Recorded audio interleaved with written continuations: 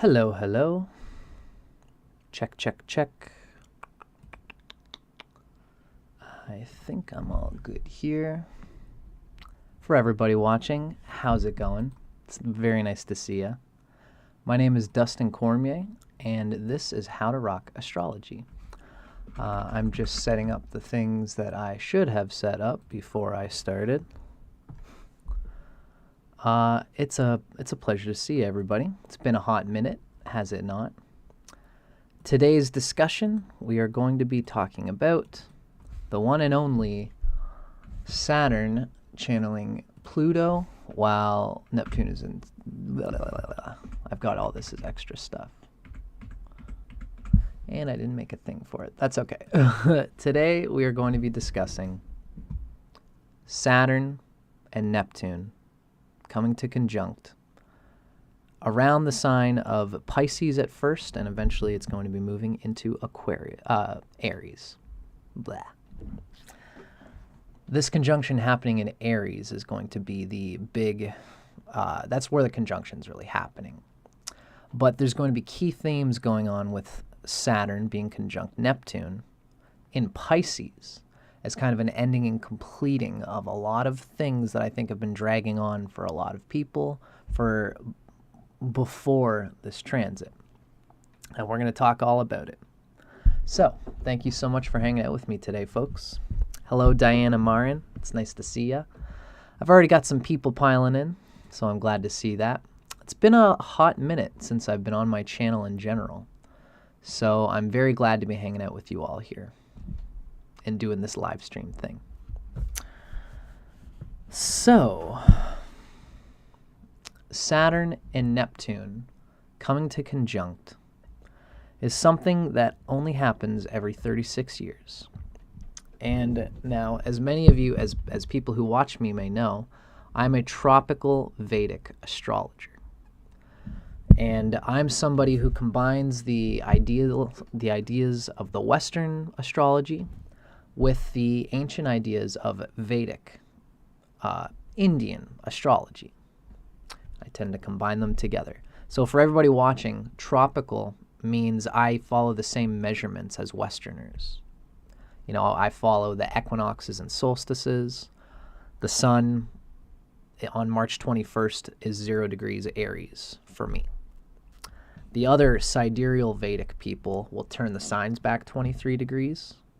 I don't practice that. I practice Vedic philosophy, but not the traditional sidereal measurements of Indian astrology. Hello, Stardust. Nice to see you here. And hello, Sarah O. Hey-oh. It's nice to see you folks here. And I'm sure more people are going to be piling in as we go along. Now, as a Vedic-minded person, I should say first before I start that Adam, I always forget his name, Ellenbaus, something like that. Shoot, I should have got it.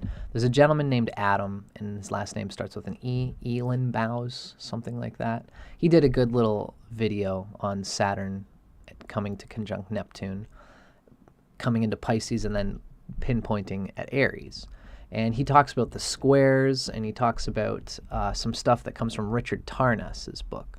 And Adam did a good job in that video. So check that out for a little extra information.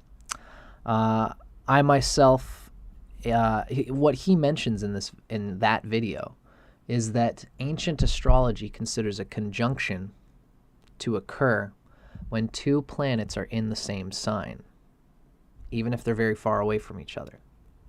This is especially so in the natal chart, but it's also true by transit. So he's correct in that. The ancient astrologies all were like this. You know, they almost had a house system where the sign, it's like the whole sign house system. I practice that as well as the cusps, so everybody knows. So Saturn being in the same sign as Pisces shows that these two planets are already intermingling in each other's spheres. They're both working through the same dispositor, which in the ancient idea, in the Vedic idea, would be Jupiter. Jupiter is said to rule Pisces. And this is all occurring at a specific time So we could see here that Saturn and Neptune are both together in Pisces. And of course, what I intend to describe here, you can look for this. I've done a little bit more on this subject in my Pluto and Aquarius video. If you watch that video, I really blow up this whole narrative in a long-range picture. Now we're looking at the short game picture. What we see is that Aquarius anciently rules Saturn, and Pisces anciently rules Jupiter. This is something to keep in mind. Pisces is one of the energy fields of the chart, of the horoscope, of the human energy field. Pisces relates to the Svadhisthana chakra. We're going to talk a little bit about that. But the main picture here is that Pluto being in Aquarius, Pluto is channeling its energy through Saturn. So wherever Saturn is by transit, really wherever Saturn is in your natal chart is going to say a lot about what Pluto is doing in Aquarius.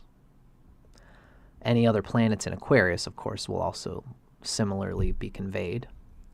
Any intermingling with Saturn in your chart is going to be blown up a little bit by Pluto and Aquarius. Saturn by transit, of course, is also going to be channeling Pluto. And again, if you check out my Pluto and Aquarius video, you'll see that there's lots to be said there about the world changing, things changing, government institutions going through some workarounds. If you want to hear where I'm coming from in a lot of ways, evolutionary astrology says that Pluto's south node is in Capricorn. This is something I talk about with Timothy Halloran on my channel from Rasalila Healing. Since Pluto's south node is in Capricorn, when Pluto goes through Capricorn, big things happen. Now that Pluto's in Aquarius, it's probably less of the intense negative shaking going on. But Pluto still has a long way to move towards its north node. So I digress. While Pluto is in Aquarius, Pluto is channeling itself through Saturn. So wherever Saturn is by transit, there's going to be significant things happening there. This has been the case since Pluto got into Capricorn around 2008.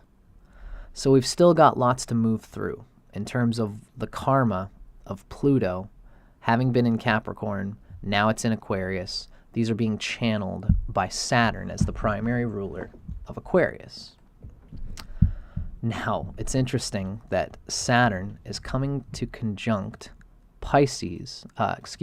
Saturn's coming to conjunct Neptune, of all places, in Pisces and Aries. It's really, when you look at it, it's literally at like 0 degrees of Aries that these two kind of come together. They do a bit of retrograde stuff before they finally land together in 2026. So there's a lot to be said there. And one of the keynotes I would say is that since Saturn is being channeled by Pluto, and it's going to be in its sign of debilitation, Aries, and it's going to be conjunct Neptune.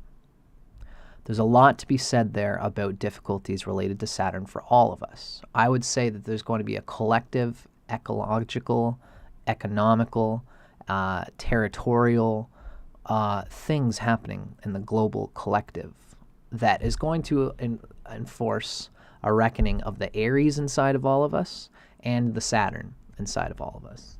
And it really is doing a lot to Aries. This is something I've recently learned through Ernst Wilhelm, is that when a planet does not do well in a sign, that's not only bad for the planet, it's also bad for the sign. In the case of Saturn and Aries, Saturn is causing a foggy difficulty to up here, to Aries, to the top of the head, to the superconscious, to the initiating superconscious, to the bravery and intelligence of the brain. So Saturn coming into Aries at that time with Neptune going to teach us a lot of spiritual things related to the crown of the head, to human intelligence, to Aries. And it could be a tough time. So this is something to keep in mind, that while there will be things happening in the global collective, it's going to be affecting the Aries inside of all of our charts. Now, before we get to the Aries stuff, I also want to talk about Pisces. And there's a few things I want to kind of go through here before we really get flying.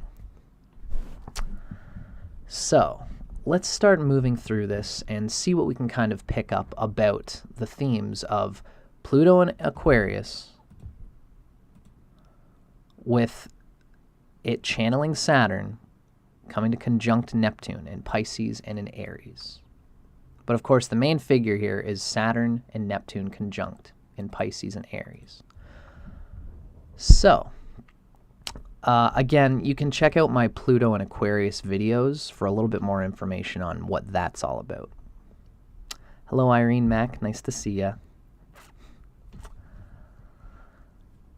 So, what is it all about that Saturn is coming to conjunct Neptune? You know, we got to consider something I often say to people when I'm counseling them, is when Saturn especially is transiting a certain place. How do we understand that? You know, when I have to go to the bathroom, you know, I gotta go blast a dookie. I gotta duke one out with the bathroom. Is the reason that happens because Saturn is above at noon? Saturn comes to a certain point and it's like, oh my gosh, I have to go to the bathroom because Saturn's there. Not quite. The reason I have to go to the bathroom is because I haven't gone to the bathroom in this much time. Saturn is not, it's like when we see the hand is at 4 o'clock. Is it 4 o'clock because the hand is there? Or is the hand there because it's 4 o'clock? The hand is there because it's the universal time of 4 o'clock. 4 o'clock comes first. The hand is reflecting that, not the other way around. When Saturn is transiting a sign, it signifies that we have not taken a shit related to that sign. Excuse me for swearing.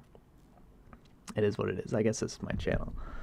When Saturn transits a sign, it has to go to the bathroom and excrete the excess garbage related to that sign, because that's really what Saturn in a lot of ways is all about. In a lot of ways it's about working out and helping us to stand, because the thighs and the shanks of the legs, the shins, are ruled by Saturn. And it has a lot to do with excretory functions and getting the crap out so that you can stand firm and tall. Now, there's something to be said about Saturn coming up to Neptune, as well as the signs that this is occurring through. What is it that we're going to the bathroom about is the question. What is it that we need to excrete? What is it that we need to vomit? What is it that we need to purge? Well, there's kind of there's two ways of looking at it. There's a purging happening. Really, the planetary aspect shows that we're purging and excreting and letting go of Neptune things. Neptune has been in its cycle, doing its thing. It's just going around its own ways. But Saturn is catching up to it by transit, which means that, similar to how we'd see it in the natal chart, there's a collective excreting of garbage related to the spiritual and emotional heart space that Neptune represents. We are essentially letting go of something that is deeply aligned with the faith themes of Neptune. This could mean excessive faith, and this could mean the opposite of faith.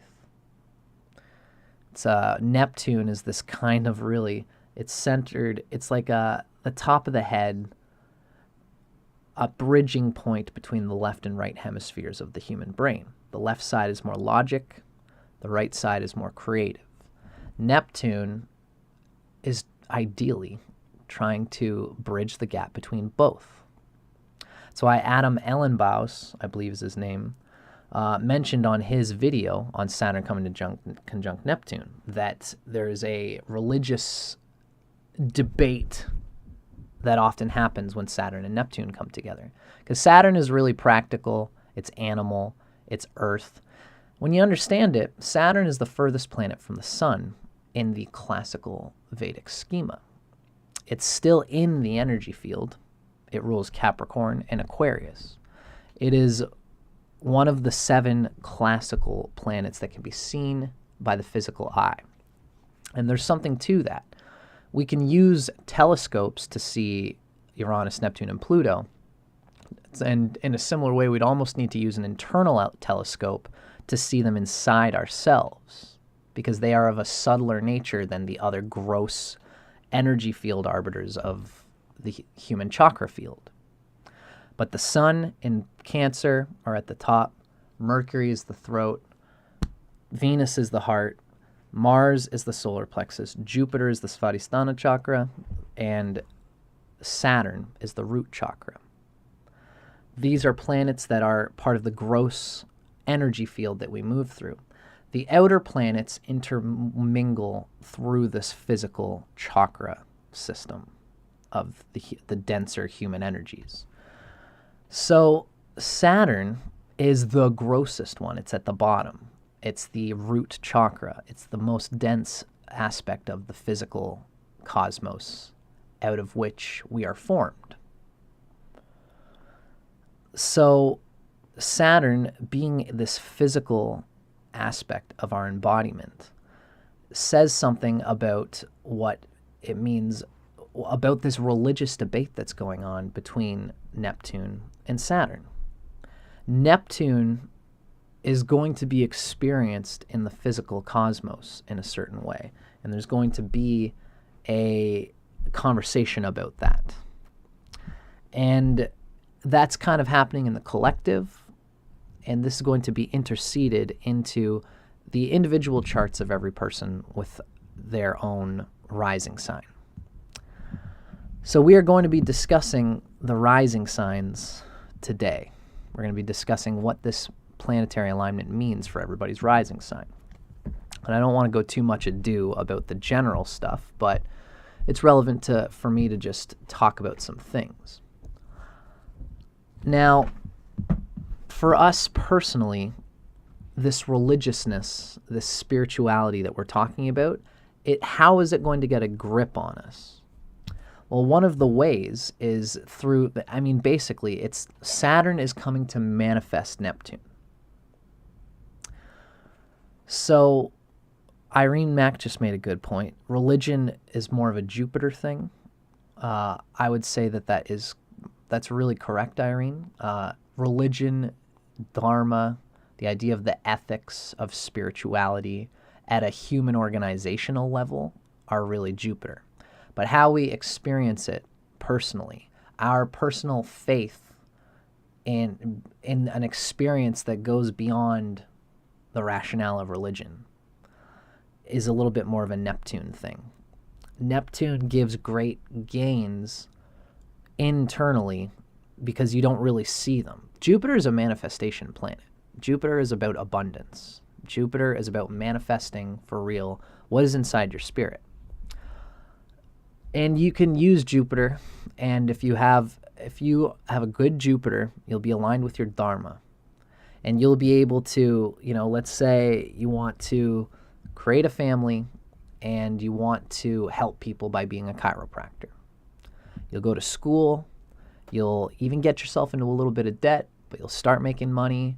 And if you have a good Jupiter, the meaningfulness of helping people and using that money to start a family that'll be faith, right? That's like you have the faith to get past the struggles of starting a family, starting a business. Jupiter has this abundance principle. Neptune works a little bit differently. Neptune is this subtler experience you know, Irene kind of is saying that it's sort of straight spirit in a way. I think that's closer to the mark, Irene. Neptune is this confrontation with there being a deeper meaning to life. Because anybody, spirituality or not, can understand the importance of having a role in life that makes you feel fulfilled. Jupiter is like a psychological fundamental. You know, having a role, being creative, even progeny, children. These are all physical things that people can understand why we would want them and how they would give you a feeling of the sense of being aligned with your self. The epithet of Jupiter is the self in one, which is the self in all, as I always say. That self is like it's a human dimension of the self. We all want these creative things. Neptune is this feeling that there is divinity that cannot be seen with the human eye, and it's a living agency, a conscious force.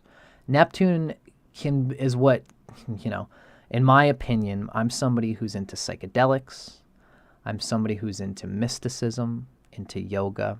And I've explored it for a long time, where there are often times where I've had experiences on like ayahuasca, for example, where everyone in the room is feeling the entity of an agency or the agency of entities that are pouring through. Nobody can make any full claim on what it is that we all experienced there. You know, wow, what was that? We all feel it. We all feel it in our own different ways. But for me, I'm always, you know, I always say amongst mystic people, I tend to come off very skeptical or atheistic. But amongst atheistic people, I am the mystic. I am this God poet of the ecstasy of the sublime self, the Brahman moving through the Atman of the soul, embodied in the Jivatman of this incarnation. I am that guy, really. That's where I'm most deeply at. And we could look at it from an atheistic perspective, or we could look at it from a theistic perspective. But regardless of how you look at it, the psychomechanics of human evolution are moving through us all, and it has metaphysical laws and precepts that cause us to move forward and sometimes get wrapped up and entangled in lessons that might not even be for our, you know, best good at the material sphere. Saturn is like our boundaries at a deep level. It's our most deep needs. And Neptune is a way for us to have an agent, that being Neptune, pull us beyond our will to live and our will to survive, because that's very Saturn. Saturn is like it's a natural part of our will to survive. When Neptune is dealing with Saturn, really Saturn is coming up to Neptune. So our will to survive is being confronted by the deeper meaning of our soul. This is a period where we're all probably going to feel like what I've been doing to survive has been blocking some deep aspect of my most open heart that is possible. And it's because we don't have faith. We haven't had the experience of opening ourselves to the connections that are all around us, the love that is all around us. You know, it's almost reflective of the fact that we're coming out of COVID and everybody is, at least I feel like there's a real isolation happening between ourselves and everybody around us. Neptune and Saturn are kind of are closing that, but it's a pressure that we could experience as something that we can open ourselves to, recognize what's happening, and allow it to open our hearts despite the pressure to close them. Open our hearts to faith, open our hearts to love, open our hearts to the goodness of humanity. And it's very possible that as this conjunction comes closer, there could be collective global pressures of a very fundamental survival nature that will cause us to almost want to individuate at the root chakra in order to say, I need to survive, which means I need to cut other people down. The compassion of Neptune is going to cause us all to question what is the most human thing to do in these moments. Where does our humanity lie? And it's happening in Pisces. Now, this next bit is the next thing that I want to start moving through. As we said, Pluto in Aquarius signifies real-world material affairs, Aquarius being part of the root chakra. So this is involved with basic necessities of life, such as food and water, global, political, and territorial affairs, and changing technology. When Saturn is in Aries from 2026 to 2028, where Saturn is debilitated, there may be a failing economy involved with the difficult Saturn and Aries period, since Saturn is channeling Pluto through Aquarius. Remember that sometimes crisis creates opportunity. That's the old Chinese saying. And it's true. We as astrologically minded people need to see, just like when you see it in a natal chart, there's something difficult there. Growth. Look at that. There's an experience of darkness that needs to be moved through with a transcendental perspective so that you don't lose yourself in the emotions of the experience. That's why we get astrologers. Astrologers point out an ugly thing that could be happening through the cosmos, not because there are planets in the sky at a certain place that are causing it, but rather because we have neglected something important. This is, again, like, why do I have to go to the bathroom? It's not because Saturn is above me at 12 o'clock. It's because I have not gone to the bathroom with regard to this, where Saturn is transiting. Since Saturn's been in Pisces, we've all been going to the bathroom regarding whatever house is signified by Pisces in our charts. So we go to astrologers who will point out those things and say, this might be why you've been having a difficult or cathartic and transformative experience related to that area of life. Maybe you should meditate, be conscious of your reaction to that specific arena that we can clearly physically see happening, and try to contemplate what the divine and what the universe is trying to teach you by the pain and pressure that you might be experiencing there. Because it's going to be different for everybody. And this is why we're here, folks. This is why we are talking about this today. It's because things like this can just have a subtle itch, and you don't know why, you don't know what it is, you don't know what it means. This is why we astrologers are the guardians of the pact between earth and sky.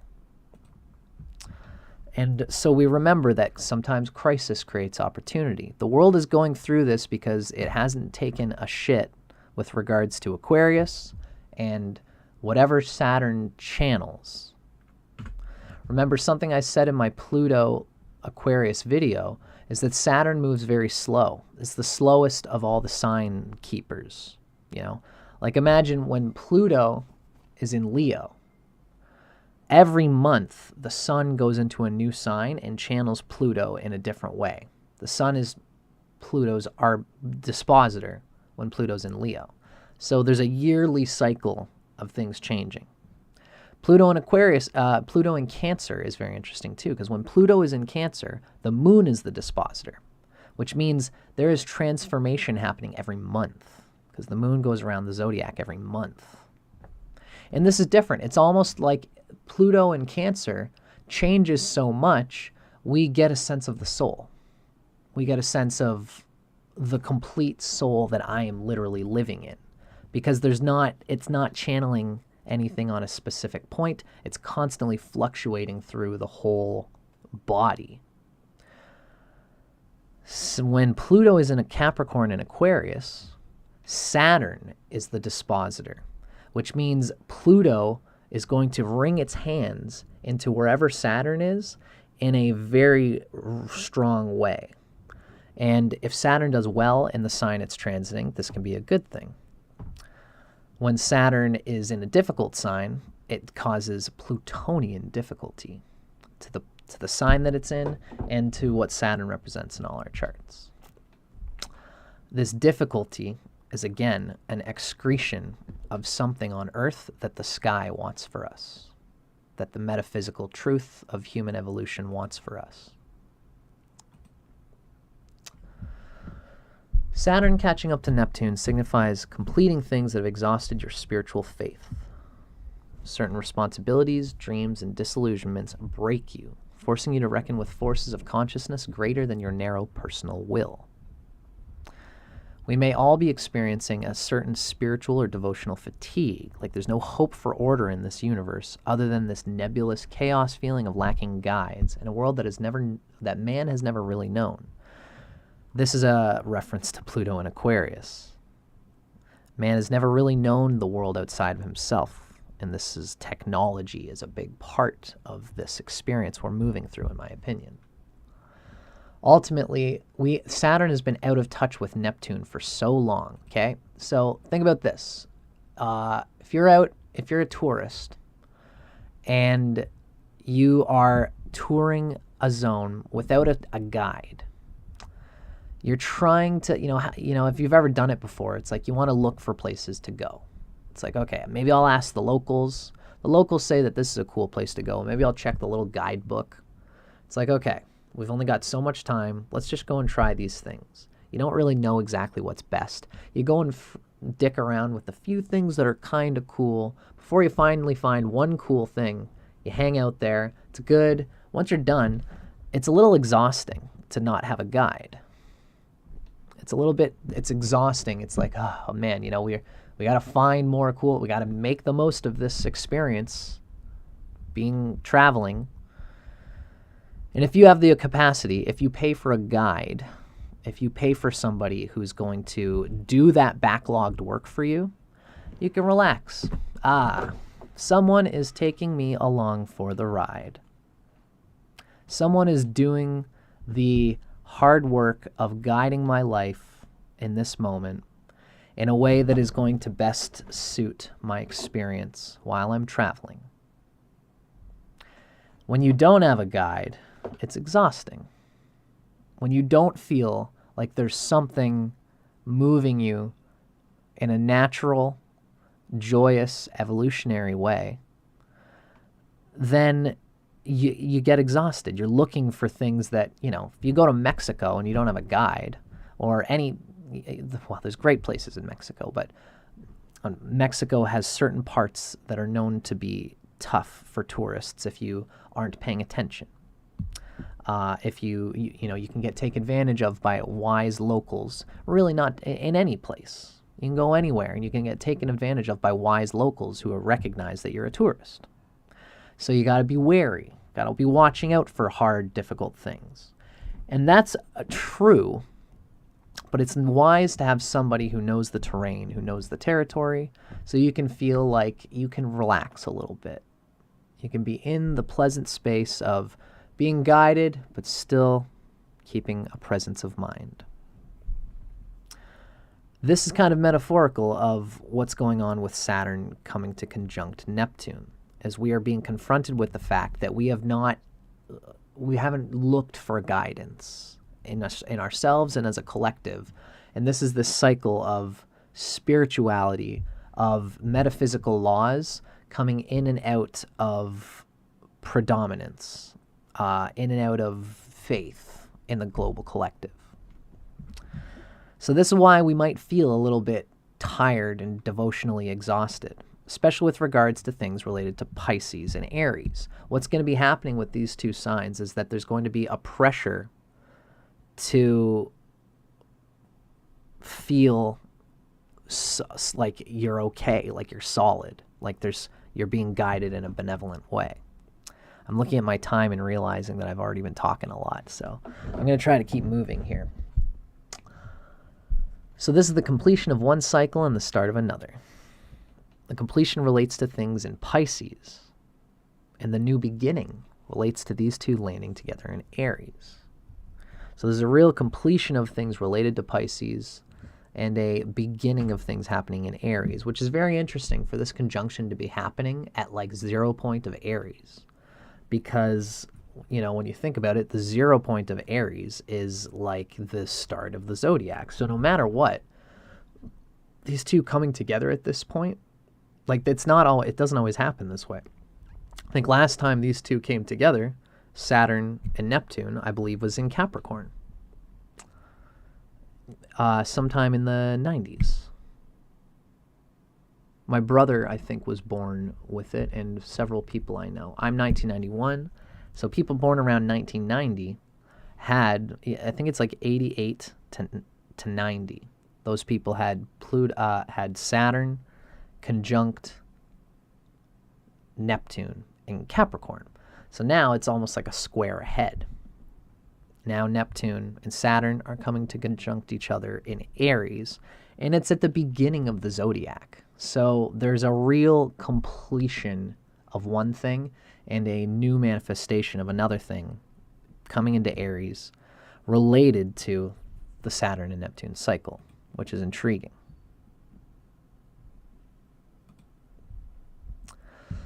So in this recent decade, you've either been deeply satisfied because you've let go of expectations related to Neptune and you've gone with the flow, having no expectations of reward or relief, or you've been resisting the universe pushing you to release control while also remaining centered, just like that traveling tourist that we mentioned.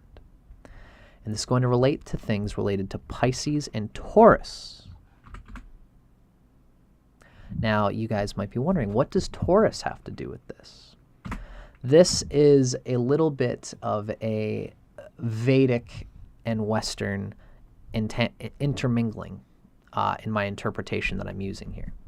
I'm going to use this interpretation once we get into each individual rising sign. It's essentially this. The 11th house, you know, oftentimes in the Vedic transits, what we say is that it's important to consider Saturn. I got this from Ernst Wilhelm, who's one of the great tropical Vedic teachers on YouTube right now, in my opinion. The 11th house has everything to do with gains, attainments, accomplishments. And it's kind of considered to be, the Vedic people almost call it an evil house, although it's also the house of Dharma, which is like the most important house. You have to understand, sometimes astrology will do this. If there's a side of the coin that says this is the most evil house, check the other side of the coin. Because what's evil in an unconscious way could be the redemption of terrible human instincts if they are applied with self-realization and meditative center.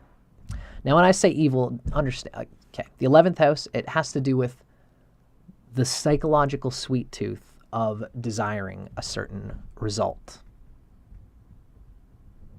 We all want certain things in life. The 11th house relates to wanting certain things in life to be a certain way. I want to attain this. And usually what happens is that the 11th house has a deep spiritual connotation to it. It's the 12th from the 12th. It's the only way to, you know, if you have a good 11th house, you'll have the idea that good things are coming to you, which means you're not going to necessarily be disappointed along the way when it doesn't manifest right away.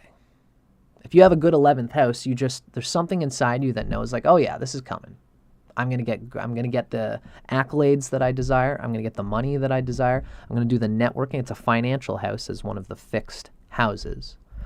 I'm gonna get the stability that I want. Yeah, it's coming. I see it coming down the line. I don't need to worry about it. When you have negative planets or something afflicted in the 11th house, it shows that you are desirous of, you deeply desire whatever is signified there. And whatever it is, if it's an affliction, you'll never really get that thing. Once you start to meditate, you realize you're going to get exactly what you're supposed to get. The tricky thing is that we do have to put in effort in order to get what we seek in life.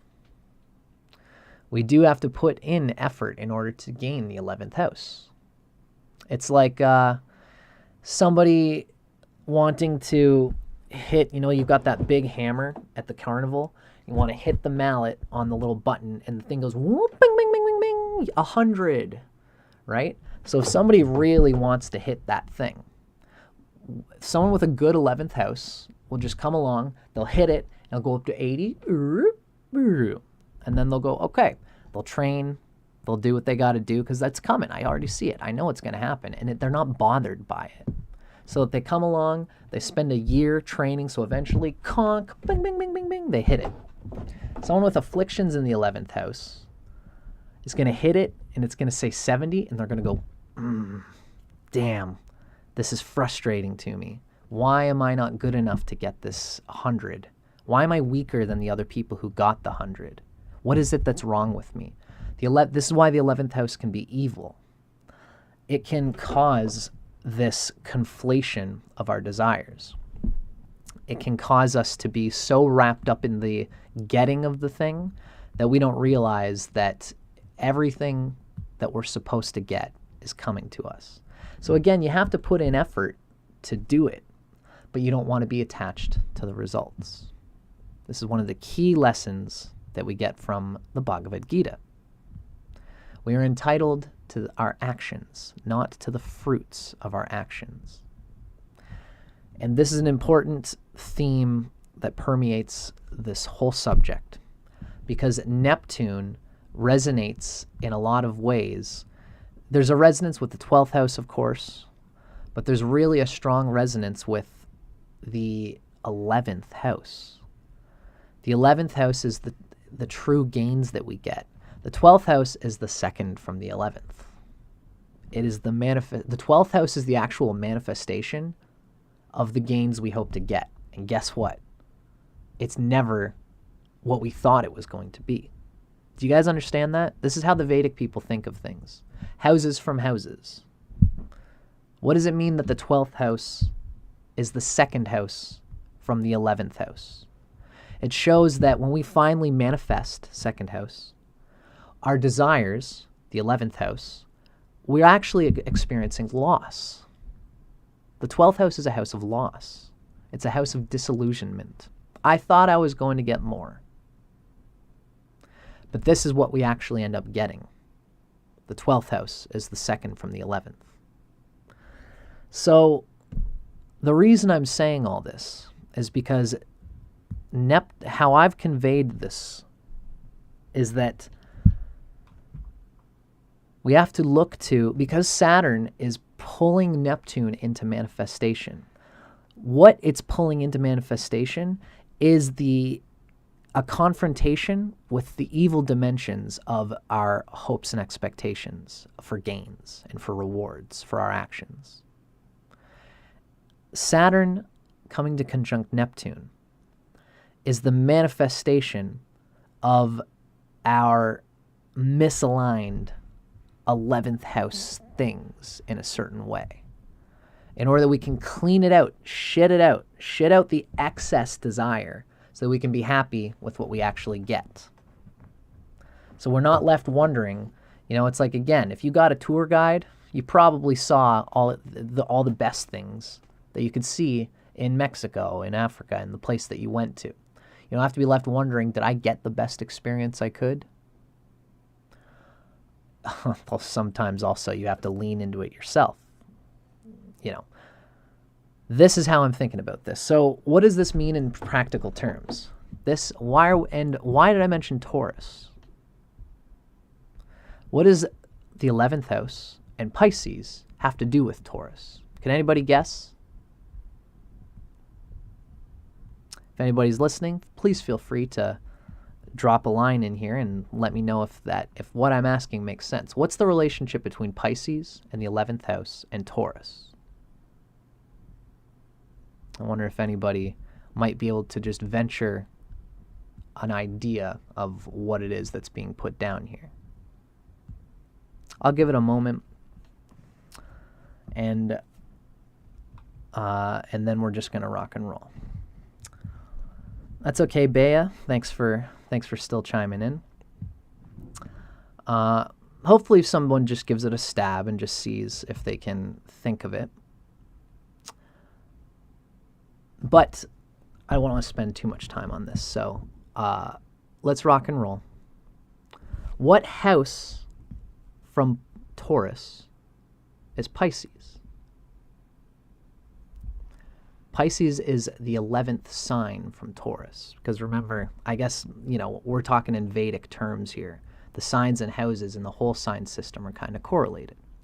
So Pisces is the 11th house from Taurus. Ruby Hind Ruby Hind said something that went beyond the numerology and just went right into the symbology. And I appreciate that, Ruby. Ruby Hind says that Neptune and Pisces are sort of the spiritual dimension of desires, and Taurus is the physical dimension of desires. Or really, Taurus, it's true that Taurus is physical. It's our material reality. Pisces, the nebulous moksha sign, it's the sign of liberation. It's the sign of enlightenment. Pisces, in order to really get the most gains out of Taurus that you can, the gains of Taurus lie in Pisces. Because really, Taurus, as this physical manifestation of Venus, Venus being the sweetness of enjoyment, of luxury, Pisces is the great gains from this, and it's interesting that Venus is exalted in Taurus's 11th house of Pisces. Because when Venus is in Pisces, it accepts exactly what it gets. And there are gains to be had no matter what. How do you have a great experience of Venus? Be happy with whatever you get in the material world. Not only that, but because you're happy with whatever you get, you have less mental congestion about wanting and desiring more than you truly need. And because of that, you can be more discerning with your Venus. Your Venus has more energy. And so you can actually put more Venus energy towards things that align with you even more. That's Venus exalted in Pisces. So Pisces is the 11th house from Taurus. So what we're going to be moving through with this series is discussing how Pisces is this 11th house from Taurus, and while Saturn is coming to, it's conjuncting Neptune right now, we are going to be dealing with our attachments, our emotional, our spiritual attachments to Taurus things. This is my tropical Vedic prognosis of the situation that we're in during this transit. Pisces is the 11th house from Taurus. Part of the symbology of Neptune involves letting go of the fruits of our rewards. And Saturn brings into reality,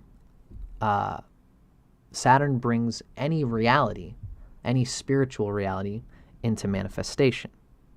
So we're manifesting, Saturn, the lesson of letting go, Neptune, of fruits and rewards, the 11th, related to Taurus, because Pisces is the 11th from Taurus. Saturn transiting the 11th from anything always has similar connotations in Vedic astrology. We're releasing expectations of what things are supposed to be, and especially what joy one expected something to bring. So anytime Saturn is in a sign, you ask yourself, what's it the 11th from? If Saturn is in, and we're going to go through this, like I'm a Leo rising. Saturn is transiting Pisces right now. Even if there was no Neptune there, what would I be learning? I would be learning to let go of fruits related to 2 houses away from Pisces, which is Taurus. As a Leo, Pisces is my 8th house, Taurus is my 10th house. So I would be learning to let go of things related to my 10th house, Taurus.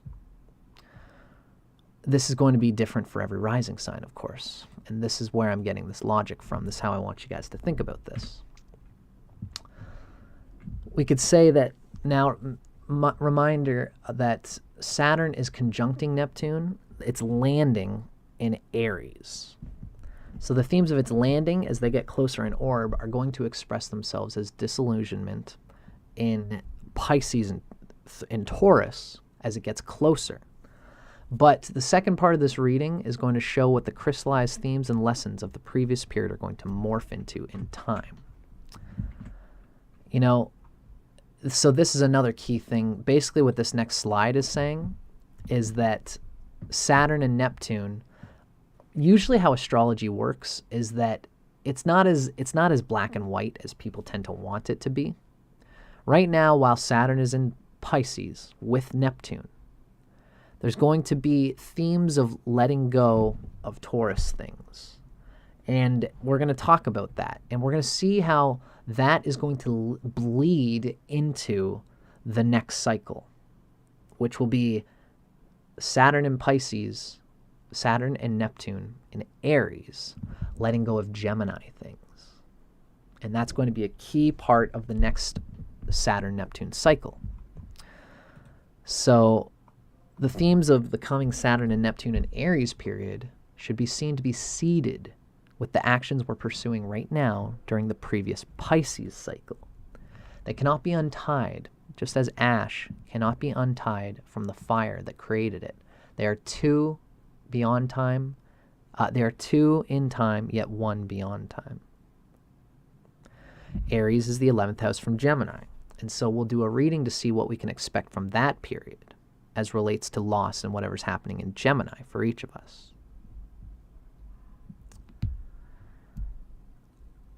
Now, let's remember that the loss of the 11th house translates into joy at what you already have.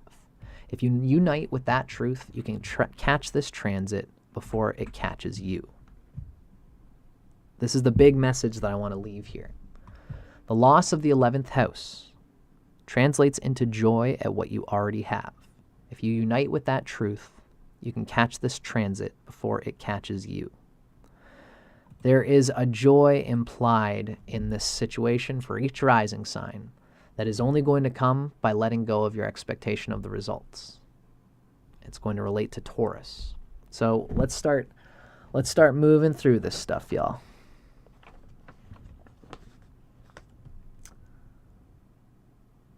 Now, one thing I'd like to say is that right now, Saturn, what I mentioned in my Pluto in Aquarius video, is that right now, not only is Saturn in Pisces, but it's with Neptune. This is a very nebulous, easy feeling state. Although many people right now can easily be falling apart if they don't have a strong Jupiter, if there are problems or afflictions with Pisces or Taurus. A lot of people will be having a lot of difficulties right now. But there's great gains to be had if you have strong planets related to Pisces and Jupiter, and strong planets related to Taurus and Venus. There's a theme of Tantra happening here. Pisces is a sign of completion, of moksha, of liberation. So the bone is being put on our nose with regards to materialistic security needs and excessive desires of Taurus. You know, when you get a dog to learn to heel, you put the bone on its nose and don't eat it. Don't eat it. Come on, train yourself. Listen to the master. Listen to the sages. Listen to the transcendental yogi beyond time that is seated inside of all of our hearts. There's a connotation here of whatever love you've got, whatever Taurus things you've got going on, that's probably almost as coming from a sense of an obligation to fill a lack inside yourself. This period is designed by the universe to put the bone on our nose so that we can appreciate the love that we have, and also be aware when it's not the love that we truly seek, when it's not the situation we truly seek. A lot of the times, what we simply have to do is consciously meditate for ourselves on what we do want, on what we do seek. And when we do so, when we consciously meditate on what we do seek, we can be happy with the means of getting there. And if the universe doesn't give us exactly what we seek, it probably is going to give us exactly what we need.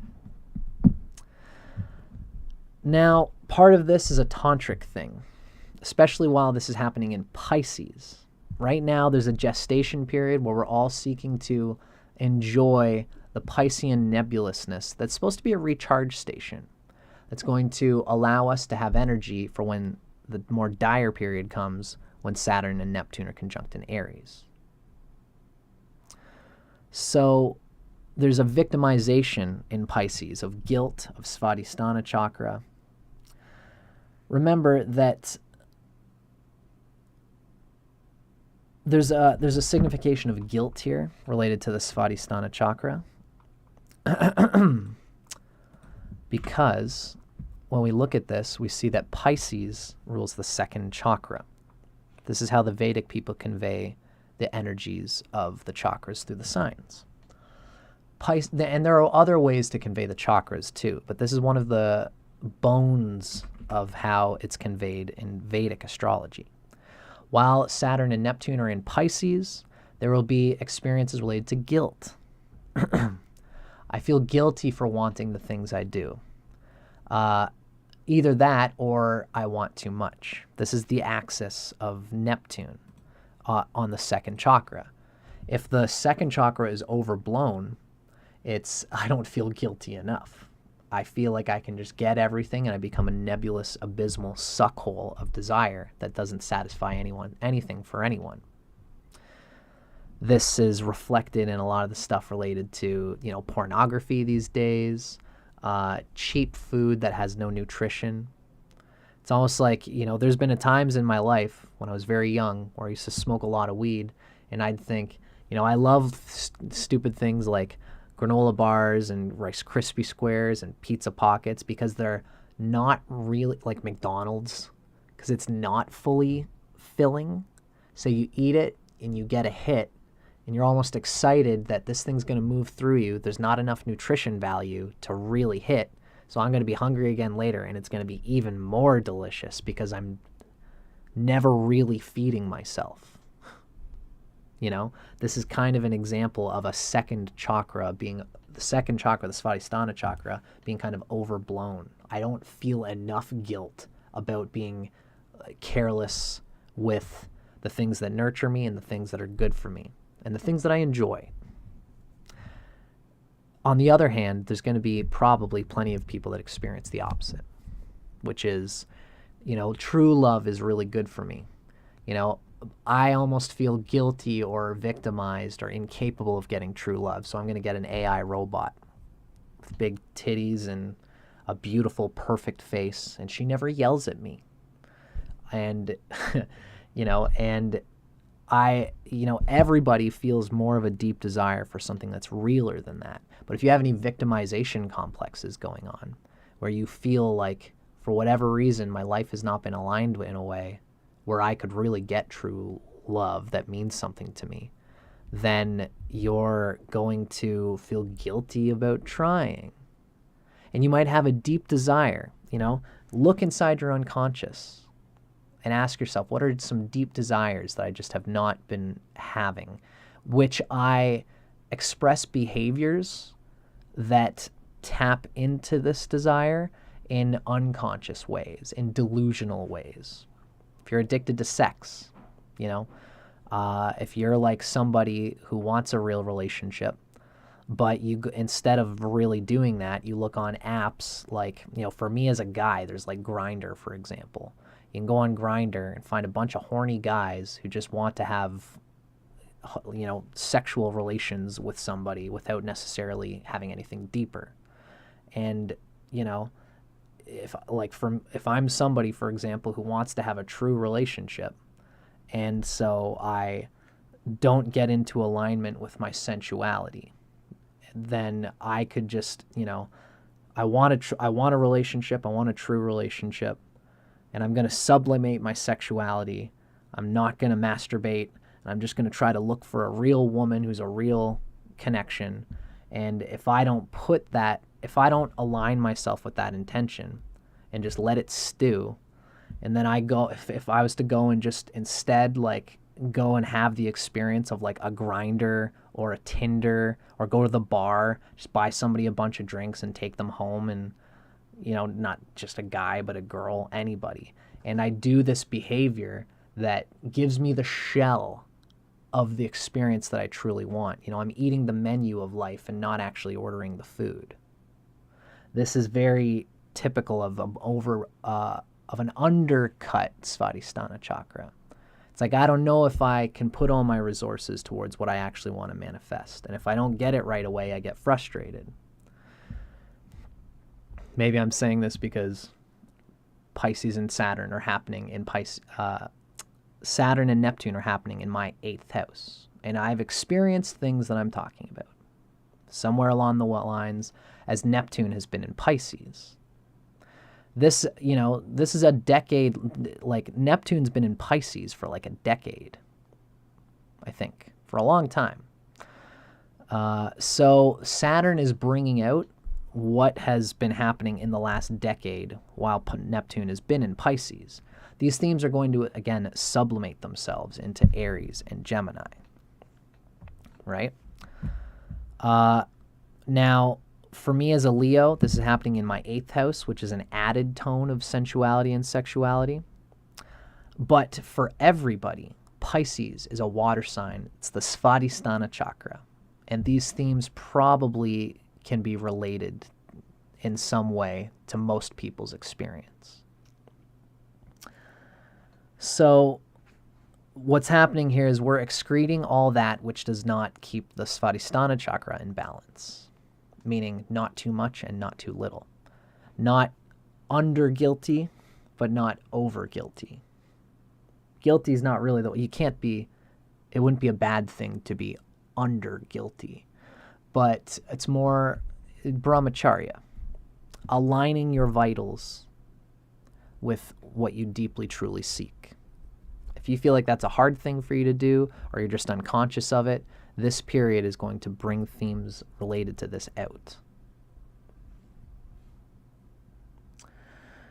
The next cycle in Aries will find us exploring how much we can endure having less things, pushing ourselves for spiritual reasons towards progression in personal and career objectives.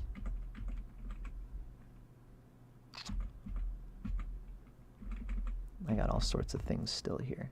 So let's see if I can just move into the last of this.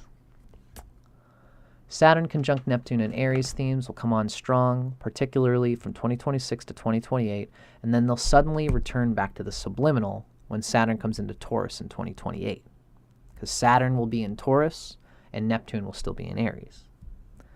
These themes will remain prevalent until Neptune moves into Taurus in March 2039. And it'll resurface these Neptune and Pisces themes, since right now, Neptune and Pisces is letting go of things in Taurus. This is often how outer planets work. Narratives that are unfurled will inevitably bloom with great fervor later on. There's a real seeding happening here. This is why it creates the delusion that it does, because we aren't thinking in a transcendental context of the eternal self and the soul. It's periods like this and the fruits that will be coming later that are going to teach us about being present in the eternal sense of the soul, instead of just having a quick little snack at midnight that I know is not really what I need, eating 5 Dunkaroos because you're stoned, you smoked a joint, it's midnight, you got to work early, and you know if you eat these 5 Dunkaroos, you're not going to get as good a sleep, but I'm unconscious right now. Or going and having sex with people who aren't truly aligned with you. You get your energy field wrapped up with them, and you don't find yourself being in alignment. Then some way down the line, somebody comes along who could be good for you, but you haven't been preparing yourself for that person, and it's tougher for you to magnetize that person in your energy field because the spiritual dimensions of your energy field have been blocked and unconscious, gestated by the ways that you've been pissing it away. This is the kind of thing that we can expect to be happening around this time. And, you know, it's also important to consider that right now, it's likely that this is the fruiting of the seed period for those who are older than, you know, like 70 and behind, something like that, who was 10 years old the last time, 10 years old or older, last time Neptune and Saturn came together in Capricorn. Pisces is bringing out the seeds of what you laid around 1988, 1989, 1990. So that's something for you to keep in mind as well. And this is what we have here. Some karma from the time of the last conjunction is being completed through this conjunction in Pisces. And that is that, folks. So, that seems to be where all that is at. As usual, I intended for this to not necessarily be that long of an intro, but of course, it turned into a long intro. Oh, that's okay. Now, those who are watching, you guys all know I'm pretty honest about this kind of stuff. You know, I'm a reflector in human design. I like to really dig into my own pains and tragedies and personal experiences in order to convey them in a way that everybody can see as being relatable to their experience. And I appreciate you guys listening to me as I move through these feelings and experiences that I have. Feels like it's just nice to have a whole group of people all coming together and just getting the junk out.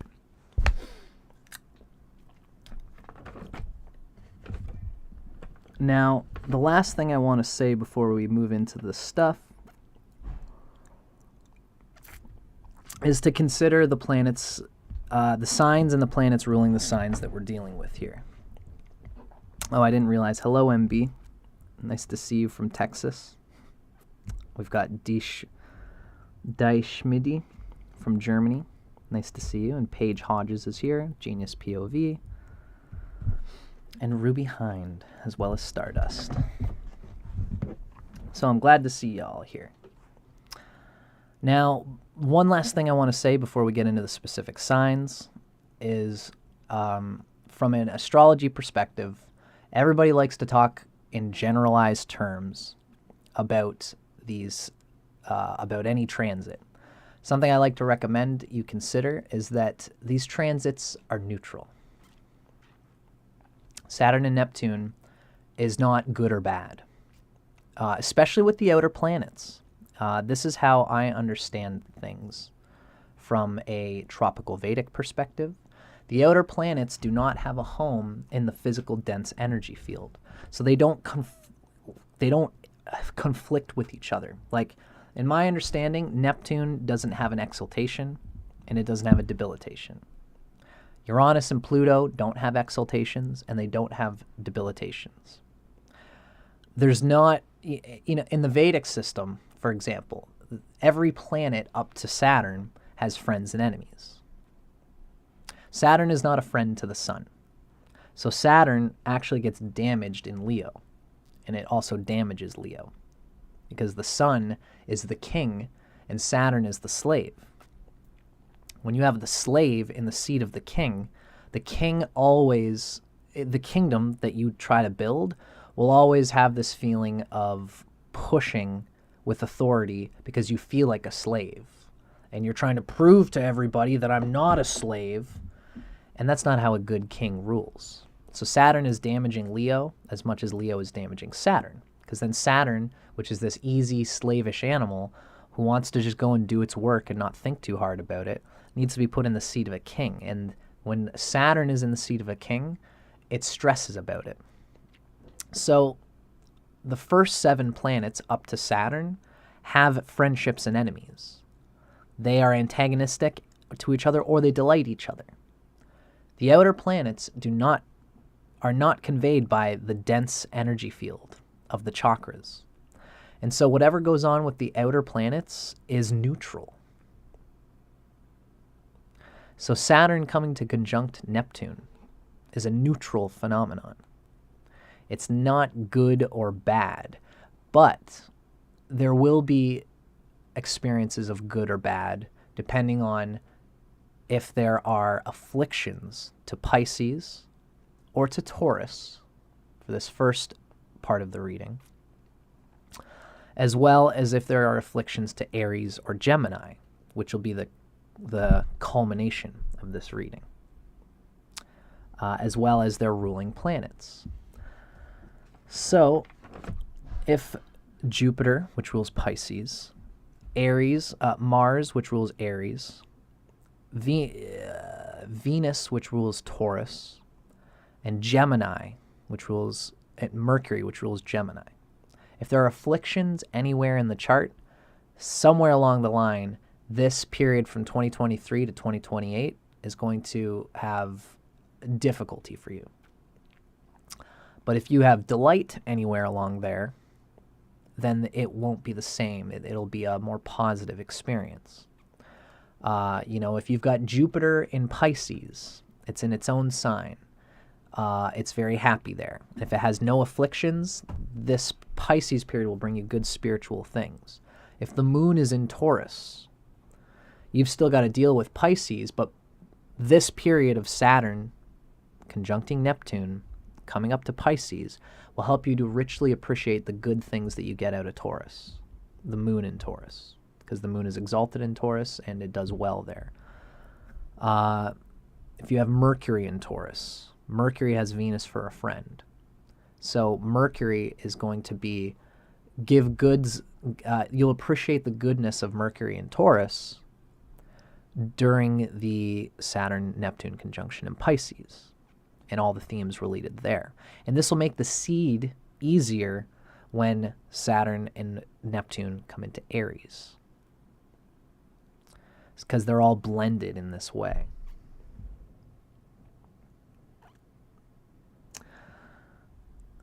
So it's also important to consider that if your rising sign is Pisces, Aries, Taurus, or Gemini, or if Jupiter, Mars, Venus, or Mercury is your Atma Karaka, which is the planet with the highest degrees in your chart, or if Rahu or Ketu, the south node and the north node, fall into Pisces, Aries, Taurus, or Gemini, then there will be, you should reflect on how this stuff relates to basic roots of your existence. Now, there's a lot of space there for that to happen. That's a third of the zodiac. It's likely that somebody probably has Rahu or Ketu in one of these signs, and it's going to be dealt with accordingly. If you've got things happening in Pisces, it reflects an engagement with your detachment, but also with your faith. If somebody has things in, if Mars is your Atma Karaka, if you've got Rahu or Ketu in Aries, then you'll be dealing with the seeding period, having intense tension there. And hopefully you've got a good Mars, because if you've got Rahu in Aries and your Mars is exalted and it's got aspects from its friends, then this is a very good time for you. So this is what I'm saying, is that Saturn conjunct Neptune is neutral. It's going to amplify whatever's going on in the chart related to those four signs. And it's the same thing with Taurus and Gemini. But it'll be not the means, but the ends that get some kind of positive or negative fruit. Let's say in this coming period, if you have the sun in Taurus, the sun doesn't like being in Taurus because it's the king is dealing through its comforts. It has to be comfortable. It has to have mercantile, material things before it can truly strive for what it wants. So with sun in Taurus, you've probably got a deep survivalistic desire to get all your needs met, Taurus, before you follow your dharma.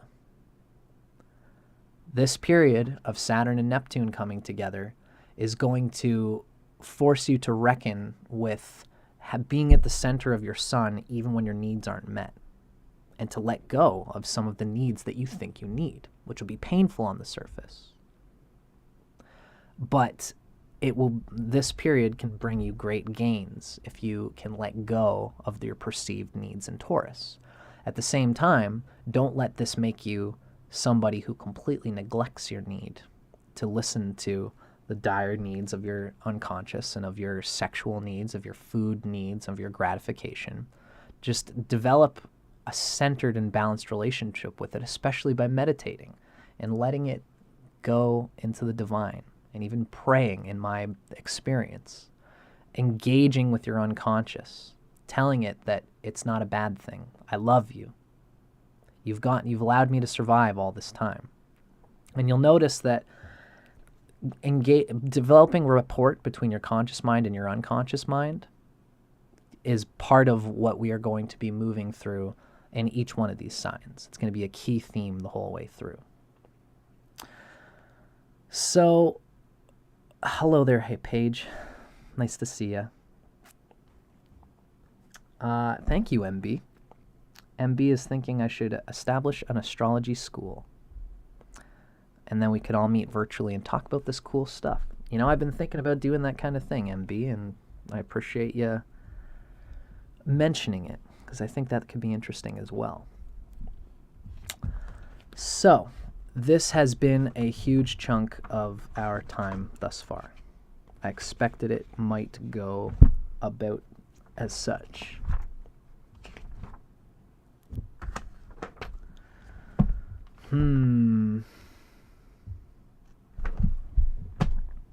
Now,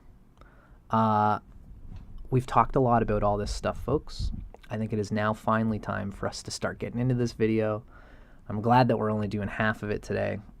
I didn't expect that we'd be an hour in for the intro, but I'm letting it fly, folks. Had an idea for a result, didn't happen. We're still smiling. It's okay. I'm still, you know, this is I didn't really have too much of a plan for how this would unfold. And I love, you know, doing this with you guys on YouTube allows me to practice getting into the language of this astrology stuff that I've got going on here. So thank you for being here with me in this space to do this thing that I love to do. Now, I feel I want to go to the bathroom before we start. So let's take a quick bathroom break. Let's excrete some useless materials, and then we'll come back, and we're going to start with Pisces. The reason is because oftentimes, whenever I do these transit videos, when I start in Aries, you get to the end of the video, and I mean, I'm pretty good at holding it, but you get more exhausted until at the end. So with this one, we're going in the inverse. We're starting with Pisces. We're making our way down to Libra. And then the next video, it's going to be Virgo through Aries. Let's rock and roll, folks. Feel free to go to the bathroom, and then we'll come right back, and we'll get it going.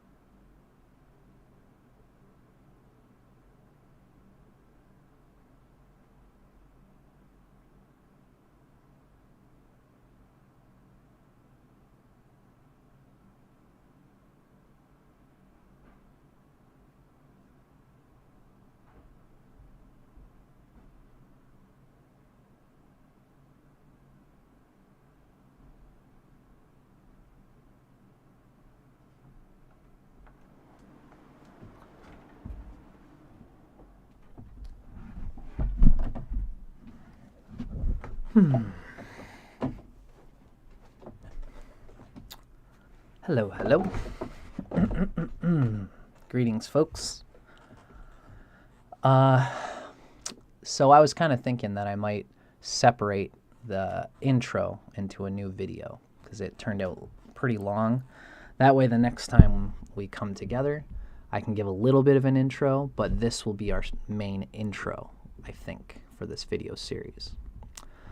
So from here, we're probably just going to start kind of almost, this will be a separate video when you come onto YouTube and see it. So,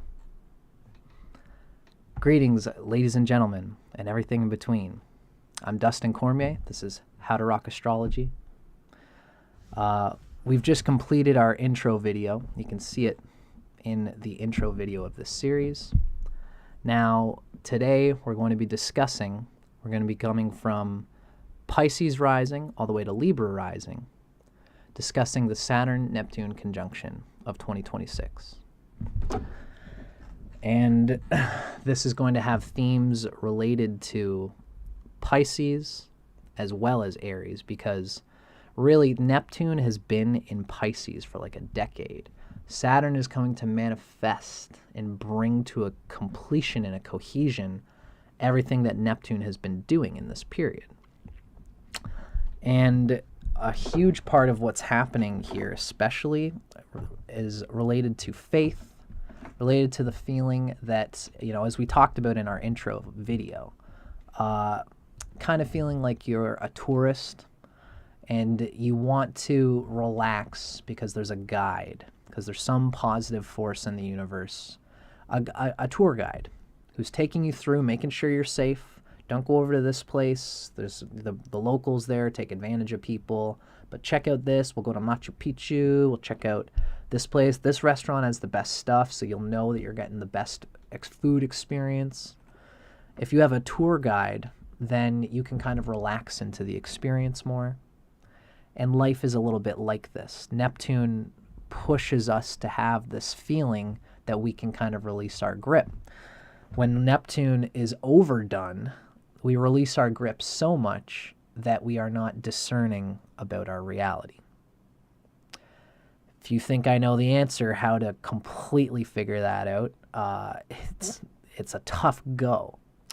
But if I was to venture a guess or an answer, I would say that it would best come through meditation.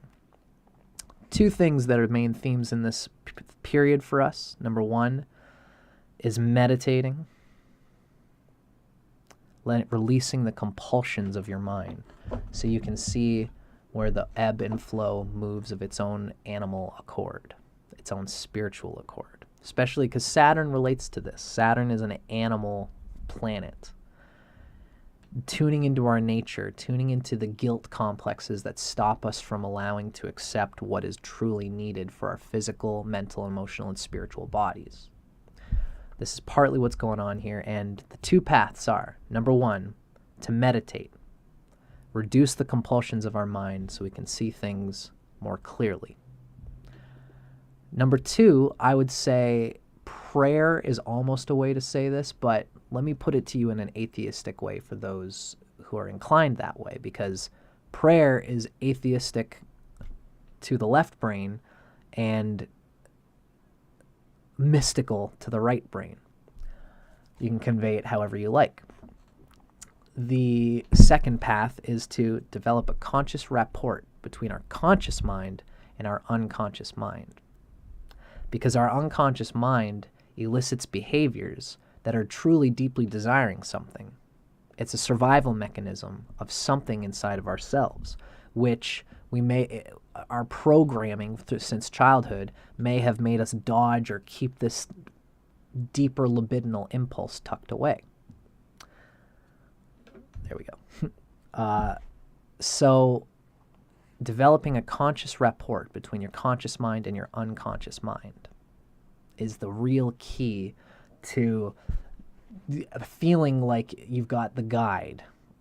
It's like listening to the tour guide, buying the tour guide, investing money in it.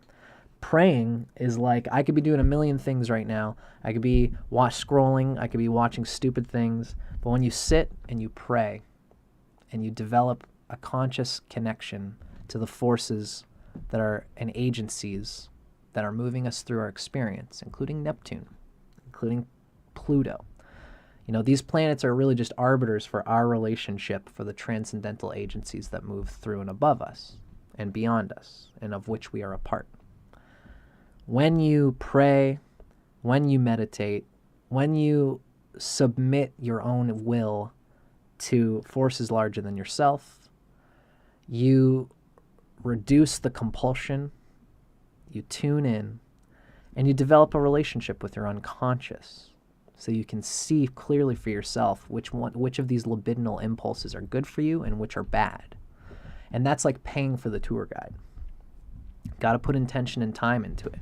And usually, why don't people have time to meditate? Why don't people have time to pray? Because they're wrapped up in a bunch of things that they think matters. But if you spend time letting go of it all, releasing your attachment to variety, to novelty, to consumption, to compulsion, this is making space for whatever comes. This is making space for what is. This is releasing your attachment to desires and rewards. So that whatever does come to you, you have the stillness of mind to accept and consider it as a lesson from the universe, a lesson from the divine. These are the main themes that we're expressing in this video today. Now, I want to start moving through them. If anybody has any questions about everything I've just said, please feel free to let me know.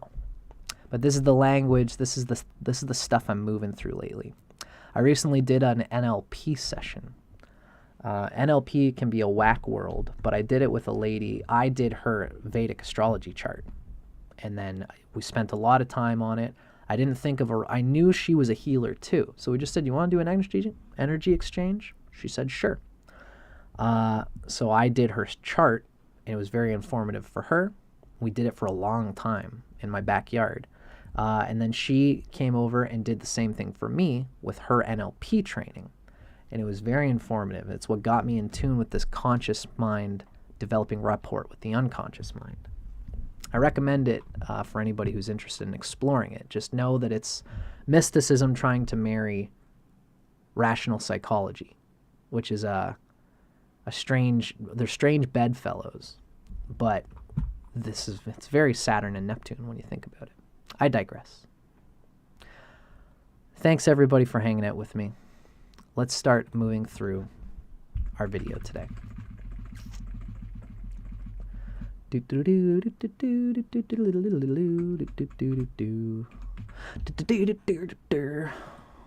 All right. So, yeah, I've got some notes here. I'm going to start moving through these notes. I've written different notes one day. I just jotted them all out. So they can be a little scattered, so I'm going to do my best to just bring them all together. Our first is going to be Pisces Rising, everybody. Now, let me remind everybody that Pluto is channeling Aquarius. Rather, Aquarius is channeling Pluto through Saturn. And this is something to consider with the gravity of what we're experiencing in these times. It'll probably manifest as physical things in the collective that are going to bring out internal desires and complexes, etc., within us. Now, first we have Pisces Rising. We can see that Saturn is conjunct Neptune in Pisces, your first house, from March 23rd to February 26th. And that is the main thing that we want to be considering here. Now, what we can see, did I make anything for it? I guess I didn't. That's okay. What we see here is that Pisces, as we know, is the 11th house from Taurus. I should have made some kind of signification for that, but that's okay. Now let's talk about this a little bit. You are Pisces rising. Saturn and Neptune have come to be in the same sphere of your first house. Saturn is manifesting what Neptune has been doing in your first house for about a decade. We know that the themes of Neptune relate to letting go of desired results. Awesome. Nice to see you, Mary Madeline. I'm glad that it's sounding okay. Neptune, being in Pisces, we know that Neptune is all about it's releasing your ego's grip on what things are and what you expect things to be. So while Saturn is coming to conjunct Neptune in your first house in the sign of Pisces, we can expect that Pisces is going to be embodying the 11th house of something, and that, of course, is Taurus. Now, this means that right now, Saturn and Neptune are in the 11th house from your 3rd house. So what are we letting go of here? We are letting go of fruits related to 3rd house things. This is drive, it's masculine confidence. The Vedic world conveys the 3rd house as a sort of a pushiness, and it's an aggression. It's kind of like it's siblings. That's really what the Geminis are seen as, is they're almost like they're twins. They're like brothers. Although it's often conveyed that they're lovers. One of the ideas of this is that the 3rd house has Mars for a Karaka. And a Karaka is a significator for the things related to a house. So the 3rd house, it's how do we use and explore and expand upon our resources from Taurus? How do we expand upon and improve our personal experience of what we've gained through Taurus, of what we've built in our resources, in our connections with other people, in our love? So the 3rd house in this way is pushier than, the houses are different in Vedic than the signs. The sign of Gemini is different from the 3rd house. The 3rd house has a pushier connotation. So we're letting go of fruits related to our expectation of our capacity to endure, to problem solve, and even honor. The 3rd house can be an honor house. But it's more like the skills that we have that would allow us to push through with regard to this honor. Now, it's possible that Pisces men in particular are going to have a tricky time with this Pisces, with Saturn and Neptune coming to conjunct in Pisces. Because as men, they are already, Pisces can be an effeminate sign. It's kind of passive. Not to say that it's, like if you have a good sun, if you have a good Jupiter, if you have a good Venus, it's actually Pisces is a funny thing. I'm going to say this kind of generally about all the water and earth signs, but Pisces is funny because Venus is exalted in Pisces. So Pisces men actually can be very balanced. They're effeminate, but Pisces, which is the planet of gender, is exalted in your rising sign. So most Pisces have a good relationship with Venus.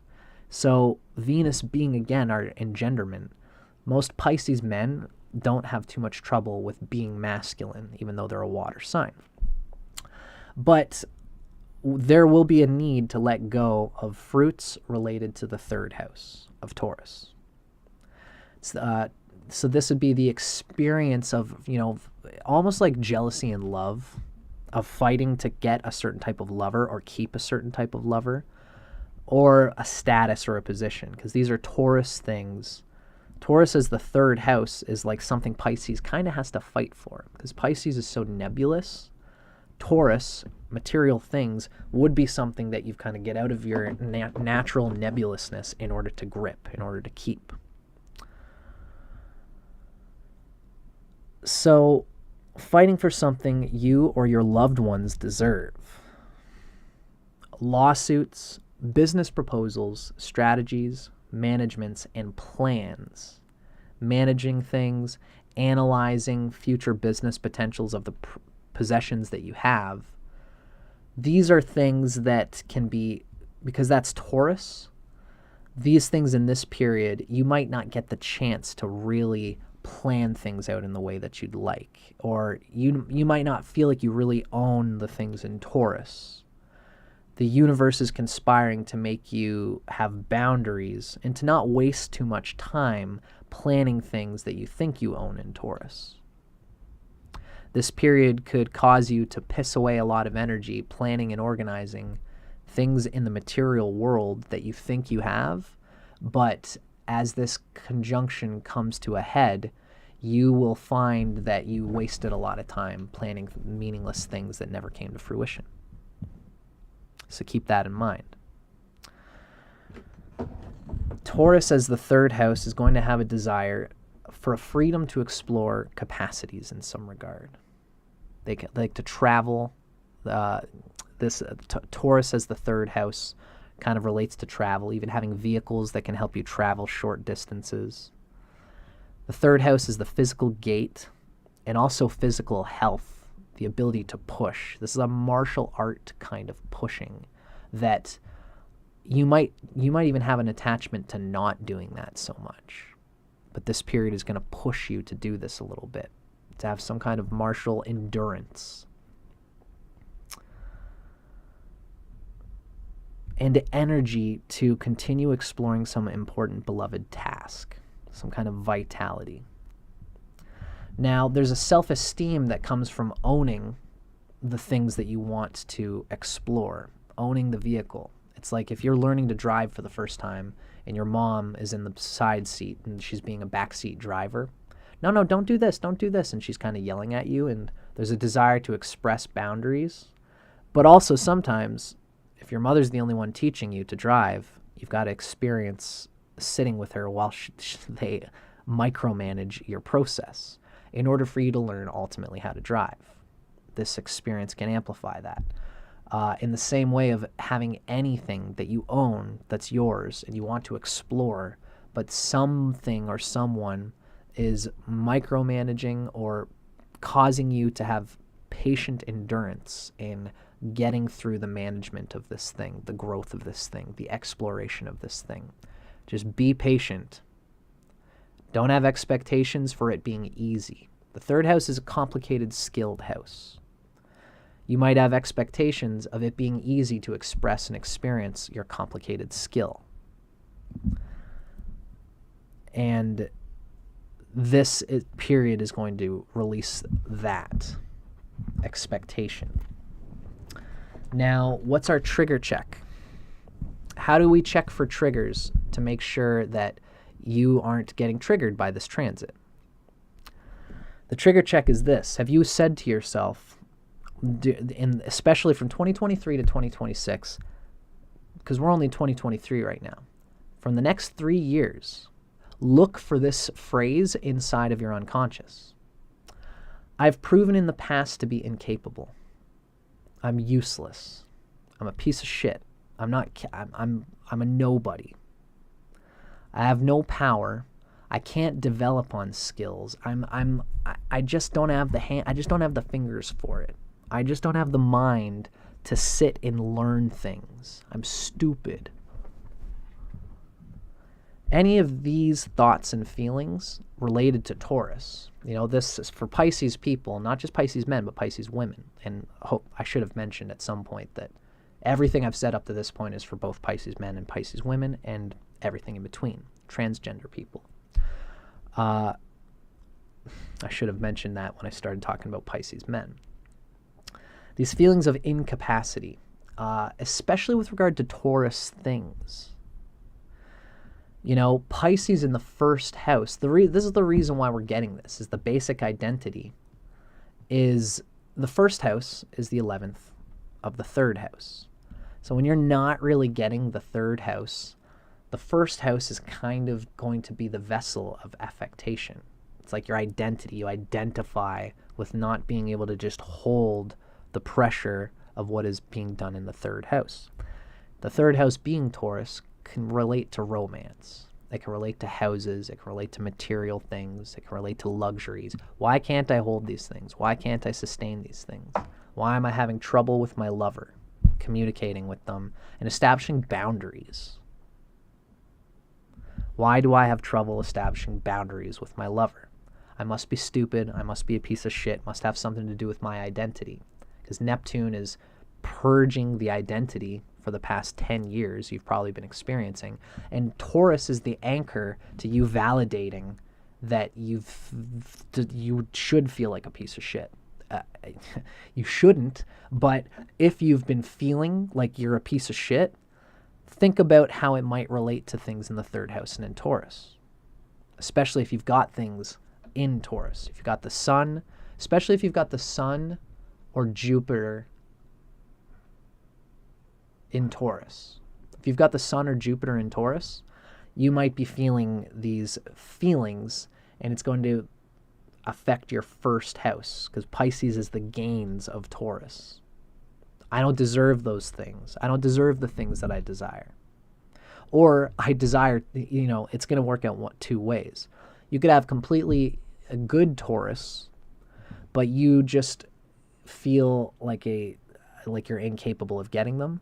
Or Jupiter or the sun in Taurus will show that your desires are a little bit extreme or unrealistic, or you've been programmed to feel like you need them more than you really do. And when you don't get them, when you don't get the luxury that you feel you deserve, then Pisces feels like a piece of shit. The identity feels like a piece of shit. So these feelings are indicators that you are being falsely victimized by circumstances, and you need to reorient yourself to your own fate. Saturn will reinforce this through lack of opportunity or easy wins. Saturn is going to reinforce this identity experience with, especially while Saturn's moving through Pisces, you'll be feeling the feeling that you're conscripted to a job, to a place of living, to a lover, to an identity that does not allow you to fully experience and embody the exploration, the freedom of exploring something that you love. And so watch indicators for that, because really you've got to accept that Saturn is in Pisces right now. And if you feel yourself saying, I'm a piece of shit because I can't get these material things and explore them and develop skills on them, that's a trigger check. That might not actually be your experience. That might be what you're trying to let go of through Saturn and Neptune conjunct in Pisces. Think of it from a practical perspective. See yourself in context. Meditate and pray and ask yourself, am I just overdriven about these material desires? Am I really a piece of shit? Because not all of us are going to, everyone's going to say, well, I've known people and I've been in spaces in myself where I would say that I'm a piece of shit. But when it comes to this, it's specifically a trigger that's coming from the present time. And you should see it in context. And that trigger check should help you keep that in proper context. Now, you'll have to give me one moment because I got to figure out how I did this in my notes. Here we go. Got it. So this feeling of victimization in this way, of feeling like you're not getting the material resources that you want from 2023 to 2026, and the feeling that you can't explore your capacities and even compete against other people, whether they're guys or women or siblings or what have you, these feelings are going to blend into the next phase of this around 2026. This is Pisces Rising with Saturn conjunct Neptune and Aries in the second house. And this is going to be occurring until 2028, where Saturn finally comes into Taurus. And the manifested physical reality of what we're all moving through right now is going to not be so pressing and urgent. Now remember that Pluto is channeling Saturn. Pluto is channeling Aquarius through Saturn. And Saturn is debilitated with Neptune and Aries in 2026. So all these feelings that you've had related to your identity, to these victimization complexes, if you get a hold of them, it's going to make your life much easier for the incoming Aries period. Now, if from 2023 to 2026, you've been feeling victimized, you've been feeling like your identity is a piece of shit, then it's likely that you are going to have difficulty when Saturn and Neptune come to conjunct in Aries, which is your second house.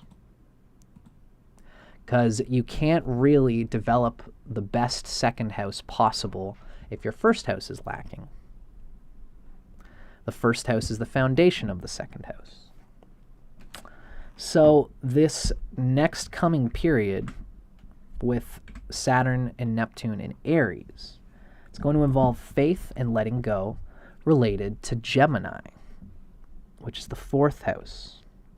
This is the foundational emotional pillar of the chart. So this coming period will challenge you to find inner peace through reconciliation of your emotional psyche. You'll be releasing expectations of your inner soul anguish being released. And it's an I'm okay with whatever happens type of experience. Gemini is the fourth house of Pisces. So you're going to be releasing desires related to the fourth house. It's possible that the home life that you seek to build from 2026 onward, your ideal home location, your ancestral connections, this may be something that you deeply desire in your mind. And it might be due to superficial yearnings for financial and emotional stability.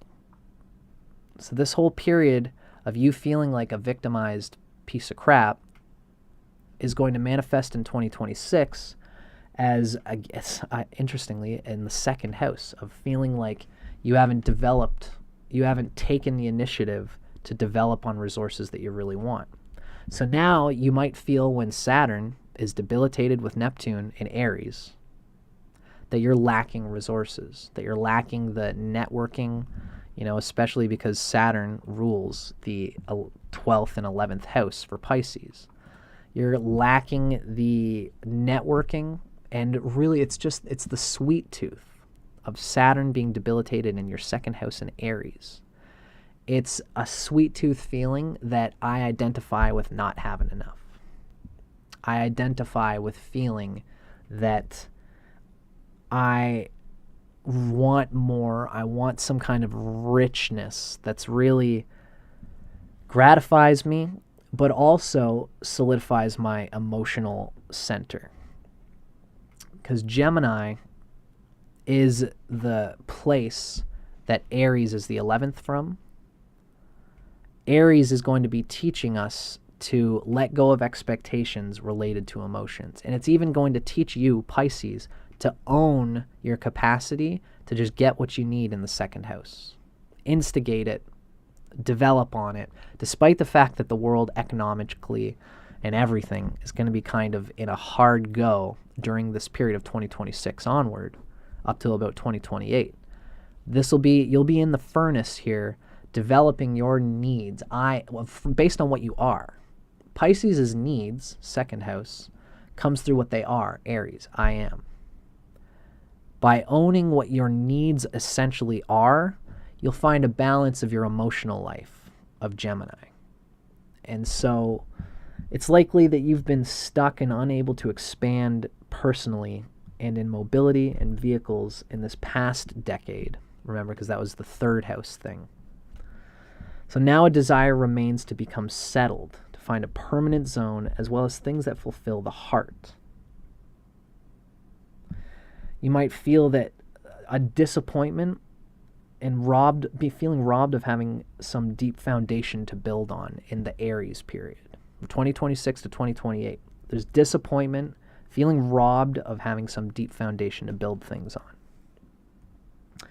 If you've been squandering your desire for emotional therapy by collecting needless wealth or external security, in the previous period, from 2023 to 2026, now in 2026, you'll crave inner security.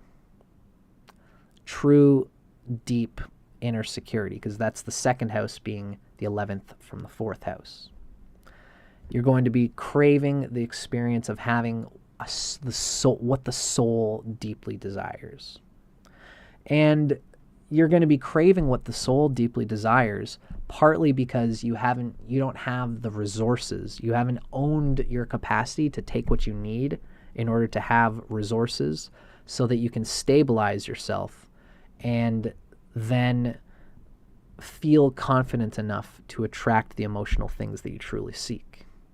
This is the kind of experiences you'll be having from 2026 to 2028, especially if you've been squandering your desire for emotional therapy.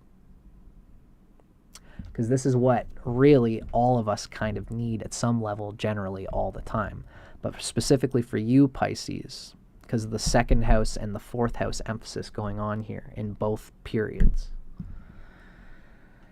So Saturn being debilitated in Aries shows that necessary responsibilities related to Saturn debilitated in Aries. There's going to be critical things that you need to deal with in your second house.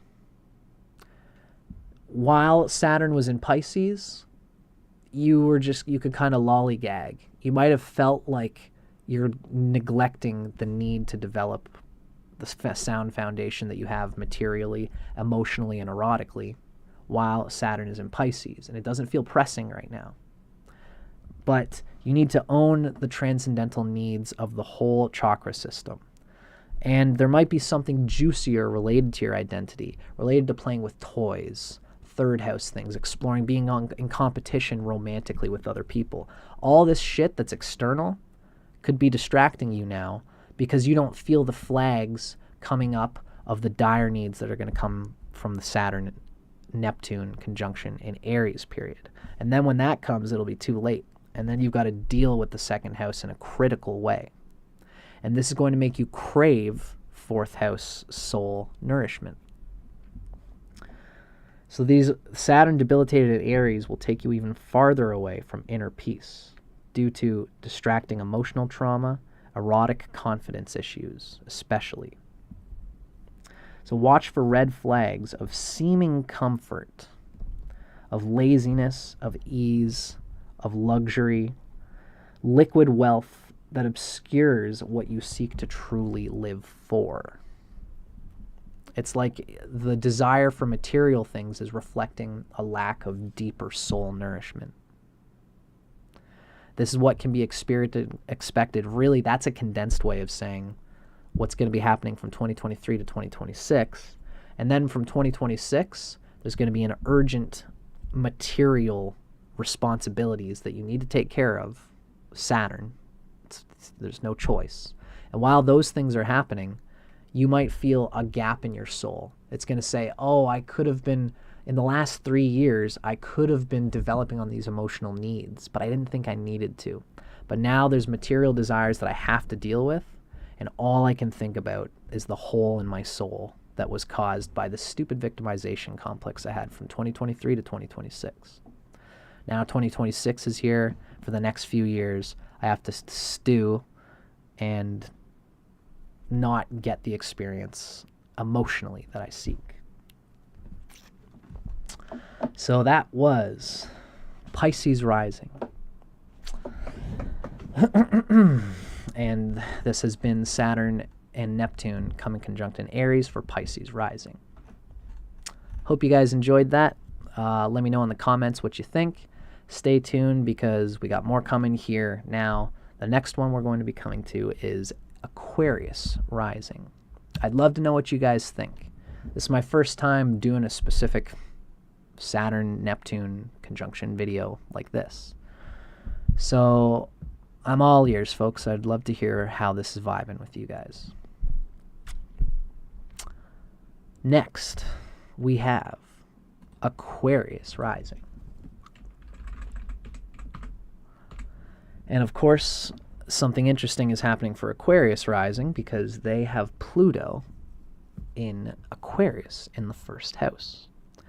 So Aquarius is in your first house. Your first lord, Saturn, is therefore pretty darn important. You are going to be having, Plutonian experiences related to your identity, your basic identity. Now, Saturn, Pluto is coming into Aquarius, and we're all coming to grips with it right now. It's the Aquarians that in particular are going to be hit with this first and the most. And as Pluto comes through Aquarius, anytime any big outer planet moves into a new sign, it's always really heavy because it's so new until it gets to about 15 degrees or 10 degrees of that sign. So at the same time that this Saturn and Neptune are coming into Aries, where Saturn is debilitated, this debilitation is going to be amplified by Neptune in Aries.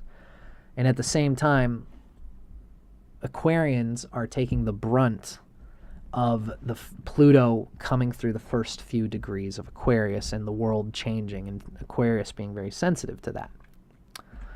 So this has a big meaning for Aquarians. So let's start looking at what this means specifically for Aquarius. Saturn conjunct Neptune in Pisces is the second house for Aquarius. And this is where we're going to begin here. This is going to be the first part of this reading. What can be expected?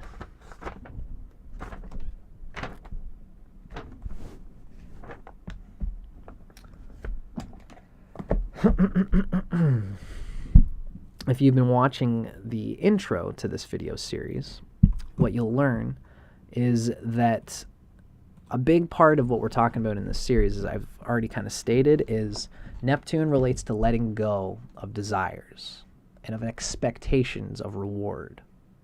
And this relates to the 11th house. The 11th house can be considered by the Vedic people to be the axis of evil in a way, meaning if the 11th house is very well placed, gains will come, and you'll know that they're coming, so you won't be so worried about it. You won't be anxious about it. You won't be egotistical about it.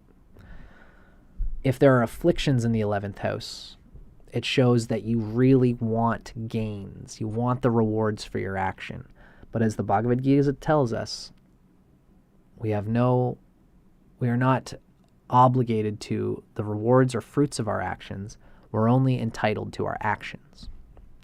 So the 11th house figure plays in here with Neptune, because Neptune similarly relates to letting go of desires. So while Saturn and Neptune are in the sign of Pisces,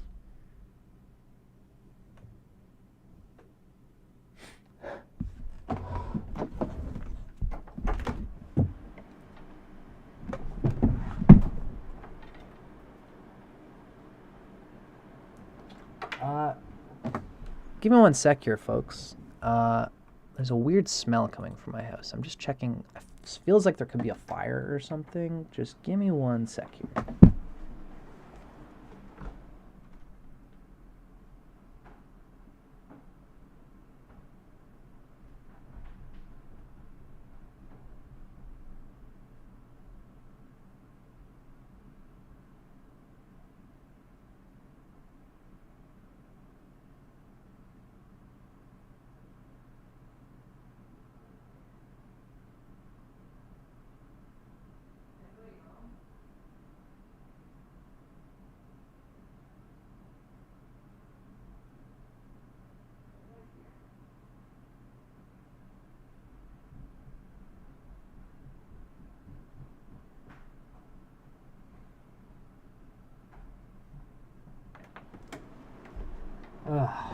Sorry about that, folks.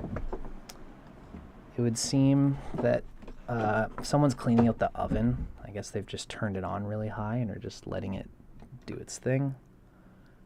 Smells weird, but it seems to be under control. So I'm sorry about that, folks. Thanks for your patience. What we were talking about is how the 11th house relates to everything here. Now, the main reason we're bringing it up is because Neptune resonates with an overemphasized expectation of a certain result. It's the ego wanting a certain result, wanting a certain expectation out of life. When Saturn is transiting a sign, a similar thing happens where we're forced to reckon with what reality actually is, regardless of our expectations. That's Saturn transiting any house in general. So when Saturn and Neptune are coming together in a sign, this shows that Saturn is forcing us to reckon with a very amplified sense of desire for something. And what that something will generally be is what those planets are in the 11th house from.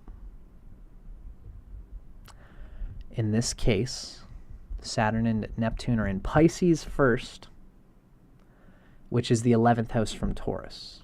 So from 2023 to 2026, we will be letting go of themes related to what Taurus is. And that's your 4th house. And you're going to be, the arena of letting go of it is going to be the 2nd house of Pisces. Now, the reading that we could give here is going to be blended. The themes will be blended. It's like this is a seed time for what can be expected from the Saturn-Neptune conjunction that's going to actually land in Aries in about February 2026. So, Aquarius, from about 2023 to 2026, this conjunction is going on in Pisces. You will be releasing fruits related to spiritual dharma. These are 4th house things, it's spiritual, deep, personal, and dharma. Not what you desire to do, but what you desire to be. There is a deep need to let go of what you desire to embody. The family you desire to have, the friends, the community, and the cognition of the deepest aspects of your soul. Because again, the 10th house is more of a doing. So the 4th house is more of your foundational being. And it's an inner joy that comes from the 4th house, from being what you inherently are. It's the heart. It's feeling like you are right where you need to be. So this is emphasized in a gross, toxic way, probably for you right now, unless you're already on a spiritual path. What's probably happening is that Saturn and Neptune conjunct in Pisces in the 2nd house is causing a sort of sweet tooth engagement with the material luxuries and desires that are all around you and that you experience. And whether you have a good 2nd house or not, the overemphasis and amplification of the 2nd house is the 2nd is the 11th from the 4th. So this is going to be messing with your deep soul identity. There's going to probably be some experience of like you are just a basin that can hold sensual experiences. And you probably are very nebulous about that right now, because the 2nd house, having Pisces in the 2nd house, can be a tricky thing, because the 2nd house is a fixed house and Pisces is this nebulous dual sign. It's not as tough as having a cardinal sign there, though. But there's a sense of wanting to improve through Pisces, through emotions, through experiencing your emotions, your understanding of what you actually have, what you own, what your desires are, what your possessions are, who you possess as people, and who you can truly possess. And the experience of possessing things is a tantric thing. The 4th house, okay, so the 2nd house can be tantric. The 2nd house is like your ownership of the objects and people around you. And it's an ownership thing. It is what you have. If you have a partner, they're your partner and not somebody else's. Within that, the 4th house is kind of like what you actually inherently are, regardless of any partnership that you have. Your partner has a 4th house, and your partner is a soul first, and they are possessed by you second. Really, nobody really possesses each other. It's more of a contract, Taurus, right? So the nature of the contracts that you have with the people around you, you probably want to be nebulous about it in this period. Neptune's been going through Pisces. You've been learning to trust and have faith in these contracts with people. Or the opposite. If you don't have a good second house, you feel a need to grip the possession that you have of the things that you want. And how well you release your grip on your material possessions and your love possessions is going to reflect the space, the open space that you have to be in flow with the identity that you inherently are, that the universe wants you to realize that you are. That's Taurus, the 4th house. So from 2023 to 2026, contracts in love and material possession, in possessions of all sorts, learning to let go of them while still having them, can be a tricky thing. If you're a young person and you're 20, you're a guy and you've got a girl, and the two of you are in this nebulous, Neptune-y experience of like, what does our relationship exactly mean? This could be a period where you get tested. Lots of people could get tested. Lots of Aquarians might get tested with like polyamory vibrations, where they just feel the need. This seems to be the way the world is going. So, we could be kinky people who explore things with other people, but ultimately we trust that we've got the main contract going between us two, right? And it's that experience that's going to bring the fruition of meaning in the 4th house. Now, not everybody's going to experience this. There will be a lot of Aquarians who feel a desire to move through this kind of thing. So what it might be is the possession of the other's time, and jealousy issues. You might be experiencing jealousy issues related to even people trying your bike. You've got this motorcycle in the backyard, and you've been playing with it, and your neighbors, your buddy who you live with is like, hey, I do motorbikes too. Do you mind if I rip that thing around for a while? And, I'll take care of it. And they're both buddies into motorbikes. And so your buddy goes and takes it and rings it around. And you become like, wow, he's been really taking that bike out a lot and using it, using all the, using the mechanisms and firing everything up. And it wears over time on my motorbike. So, we initially had this very open thing, but boundaries.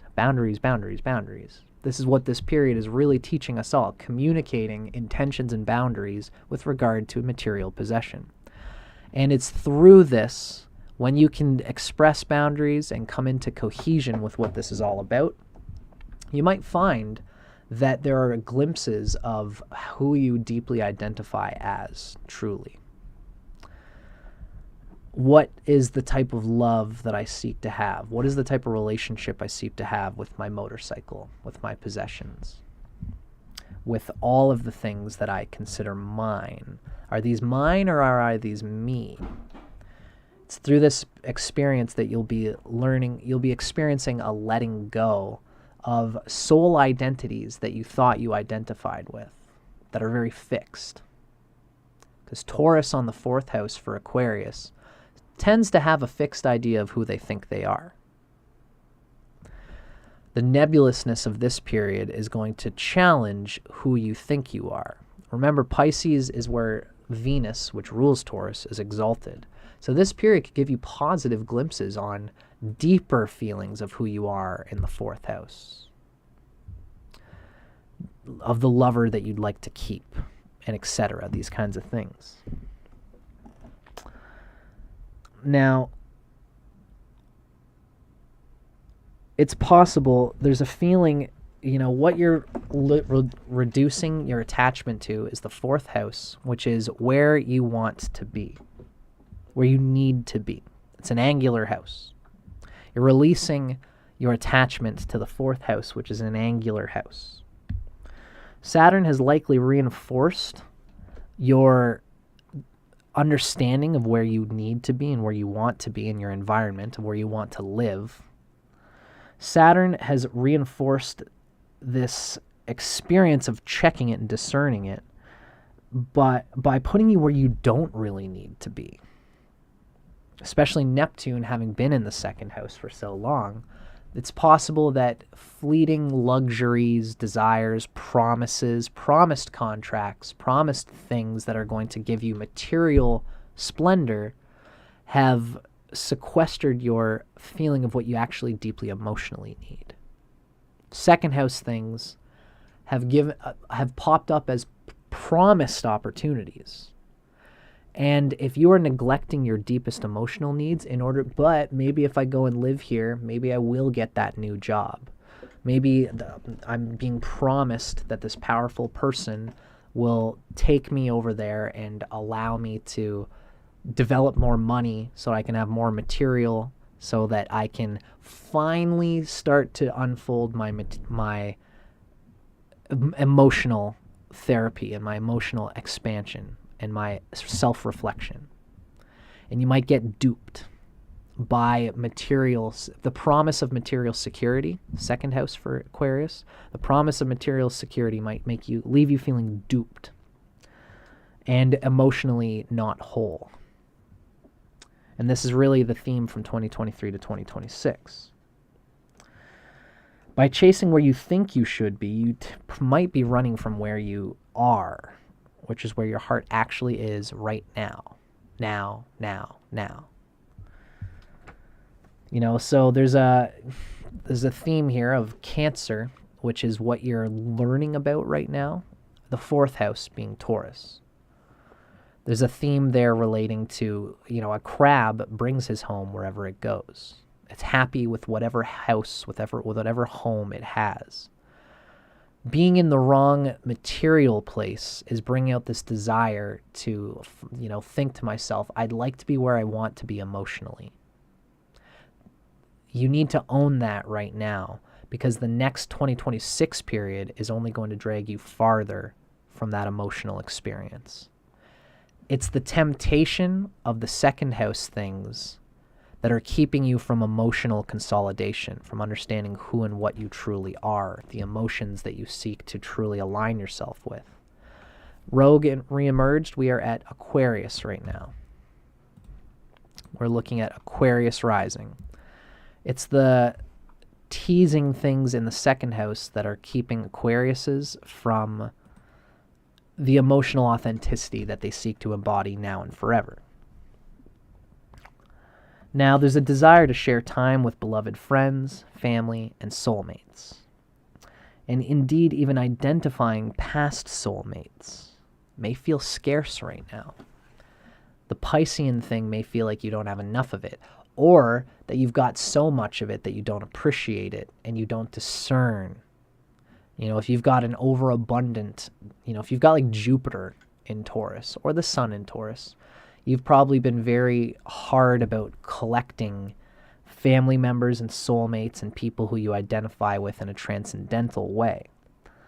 And you've got so much of it there that you don't care about it. You're not really enjoying it. You're not really digging into it. You're not enjoying the soul connections there. And this transit's teaching you that these things they're right under your nose, and the best quality connections are right under your nose. You just must realize it and appreciate it for what it is, because you're not going to be able to appreciate it as much if you lollygag with the connections, the emotional validity, the people you want to connect with. If you lollygag on that right now in order to develop material security, you're going to find that material security means nothing in the coming phase of 2026. So here's our trigger check for you being negatively affected by Saturn and Neptune in Pisces from 2023 to 2026. The trigger check is, I don't belong. Nobody considers me a true deep friend, a lover, or a brother, or a sister, or a son. I have these connections, but I don't feel like they mean much. Those people aren't loving me that much. Even if you have them in your life, those people aren't giving me essentially a second house feeling, sensual rapture, of luxury. You expect the people, the soul connections that you have in your life to be more than they are. But really, they're just what they are. They're dealing with this transit in whatever house it's in, and they're dealing with their own life. And you might be expecting them to be more than they are, or that than they actually can be. Hello, Emily. Nice to see you. Thanks for being here with us. I'm not attractive. I'm not good looking is another one, because of the Saturn and Neptune in the second house. The second house kind of leads us to get what our fourth house experience. So it's almost like I'm not attractive or good looking enough. I'm sour. No one likes me. And other people are not attractive enough for me, is probably more likely how this is going to go. Nobody satisfies my desire to feel emotionally rich, sensually rich. And so this could be like, if the worst of this could be, especially if you got a bad Jupiter, if you got afflictions in Pisces, you'll explore what gives you erotic confidence, and you might neglect a whole bunch of actual deep soul searching that you probably are actually seeking. To connect with people beyond the ephemeral is probably what you're actually seeking.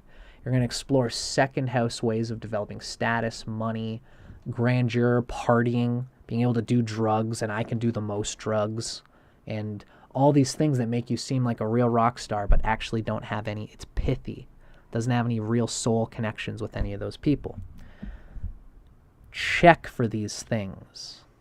If you are experiencing these things, it's very possible that you're setting yourself up for deep disappointment in the coming period of Aries, of Saturn and Neptune coming into Aries, your third house. This is where it's actually going to land. So any of what we just expressed is going to carry its seeds into this Aries period. Now, if you got no afflictions in Pisces and Taurus, then it's going to help you. And even if you especially got good things there, if you got Jupiter in Pisces, if you got the moon in Taurus, if you got Venus or Mercury or Saturn in Taurus, or if you've got the sun or Mars or Jupiter in Pisces. Sun, Mars, Jupiter are friends to Jupiter, who rules Pisces. So that delight would help you recognize the good things in your second house. And if you've got Venus, Mercury, or Saturn, or the moon in Taurus, that will help you recognize the needs of your deeper soul, that you won't get distracted by the second house things. These will help you with this coming period of Aries.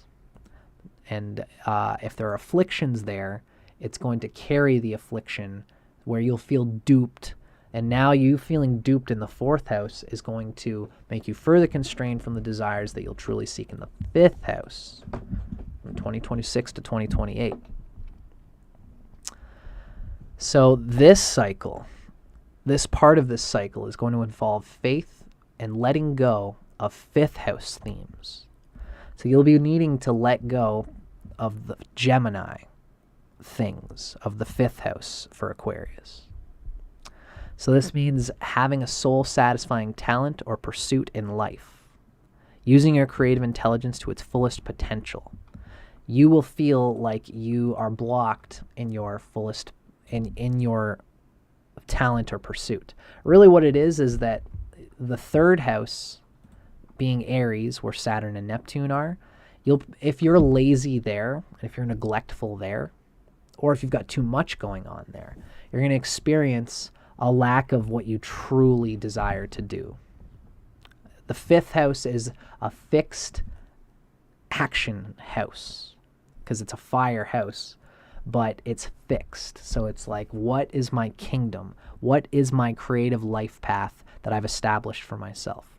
Aquarians probably already, even in 2023, are feeling like a nebulous experience of what their fifth house is. And it's probably because they're not doing the emotional exploring that they need to do from 2023 to 2026. This is a period where Saturn is in Pisces, and you need to be learning and experiencing things related to what your fourth house is. Pisces is the second house, which is the 11th from the fourth. You need to let go of the fourth house. Let go of your idea of the fourth house, because most of you Aquarians will probably have a grip on it saying, it's fine. This is what I mean by letting it go. You saying, it's fine, I don't have to deal with it, is you firmly gripping your idea of what your fourth house is. Let go of your grip and be open to what the universe is giving you related to your fourth house. Because you'll find that there's soul identities which will manifest the fifth house, because the fourth is the 12th from the fifth. The fourth is the foundation of the fifth house. You can't really know what your creative life path is unless you're emotionally happy, unless you have an identity that is going to produce the joy associated with a juicy fifth house. So from 2026 to 2028, Aquarians might be feeling dry with relation to their life path, to their talents, their creative intelligence, and not being able to use it to its fullest potential. You might feel like you have talents that you are being exploited for and wasting because of reasons related to the third house, Aries, of personal expansion. In other words, you're using your talent to get you farther, and you're almost squandering your talent in order to get you personally farther in the third house. And this will plateau and will be sucking the soul out of that truer pursuit, the fifth house. The fifth house is kind of the destination of the action, and the third house is the journey. And you're so stuck in the journey of getting to, there's going to be one day where I have expanded my empire enough, now I can finally do what I want to do with my life. That's usually how the third house and the fifth house interact with each other. The third house pushes. The third house is a pushy house. And it's supposed to be pushy in a healthy way, in an appropriate way. We expand through the third house so that eventually we can feel stable in the fourth house and then develop on a recreational, blissful fifth house. The third house is probably right now, so it feels so dire and you feel so willy-nilly and scattered that you want to explore the third house things, exploring your creative pursuits, and there's a scatterment of like, this is what I feel like I could do. These are opportunities I have. I could travel here. I could go to all these places, but you're not just sitting with one particular creative path or skill that you can develop on. That's Gemini. Especially for Aquarius, Gemini is a talent, skill, improvement thing as their fifth house. So there's a need to just take the scattering influences that you might be experiencing from 2026 and put them on one solid passion that comes through you. If you've got a good Gemini, this won't be so hard.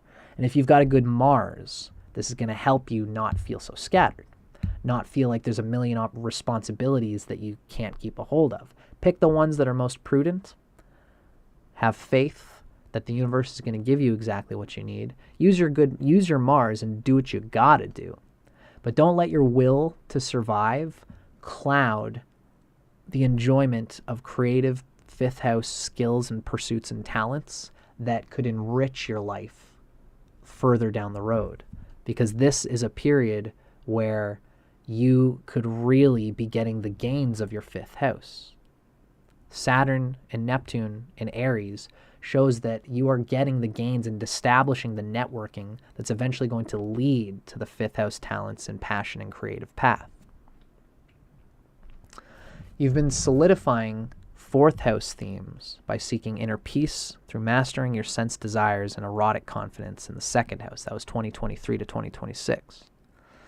Now you've learned to accept the home and the types of people you seek as a soul foundation that will help you stay and hold.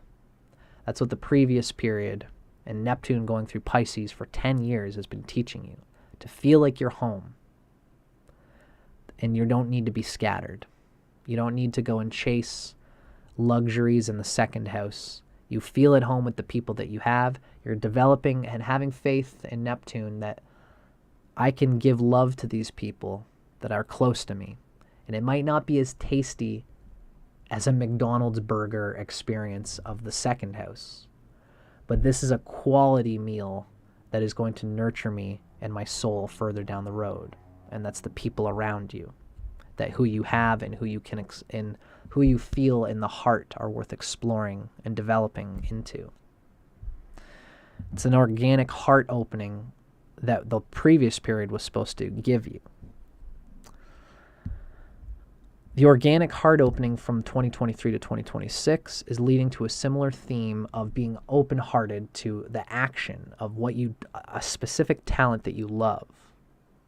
It's now, in 2026, it's less about having peace and more about having a consistent soul-satisfying action. So release your expectations of using your creative talents to further you. Do your creative work without expectation of reward. The classic example of this is that Saturn and Neptune and Aries might make Aquarians desire to use their music to connect, to develop a social media, to put your music out on Spotify. You piss away a bunch of money on Spotify for artists, on playlists. You try to get your shit heard in a million different ways instead of just sitting and enjoying your creative pursuit for its own sake. Now, Saturn and Pisces are going to be in Aries, which means you will have necessarily responsibilities when Saturn comes to be debilitated in Aries. And these will push you to further expand in depressingly necessary ways. Use your inner peace from the previous period, from 2023 to 2026. Use that inner peace to gain solidity, emotional solidity, so that you don't feel ripped off. Gain this emotional solidity. Feel like you're where you're supposed to be. Now, watch for red flags related to things that appear to expand you on the surface, but will not truly lead you to soul-satisfying actions and creative pursuits. This is, again, the Aries is going to be the arena of red flags. If you feel like I need to expand more in an ego way so that I can be seen having done my skill. Like this for an Aquarian, like how this is built up is like you're a guitarist, you want to be Jimi Hendrix, and this whole time in 2026, there's a pressure to go out there and play the guitar as you know it right now. If you haven't been emotionally checking yourself, there's an ego desire to just I just want to be recognized for all the work I've done and all the talent that I've built and pursued. But it's possible that you haven't really been building and nurturing your love for your talent or your love for yourself. You've just been wanting to get more, baby. Give me more.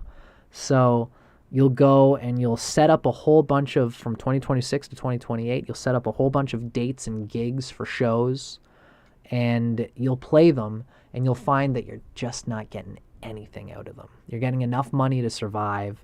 You're not developing on your talent. Whereas the whole time you could have had faith in having something that, you get just the right amount of gigs. Try to get some other kind of stabilizing job or some kind of expansion opportunity that you can make peace with, that's stable enough that you can continue to practice your skill for its own sake, whether it's music, it's cooking, it's whatever your fifth house creative talent is. That's what's intended to be cultivated in balance with your expansion from 2026 to 2028. So watch for red flags of opportunism at the expense of passion. Third house opportunism at the expense of fifth house passion. So that was Aquarius, folks.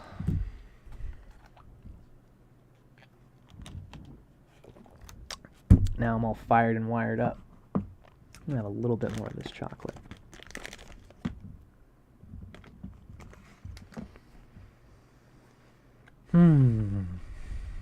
Damn, I do go for long on these videos, don't I?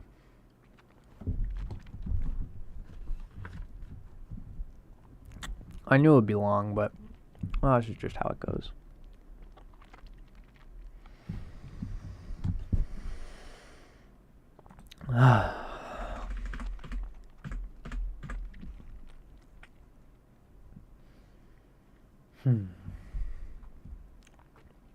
Alrighty, folks. I hope you guys enjoyed that. That was Aquarius Rising, experiencing the Saturn-Neptune conjunction. You'll notice that, you know, the themes blending like this, going from Pisces to Aries, can be a hard thing to feel out. There's so many themes interacting with each other that can be hard to get the logic of it all. You know, I almost want to say that it'll be easier to understand this video in 2028 when it's all come through. But, you know, do your best to just digest the figures that I'm giving you. That's often how we do it in astrology. Let the archetypes flow through you and sit with them, and you'll see how those arcs are sitting in your unconscious as they manifest as time goes on. Now, next up, ladies and germs,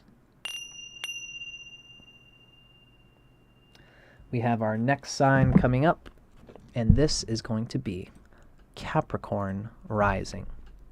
How does Capricorn Rising experience this coming transit?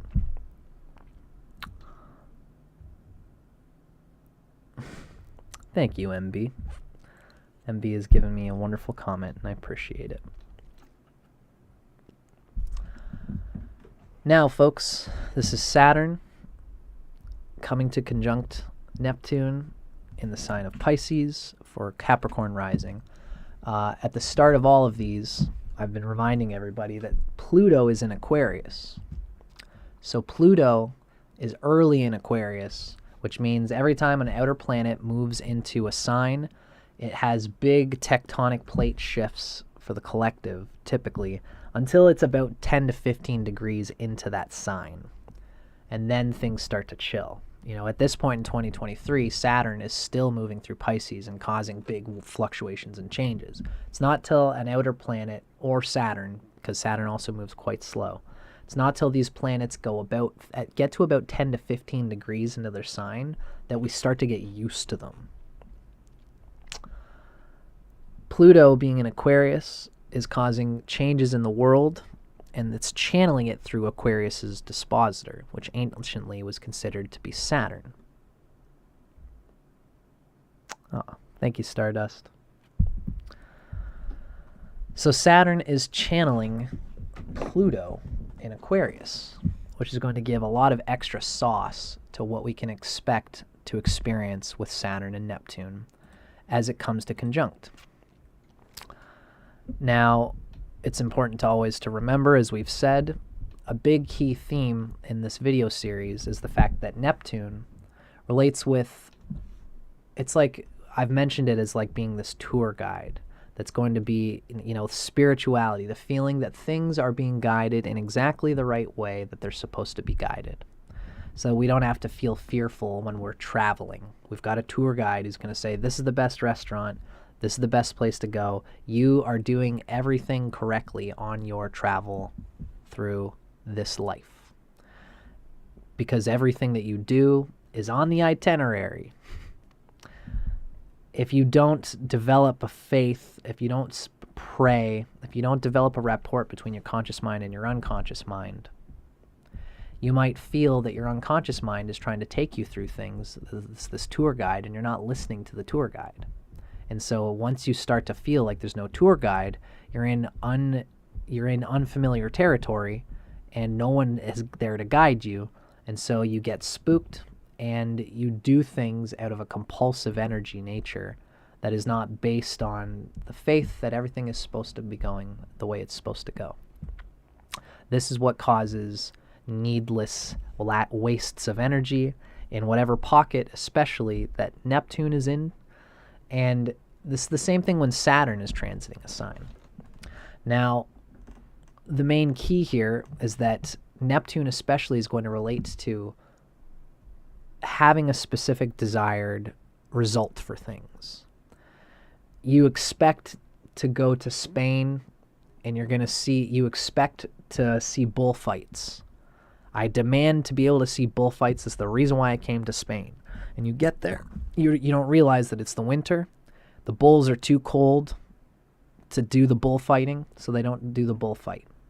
And the guide is looking at you and saying, trust me, this is just not in the cards for you. If you get all pissy about that, well, you're wasting your energy, because this is the tour guide of life telling you that an expectation you had, you got to let it go. You're wasting your time holding on to it. So this is a similar experience to Neptune. Neptune is teaching us to let go of our expectations of reality so we can just trust that it's all happening exactly as it should. Now, that's why Neptune resonates with the 11th house, because the 11th house is it's acidly desirous of specific results, specific events to happen. I want these gains. This is what I expect to gain out of my life. So, I'm getting this from Saturn, by the way. This is Ernst Wilhelm has conveyed that look at the 11th house from where Saturn is transiting. And you'll see that the 11th house from said house is going to be, you're going to be learning to let go of expectations related to 2 houses away from Saturn's transiting point. So Saturn is in Pisces. Pisces is the 11th sign from Taurus. So wherever Taurus is in your chart, Saturn in Pisces right now is causing you to let go of expectations related to Taurus and Taurus things. Neptune, being conjunct Saturn, is going to amplify what Saturn is doing. Amplify the lessons of, I was expecting this, but life is only giving me this shitty reality, and I expected more, and I feel ripped off. These are the trigger check for every sign. Now let's look at what exactly this trigger check is going to manifest for Capricorn. Darn, I was supposed to keep my spot. I've got these notes all scattered in my book. That's why I keep going back and forth here.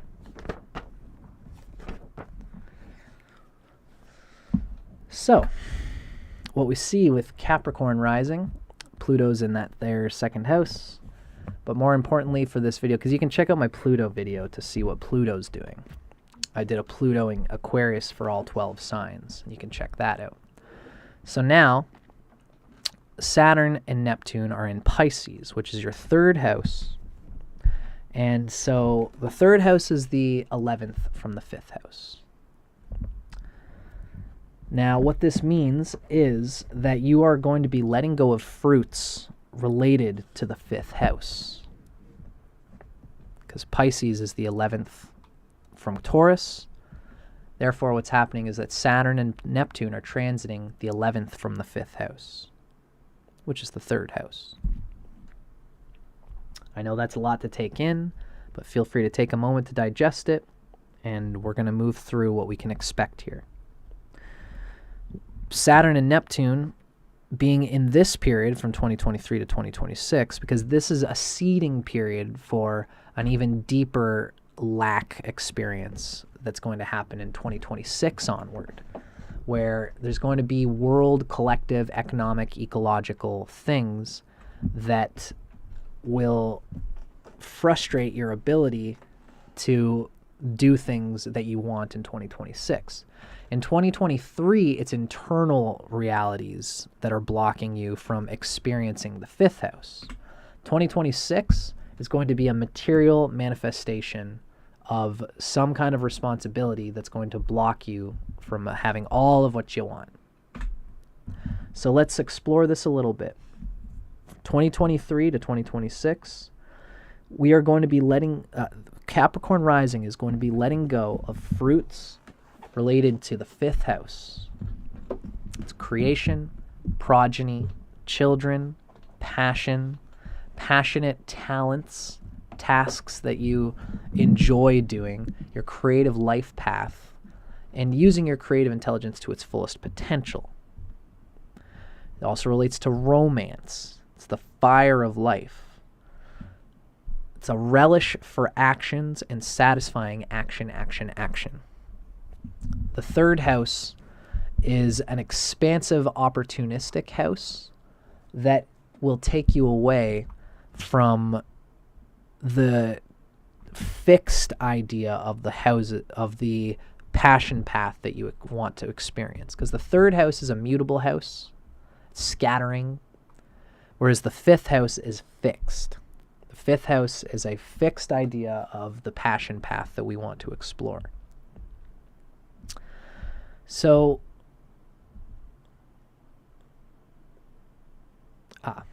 your creative intelligence wants to be put to its best use, and you expect that your creative intelligence can be put to its best use.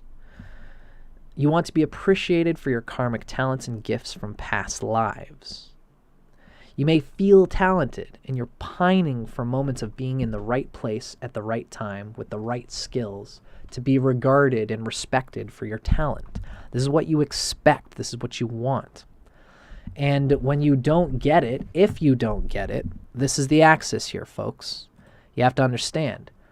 You're all going to be experiencing this. All Capricorn Risings are going to be feeling like there's talents that I want to pursue and explore, but I just don't have enough time. And what happens from this experience? If you have a good Neptune, if you have a good Jupiter through Pisces, if there are good things happening Pisces, if there are good things happening with Venus or with Taurus, if there are no afflictions here, what'll happen is that you'll get the sense that I'm always moving into an appreciation of my fifth house. There's urgency right now because I feel like I really want to explore it the best that I can. And I want it to be regarded as being special because I've been cultivating it for so long. Because Neptune has been in Pisces. It's the third house, wants to find opportunities. The third house is a pushy house. Vedic astrology conveys the third house to have Mars for an Atmakaraka. It's not the same as Gemini. It's like Gemini is an air house.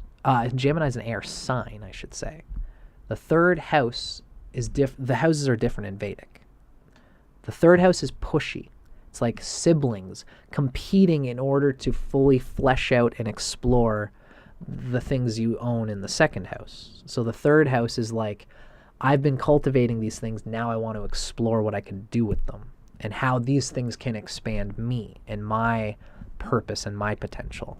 So the third house is like this. What's going to happen for Capricorn Rising? They have this desire to cultivate the fifth house, but they feel blocked from it. They don't get enough time to do it. For me, it's like I'm writing a book right now, and I don't feel like I just don't get enough time to just sit and fully manifest that creative intelligence that I want to put my energy and time into. But it's because I'm doing other shit. I have to forgive myself and accept myself for this. I'm a Leo, so I don't have the same, I don't have this as heavy as you do right now. But if you're a Capricorn Rising, you want to write a book, and that's a part of your creative passion and life path, you're probably going to be finding that you're using that talent in other ways that piss away the fullest creative potential of it. And at some level, you might be just dealing with responsibilities that you need to deal with. You should probably let go of your expectation of being highly regarded for your creative talents while still pursuing and cultivating them. You might feel even like these creative talents, fifth house, are not, there's no stage here for me to fully unfurl them. Nobody respects me for them. Nobody gives me glory for them. So I'm going to take them and I'm going to put them through the media. I'm going to use my social media skills. I'm going to network with people. I'm going to push my talent in people's faces instead of actually cultivating it. This is the third house, is this pushy social media communications house. And by overly milking the third house, you're acting on your fifth house in a pithy, superficial way. And you might even explore opportunities through the third house that ultimately, because of the promise and desire of being egotistically launched somewhere that ultimately doesn't actually feel aligned. Because this is the key, is that this period could actually get you, like if you're an actor, you've been looking to get your big break in the movies, this kind of thing can get you wrapped up in the movies. And you might not be put to your best creative potential, but if it aligns with you, if there are no red flags, if it all feels good, if it's an aligned creative process for you, and if you've been developing connections, if you've got a good Taurus, good things happening in Taurus, you're probably moving through connections that don't promise immediate gratifying results for your talent. You've got people saying to you, you know, you've got to be in this thing and it's an opportunity, and we want you, you know, there's possibility for things coming from this, but we can't promise you. What you would do is you would be applying yourself to those things for the sake of the enjoyment of your talent, not for the possible result that it could get you famous or money or expansion, but you'll be enjoying the exploration of your talent for its own sake. And if you just trust the tour guide of the universe, you move through that creative thing as a fun, explorative way of expanding your creative talent for its own sake, for the enjoyment of the talent, not for any egotistical desire for it to get you more opportunities to display fame, third house things. Then this can go well. But if you're pissing away your cultivation of your beloved talent for something else, what's going to happen to you is that as this next period comes along, once 2026 comes along, you're going to come to find that the opportunities that you developed on have come to take you away from your heart. They've taken you away from the deep feeling of why you've been doing these creative things in the first place. And it'll be at that point that you don't have enough time. You're going to be developing emotional things and really exploring emotional things, probably because you have not explored these emotional things as relates to your passion. And this is what the coming period is all about, with Capricorn moving, Capricorn Rising, experiencing Saturn and Neptune in Aries at the beginning of Aries in 2026. So I'm just going to move through the last of what I've got in my book here. You know, right now, while these planets, Saturn and Neptune, are moving through Pisces in your third house, creativity, manifesting originality, and uniqueness are the themes. Feeling like you have gifts that can take you far through the sheer joy of those gifts. Exploring your gifts, and this includes children. It also includes teaching. If you enjoy having children, if you enjoy teaching, try to make it so that, you know, your joy of your children is coming from its own sake. Your joy of your talents is coming from its own sake. Your joy of teaching is coming from its own sake, not from necessarily a desire for any result. Saturn is going to reinforce through a lack of opportunity for the things you take joy in. You might be discouraged somehow from exploring these talents, these gifts, these desires, and even fully having time to be with your children. And the trigger check here is, I don't actually have an inherent past life gift or a talent, or I'm not worthy of exploring them. I'll never be worthy of exploring the talent that's inside me. I have no reason to explore or push to uncover what I'm really good at. That's what Neptune has probably been pushing you to experience while it's been in Pisces. I don't know if I really have much talent, so I'm going to piss away my energy in other compulsions that take me away from exploring what my true talent is. Because if you don't have a true talent, well, if you don't consider that you have a strong fifth house and that you have some kind of talent, what's going to happen is that, you see, the thing is that the fifth house is one of our financial houses. It's a fixed house. It's an energetic abundance house. And it's the actions that we do through the fifth house that give us a joy, that give us a passion, that can actually give us a solid sense of the management of time. Because the fifth house is the foundation of the sixth house. And this is key to understanding what's going to unfold in the next period. because Saturn and Neptune in Aries is the 11th house from the 6th house. So when Saturn and Neptune come into Aries, you're going to be feeling deeply emotionally disturbed. And it's an emotional disturbance that you have to check out and you have to experience. And the development of the passion that you had in the previous period is going to be something that's going to help you release your emotions through some of that talent, through that passion, through that romantic gift that you should have been developing in the previous period. So now, the next cycle of Saturn and Neptune being in Aries, this will involve letting go and faith related to the 6th house. And this means that you will feel likely like you have an idea of how much time you have. You have an idea of being able to manage your time well. And you want satisfying routines for the passion you've been carving for the past decade, or the feeling that you've been wanting to cultivate some kind of passion. If you've been pissing away your time in a scattered way instead of remaining centered, what you're going to experience is that in this period, you're going to feel like you are forced now to deal with routines, with a job that's meaningless. And you now have to let go of the emotional enrichment that you expect from whatever job you have from 2026 to 2028. Even if the previous period was good for you, this is the main thing that's happening for Capricorn Rising right now, is developing an emotional center that will allow you to have some aspect of meaninglessness in your job. Because that's the 6th house. You're letting go of expectations related to the 6th house. You're likely going to develop longings for a satisfying calendar, a satisfying daily schedule, and a healthy, grounding lifestyle. And really, at some level, it's not going to really be there. You're going to over-expect that everything is going to have an easy to manage daily schedule. And in 2026 to 2028 is going to set up the theme of Neptune being in Aries for the next 15 years of Neptune being in Aries. So Saturn here is going to lay the seed and the precedent for the patience that you have on an emotional level.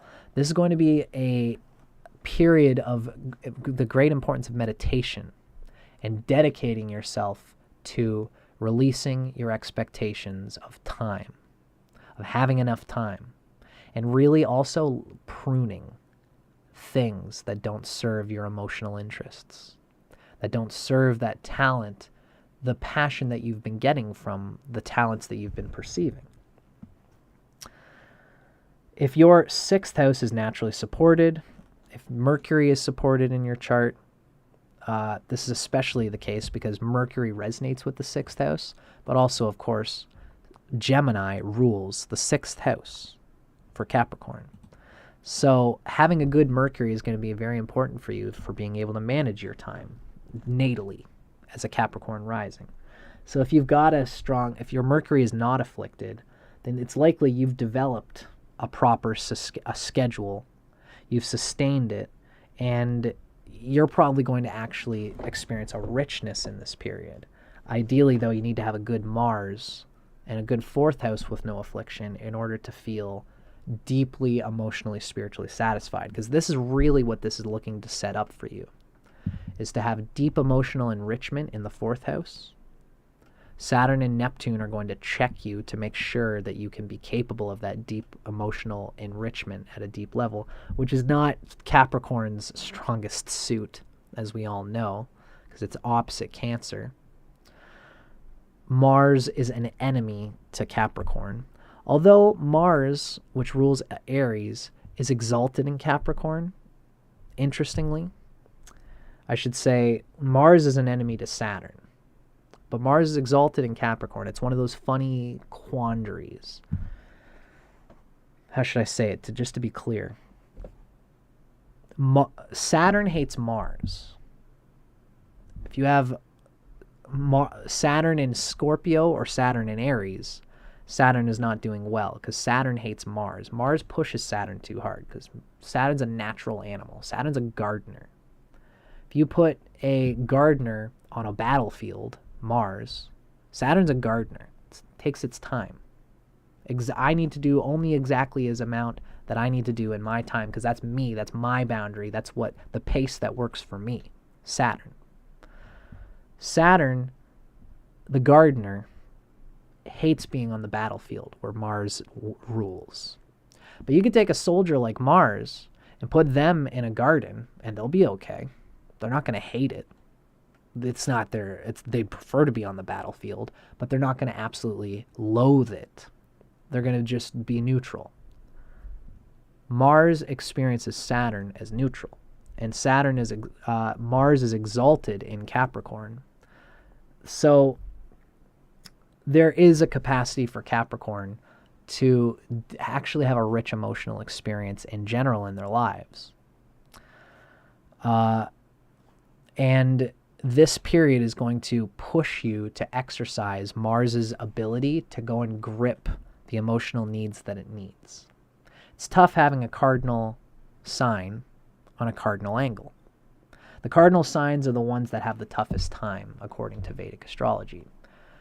This is their ancient culture, is that they like things to be fixed so that they can deal with spirituality within inside themselves. When things move, they have to deal with things in the material world, and that is distracting from the peace that we all seek. Now you have a moving sign, Aries, in a moving house, the fourth house. This can cause distraction relating to when you try to cultivate emotional things that you desire. This period is going to cause you to be moving emotionally, grab what you seek emotionally, and you need to do so while you are under the pressure of a schedule of the sixth house. The only way to move into the heart space that's happening right now in the fourth house is to let go of the ideal schedule that you think that you need. Make space in your schedule for emotional things. Don't be so hard and willful about material gains in the sixth house, because life is going to force you to, you're going to get depressed. So this is one of the trigger checks for Capricorn Rising. Are you getting depressed in the way that you're scheduling your life? That in 2026 especially. If you're depressed in 2023 to 2026, it's because you are spending too much time with frivolous things that don't have anything to do with your dedicated passion path. Yeah, so an action, a fifth house thing that truly satisfies you, children, legacy in this way. And when 2026 hits, if you're feeling restless and depression, it's possibly because of a residue from the previous period, but it's also possibly because of the fourth house is being sucked up by too much management in the sixth house.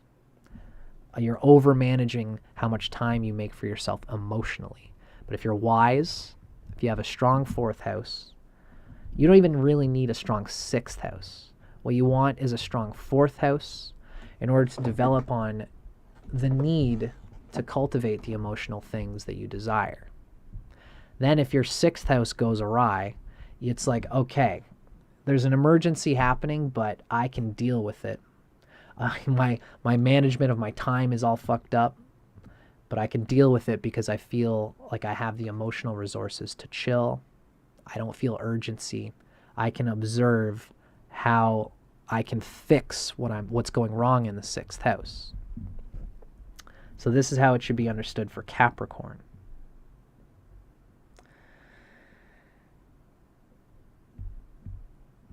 But the sixth house is important too.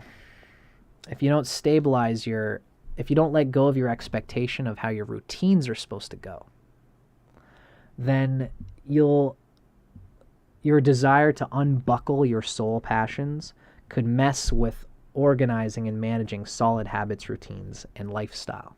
So these two need to work together. The fourth house and the sixth house need to work together from 2026. And this is what 2023 to 2026 is leading you to.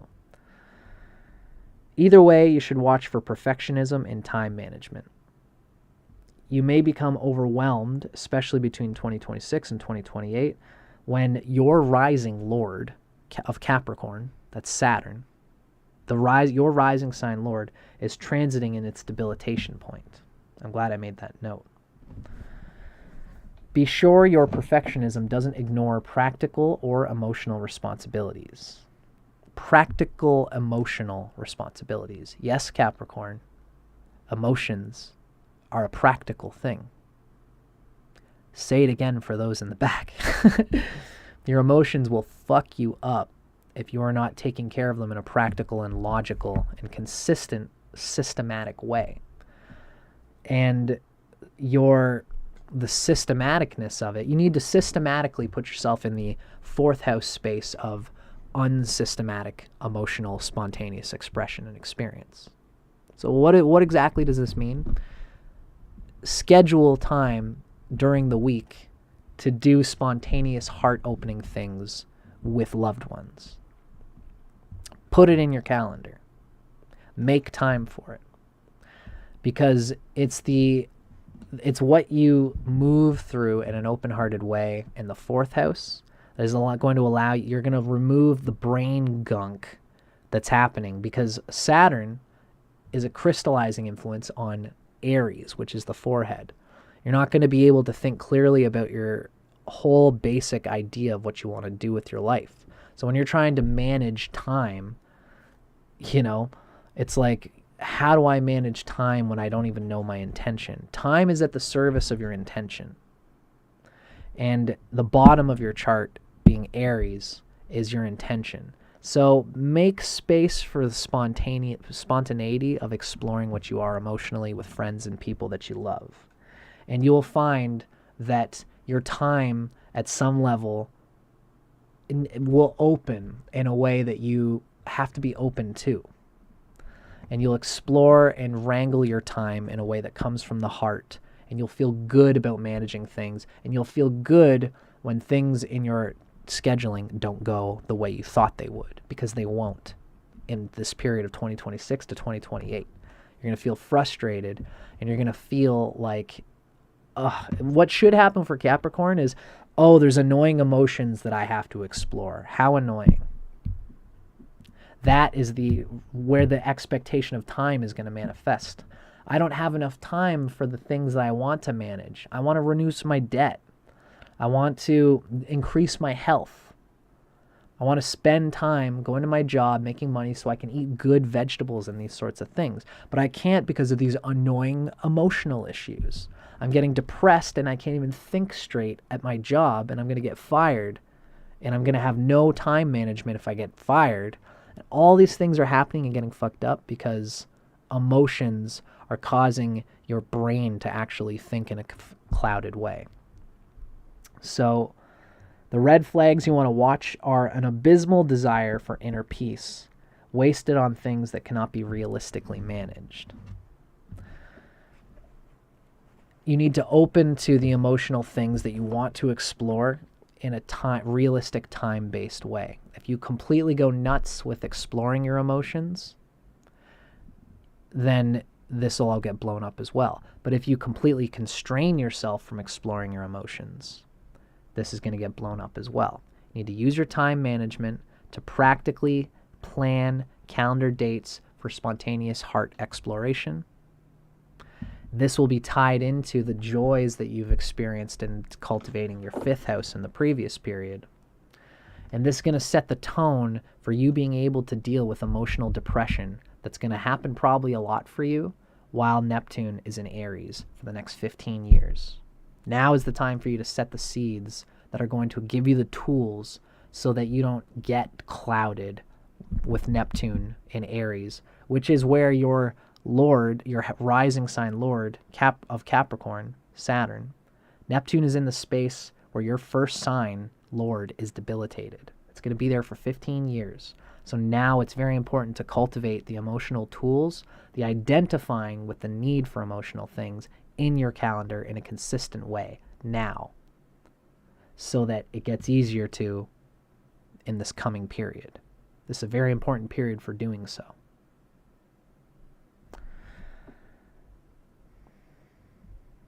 I'd say I put that pretty well. The red flags is going to relate to an abysmal desire for inner peace. It feels like I can never get enough inner peace. I can't hang out with my friends enough. No one spends enough time with me. And even when I do, it feels like almost so good that I want to neglect everything else and not manage the other things in my life. Trust the tour guide. Accept the love that you have in your life.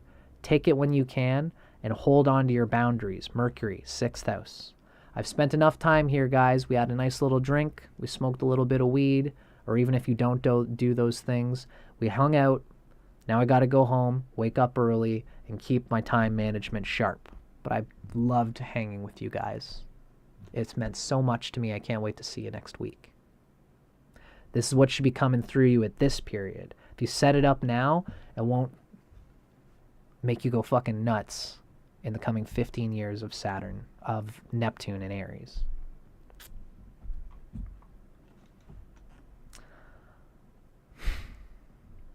I hope that was useful. I think that's about that for Capricorn Rising, folks.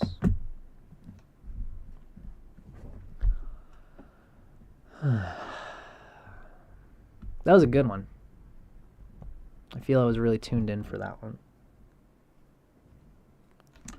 Gosh, sometimes, like just after I shower, there's these little hairs that are like scratching at my face. I just want to scratch. You get used to it though when you got long hair.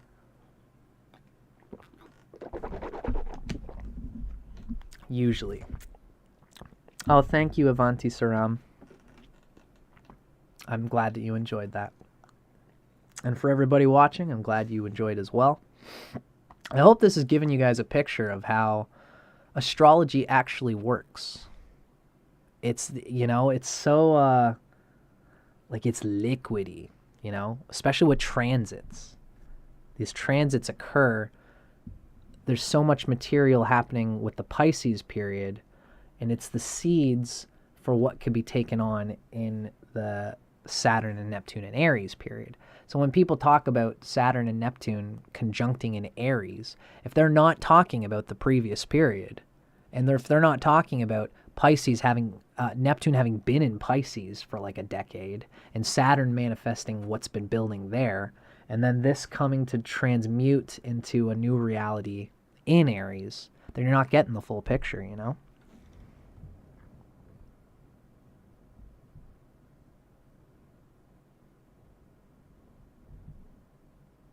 Awesome. Thanks, Jessica. MB is asking, the ancient astrologers used the whole house method. Excuse me. So they used whole signs as well as what we call Bhavchalita. MB. This is a good question that MB is asking. She's basically asking, you know, let's say like I'm a Leo with my ascendant at about 13 degrees of Leo.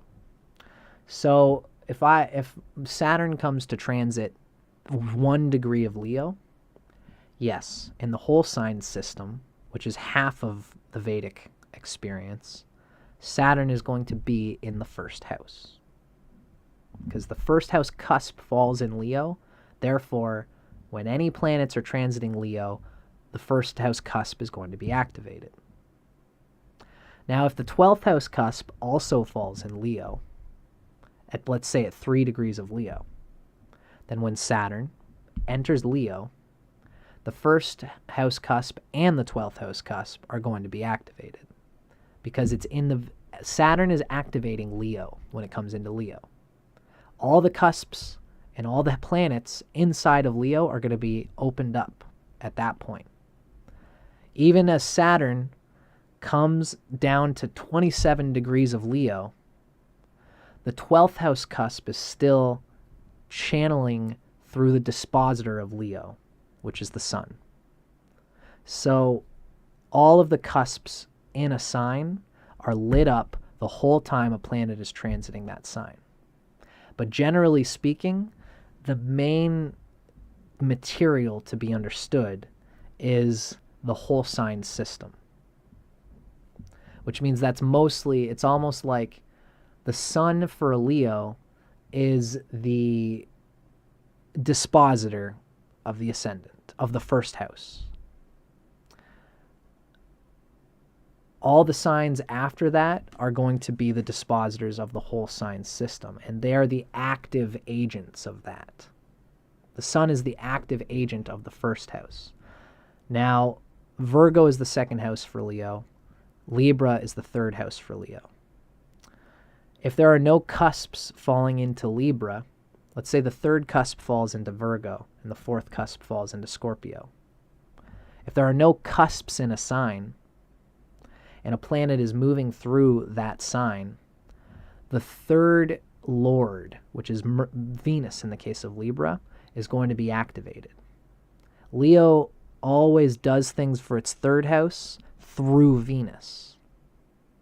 But the third house cusp will be activated in Virgo, because the cusp is almost like an entirely separate planet in the Vedic system.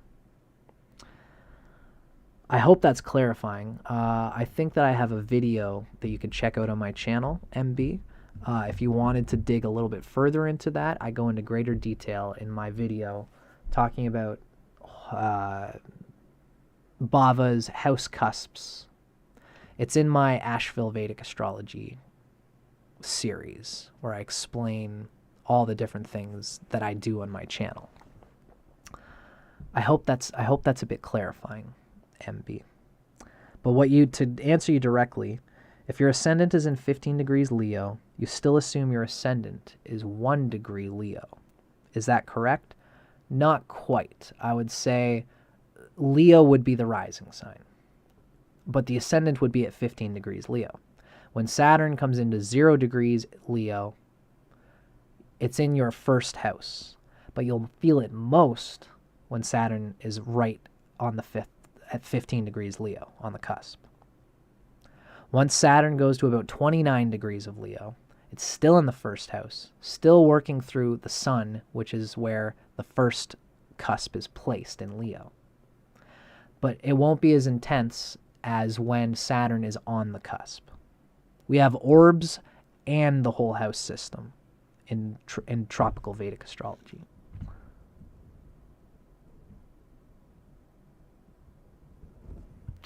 So I hope that's helpful. For those who have trouble with their birth time, they don't have it exact. If you know the rising sign is within, if the person's born like 10 minutes give or take, and they're in the center of Leo, then you can rest assured that they're probably a Leo. But so you won't know when Saturn's transiting when its effects are going to be the most affected, because you won't know where the exact cusp is. But generally, Saturn in Leo is going to, even if you don't have the exact birth time, as long as you know they're a Leo rising, and you can tell that through whatever way you need to, you'll know that they're going through a first house Saturn transit experience. You just won't know where it's in the closest orb.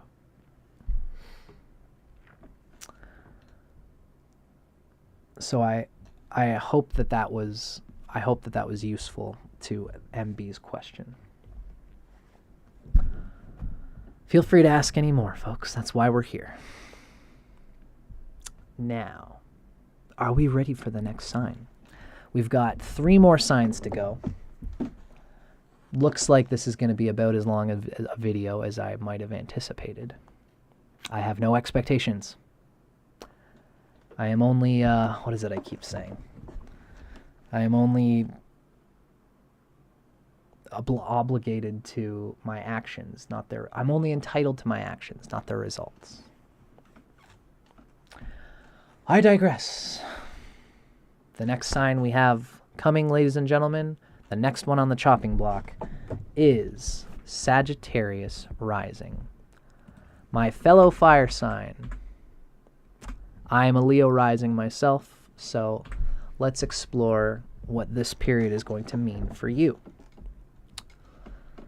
For Sagittarius Rising, Saturn is going to conjunct Neptune. Really, technically, in Aries is where it's going to land. That's your 5th house.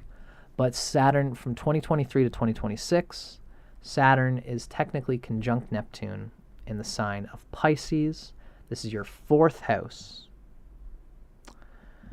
And keep in mind that Saturn is channeling Pluto, because Pluto is in Aquarius, and Pluto, Aquarius anciently is ruled by Saturn. Saturn is the dispositor proper for Aquarius. Uranus could have a sub-rulership, etc., but Saturn is going to be the physical, dense energy field dispositor for Aquarius, which means wherever Saturn is right now is going to be channeling Pluto. And this is significant for all of us. So while Saturn is in Pisces, it's going to have a willy-nilly sort of blah. You know, there's going to be a buildup of Plutonian transformation that is going to loom on the surface. And if we don't take care of it, it's going to blow up in our faces when Saturn comes to be debilitated in Aries, amplified by Neptune. And there's going to be dire, critical things that you need to deal with in your 5th house that take you from your 7th house, unless you deal with the nature of Neptune properly. And really what Neptune is about, as we've described, you want to consider, it's kind of like, the running metaphor, came up with it today, which is kind of cool, is like being with a tour guide.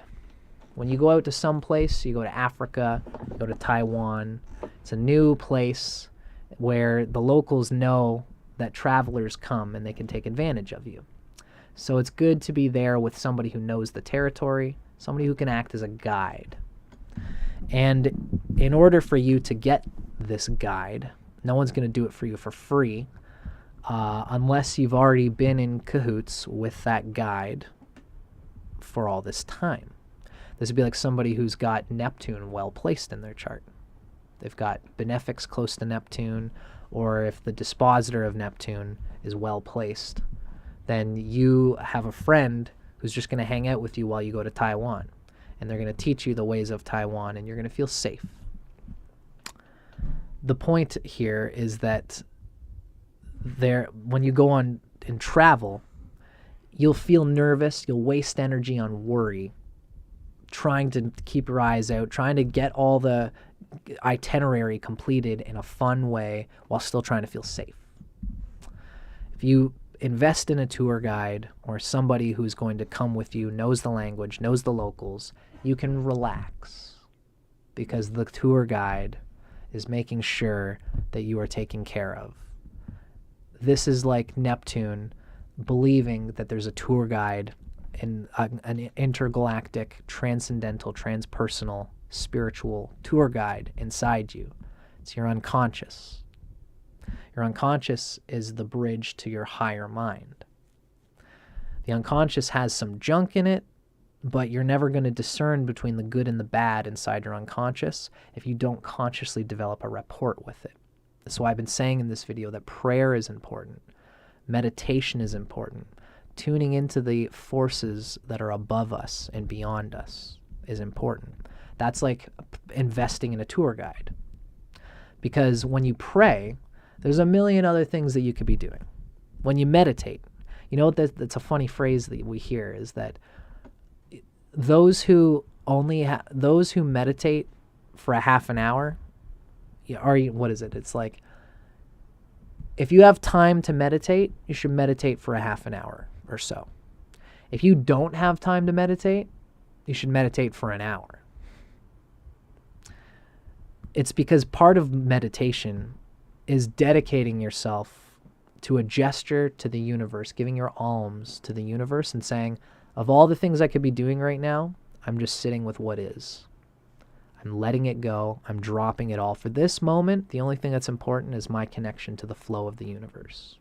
That's you paying for the tour guide. Here's the money. Here's a little tip. Maybe I'll meditate for another 10 minutes. I'll pray. I'll get in tune with all the people that I love. And I'll wish them goodwill, because that's all I need to do right now for the next 10 minutes. It's like giving your tour guide a little tip. And they go, okay, don't worry, I'll take care of you. Now, that part of this is letting go of needless expectations. the feeling of wanting a certain expectation out of life. So Neptune is correlated very strongly with the 11th house. The 11th house in Vedic astrology can be considered as the axis of evil because it shows our gains that we seek in life. And you got to move towards those gains consciously, but you are only entitled to the action, not to the rewards or the fruits of your action, as the Bhagavad Gita tells us. So that's why in this whole series, we're moving through what can we expect in terms of squandered energy, squandered actions that are looking for a particular goal, a particular faith that you need to have things in a certain way. And your expectations of things being a certain way are going to cause problems in the immediate. And they're also going to cause problems down the line. The 11th, so what we've been exploring in this series is Saturn and Neptune, being in Pisces, are in the 11th house from a certain sign, which is Taurus. And those lessons you've been learning ever since Neptune came into Pisces. It's a tantric experience, really. It's energetically flowing with your relationship with material things in Taurus. Check out our intro video for more on that. Now, when Saturn and Neptune come into Aries, Aries is the 11th from Gemini. For you, being Sagittarius, that's the 5th house of Aries, is in the 11th house from Gemini, which is the 7th house. So from 2023 on, you're going to be reducing expectations of your 6th house. Saturn and Neptune in Pisces is the 11th house from your 6th house. The 4th house is the 11th from the 6th, which means during this period, you're going to be letting go from 2023 onward. You're letting go of your expectations of how much time you have and the way you would like your time to be managed. How that goes is going to set the seeds for when Saturn and Neptune touch down in Aries. And it's at this point that you'll be learning to let go of expectations related to marriage and partnerships.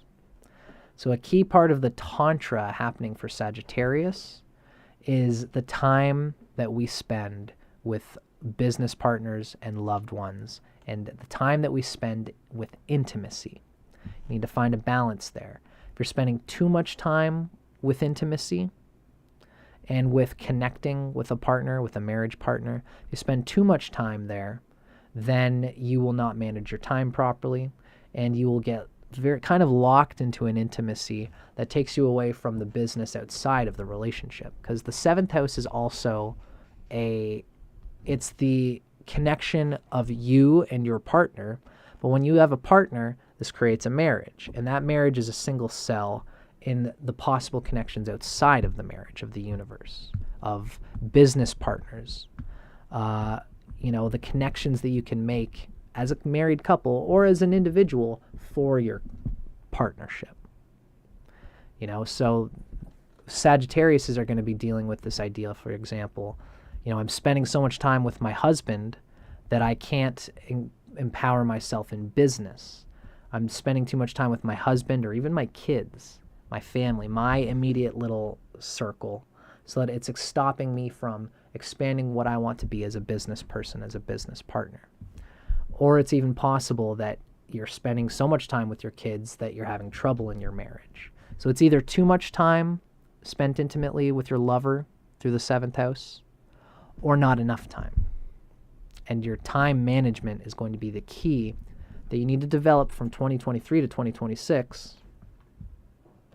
While this is happening in Pisces, it's your time management of soul that is going to allow you to experience properly a passionate use of your connection with your lover, and with people outside of your love relationship. The spider web of connections that that the couple has.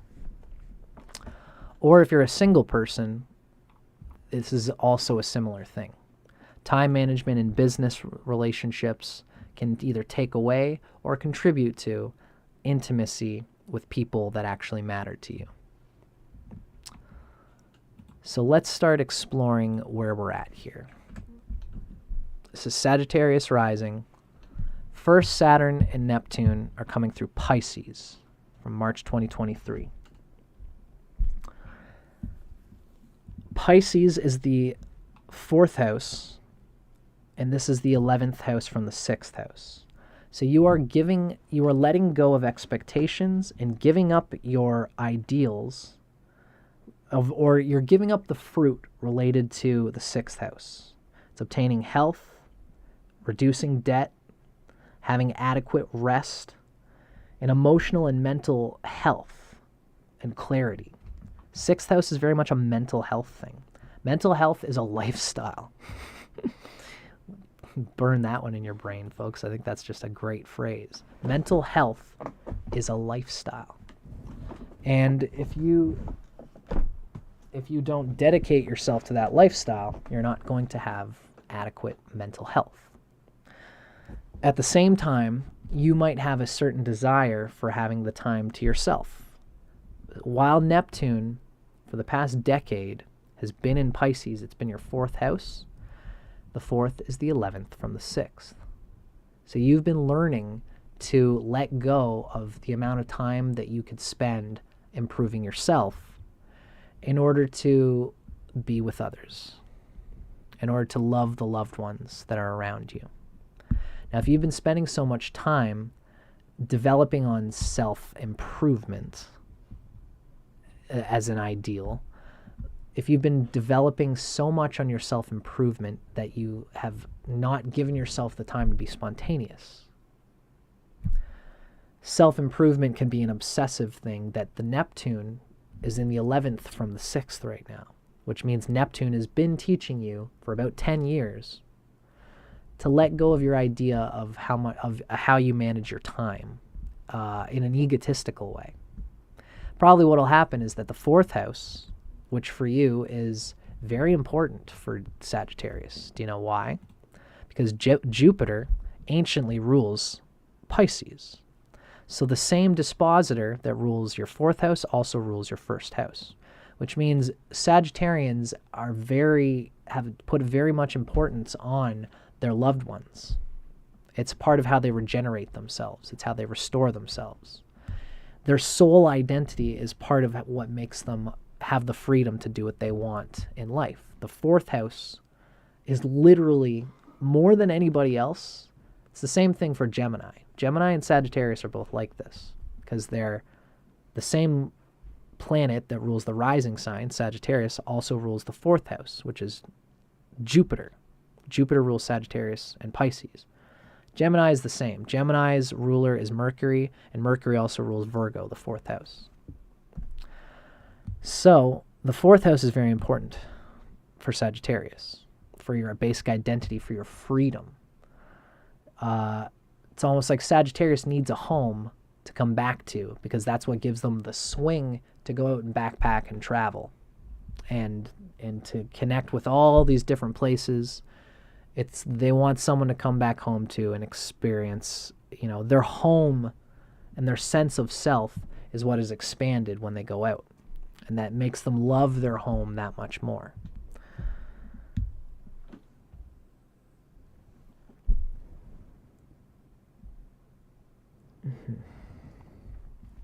So, the 4th house being important, there is going to, since Neptune has been going through Pisces, you've been developing on your 4th house. And this has been something that you need to manage time for.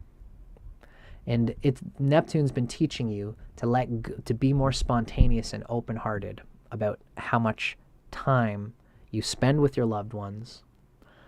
But also, you'll learn somewhere along the way that you can spend too much time with your loved ones.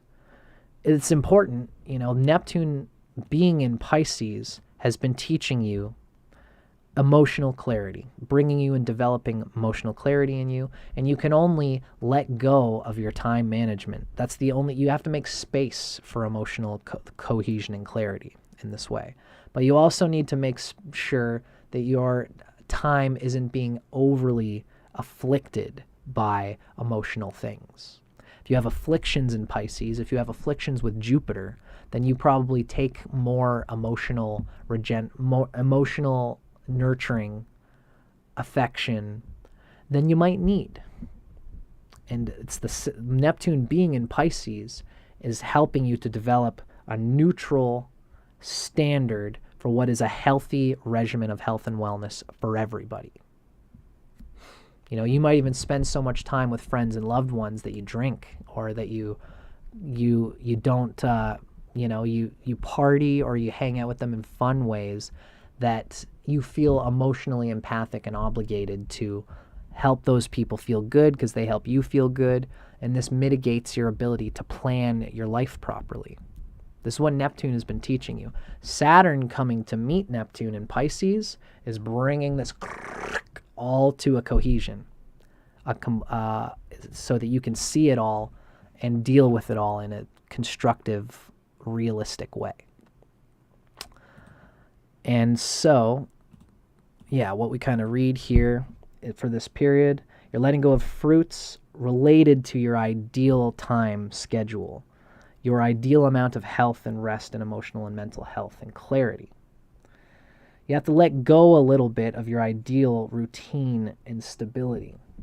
You want to feel at home enough to settle down and develop sustainable sattvic lifestyle habits. Sattvic is a particular word here, especially for Sagittarius. Sattvic means relating to what is actually good for you. Nurturing food, eating nurturing food, not only actually nurturing, but also giving yourself what you deeply desire once in a while.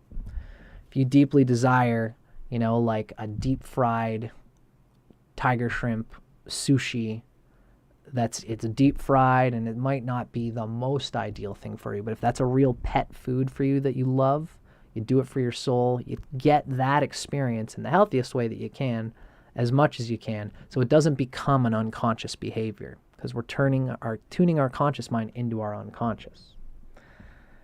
Sustainable lifestyle habits that nurture you, but also nurture your soul, and neither of these at the expense of the other. That's what this period's been teaching you. There's a need to develop on the, this one's interesting. This one's specific for what's happening for Sagittarius. Look to the yogic yamas and niyamas, because the 4th house is the 11th from the 6th. The 6th is an earth house. So the yamas and the niyamas are in yoga, if you know what they are. It's like sustainable lifestyle habits that we should all get into, but it's going to be particularly meaningful for Sagittarius's for the past 10 years, right up to about 2026. Still hopefully going to be important for you after 2026, because the lifestyle habits you develop now are going to help you sustain the passions and the explorations and the desires that you want to be seeking and exploring in 2026, when this conjunction happens in Aries of your 5th house and is bringing out connections to the 7th house. The 6th house is an earthy house. So the yamas and the niyamas are like artha things. They're earthy lifestyle habit things. And when you really look at the yamas and the niyamas, they all relate to a management and welfare of all the chakras. Brahmacharya is one of the yamas and niyamas. Do you have a stable routine for how much you express your sensuality with yourself and with others? What else do we got? Santosha almost sort of relates to the Svadhisthana chakra. It's your emotions. Do you have an emotional purging and joy that you experience with other people? Satya, are you truthful? Do you have a consistent truth that you display with people? Do you have emotional authenticity? Are your boundaries in check? This is the kind of shit that you will have been learning for the past 10 years. If you've got afflictions to Pisces or afflictions to Taurus, then these might be tough for you, and you might have had nightmarish experiences. And Saturn could bring nightmarish experiences of wrapping yourself up in things that feel like you thought like, oh, I had this emotional need to be with this person, but now my time management is all fucked up because I'm not expressing my boundaries with this person. They could be an okay person for you, but the deliciousness has caused you to open yourself up in a way that has caused you to lack boundaries for what's truly good for you in a balanced way. Satya, truth, is one of the yamas and niyamas. So consider that as something specifically useful for Sagittarius in this period. Saturn will be coming to reinforce what is lacking and needed. And in this case, it's really self-love. The fourth house is going to be your anchor to this proper time management, and proper time management is going to reflectively be your anchor to self-love. You need to use your time management to actively be a part of the things that you love and to get exactly what's needed in the right amount. Jealousy, asteya, is another of the yamas and niyamas. Do I have exactly what I need? Is this lover that I have exactly what I need? Can I communicate with them in order to talk about things that we both need and just call it that, be happy with what each other are, and not necessarily nag them any more than I need to? You know, Satya, the truth, will help you to establish asteya, which is being happy with what you've got, being happy with the partner you have. These are all basic lifestyle things useful for everybody. Now, the sixth house relates to enemies. We're letting go of fruits related to not having enemies, to having everybody be our friend, to feel secure, to clearly demarcated enemy lines. You may desire to have clearly demarcated enemy lines. You may desire to have no enemies. You may have to make some friends out of enemies and be diplomatic about territory, because the fourth house relates to territory. This one is this is a thick reading for Sagittarius at this level. So, you know, when you have enemies that happen to you, at some level you just got to accept that you can't please everybody, and some people will just do this. I'm Sagittarius moon, and I've already had experiences related to what we're talking about. A mentally ill person where I live in Oshawa was kind of harassing me for reasons that I don't really need to get into here. I just accepted it, was nonviolent with the guy, and just kind of stayed away from him. It's a whole story in its own sort of right. But that's me as a Sagittarius moon, which is, you know, the moon reading is useful to what we're talking about here too. But for you, Sagittarius, this would be a bit more in your reality. Enemies at work. You know, you have to have, just be neutral-minded about when people don't like you at work. Don't take it personally, because what's really good for your soul is within you and the people that you do love, the people who you do know and trust and spend quality time with. That's all you need to worry about. Let the tour guide deal with the rest, with the enemies, with the idiots, with the locals who might berate you for this and that. Trigger check. What is the trigger check for 2023 to 2026? While Saturn is manifesting what Neptune's been doing for you, the trigger check is everyone's out to get me. Paranoia. People hate me. People force me to do things in slavish ways that I don't like. My boss hates me. He's making me do things that I don't like. I am unreliable as a result to the people who I truly love. I'm untrustworthy. I can't be relied upon to develop a solid schedule and be there for the people that I love. This is purely, if you're experiencing any of these things, it's purely recent victimization complexes at work. And this would be showing that you have an antagonism, you have an expectation of things to go a certain way with your responsibilities and things that you manage. If you've been cultivating your fourth house, then there shouldn't be too much of this, because you'll be happy with the emotional connections you have, and so you won't take it personally when things are different from what you expected and wanted. Now, as these two planets move into Aries, we want to kind of continue. This is a bit of a continuation of the themes here, because the hatred you see in your fellow employees and in your bosses, and the desire for everybody to love you, is going to manifest as in your business partnerships and in your lovers, and even in your own unconscious as relates to your desires to use your fifth house. Now, Sagittarius has Aries as its fifth house. This is kind of a lucky thing. It's painful because, as we've said, Pluto is channeling itself through Saturn, which means when Saturn is debilitated in Aries and Neptune expands what's going on there, it's going to be painful and difficult for everybody. There will be responsibilities that you just have to or are forced to deal with related to the fifth house. And it might feel like your creative intelligence is being put to work in a very dry way. But this is your fifth house. You are going to be experiencing this period through a lucky house. Keep that in mind. If you've got afflictions there, it's all can still be very ugly. But for Sagittarius, the heaviest part of this transit, which is Saturn, again, being debilitated in Aries, channeling Pluto, and expanded by Neptune, this is happening in the vicinity of a lucky house for you. It's the fifth house. It's Aries. It's another fire sign. So count your blessings there.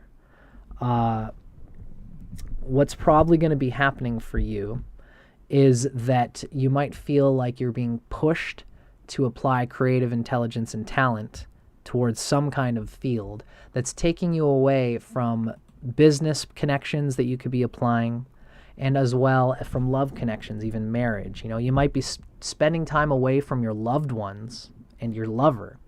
You might feel dry. You might feel like all I want to do is I'm just craving to just be sensual with my wife or my husband, go on a date with them, have that romantic feeling. But all of the romance and all of these things are going to be squashed because you're going to be dealing with responsibilities that involve you in your creative intelligence. You got to dig. This is kind of going worse for a lot of other people. You're being forced to cultivate your fifth house, and it's going to feel dry. This is like if you're a musician, you're being forced to play with some band that is probably not that an off alignment for you. You're being forced to play with a band that could give you connections and networking in business. And if you reduce your desire for business and networking, reduce the sweet tooth taste that you have to expand yourself in your business, be happy with the connections that you have, try to meditate so you can see how your compulsions of your mind are taking you away from what you can have right now, what you can cultivate right now. It might feel dry, but as you get through this period, make enough money using your creative talents to just coast until 2028. Then when Saturn's in 2020 is in Taurus in 2028, then you're dealing with sixth house things even once again. But you'll be setting up, what's most important is that you're setting up the seeds in a desperate moment of being able to use your creative talents to help you get past the debt experience. Especially if you've been, okay with the types of debt. You're not taking things personally from 2023 to 2026. If debt is not an antagonizing reality for you in the previous period, it'll be much easier to deal. This period might even force you to deal with the debt that you wanted to deal with in the previous period, but perhaps couldn't. You could even get networking opportunities with people who can help you to deal with essentially with debt. But you have to let go of how that's ultimately going to look and be open to the types of people that you can find in business. Be open to going outside of your family, your comfort zone, the friends that you've always known and had, in order to expand on your fifth house and creative purpose. So, You're going to be learning lessons involving faith and letting go related to the 7th house. This relates to business, travel, and essential meetings with people who will progress you in necessary ways, especially ways that connect you to your heart's deepest passions and that 5th house stuff. You've got to kind of grind and listen for red flags, but ultimately Neptune and Saturn are going to force you to deal with people who could take you to the next level with your creative pursuits you've been cultivating, that you're going to be cultivating in the 5th house. But it's going to feel kind of dry. It's going to feel like it's not really your creative pursuits put to your best potential. But listen for the alignment of a patient development of your passions for the divine's sake. Have no expectation of reward. Just be happy. Seek to be happy, cultivating your talents and using them for practical purposes to help get you forward. If it's coming from that place and not a victimized sense that I want more, it's like, especially that's why the seeds of the previous period, developing a time-managed emotional satisfaction in the previous period from 2023 onward. When 2026 hits, you will have had much emotional purging, because that's what Saturn coming to Neptune in your 4th house was meant for you to do. You've been having a well-time managed purging of satisfying emotional experiences with your loved ones, so that now in the 2026 period, you're not antsy to have more, to have some kind of, a business partner come along and say, hey, big guy, hey, lady, you want to go further up in the company? There's seedy ways that you can do that. You don't have to tell your husband or anything like that. You can just get very comfortable on the upper echelon of things. All you got to do is sell your soul to the devil. Whatever that means in your personal experience. These are the kind of things you've got to watch for in 2026. Selling your creative passions and your commitments to the romantic people that matter to you, selling them upriver for the promise of strangers who could promise you more in meaningless ways that don't actually mean something to you. You might be meeting people who demand you use lessons from the previous cycle to keep your word. There's a connection between passion and management of invested effort with people who can advance those passions. So communicating boundaries and intentions is key in this period. Honesty about what is eternally important to you is important in this period. Using the creative intelligence that you have to further your deepest emotional soul, which you would have hopefully been developing while Neptune was in Pisces. Then when Neptune is in Aries, you have an opportunity to use your creative potentials in ways that are egotistical or give you exactly what you need in order to develop on soul things that are more meaningful to you. If you've maintained your heart in the previous period, you are now less emotionally clouded in business and in love and in where you should put your talents. Awesome. Thank you, Samaya. I appreciate you. Now, Saturn debilitated in Aries is going to cause you to be obsessed with the state of romance regarding your actions, your passions, your recreational things in love, at the expense of realistic time management with loved ones.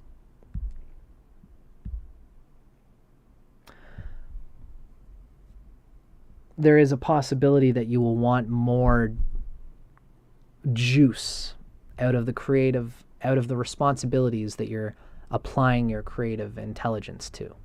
You want it to be more. I want to be more respected for my talents. This is a lesson for you to develop on as while Neptune is in Aries for the next 15 years. You're going to be developing on how do I come into the flow of the universe to be respected and loved for my passion and my career, for the actions that I do. So that's a lesson that you're going to be developing on.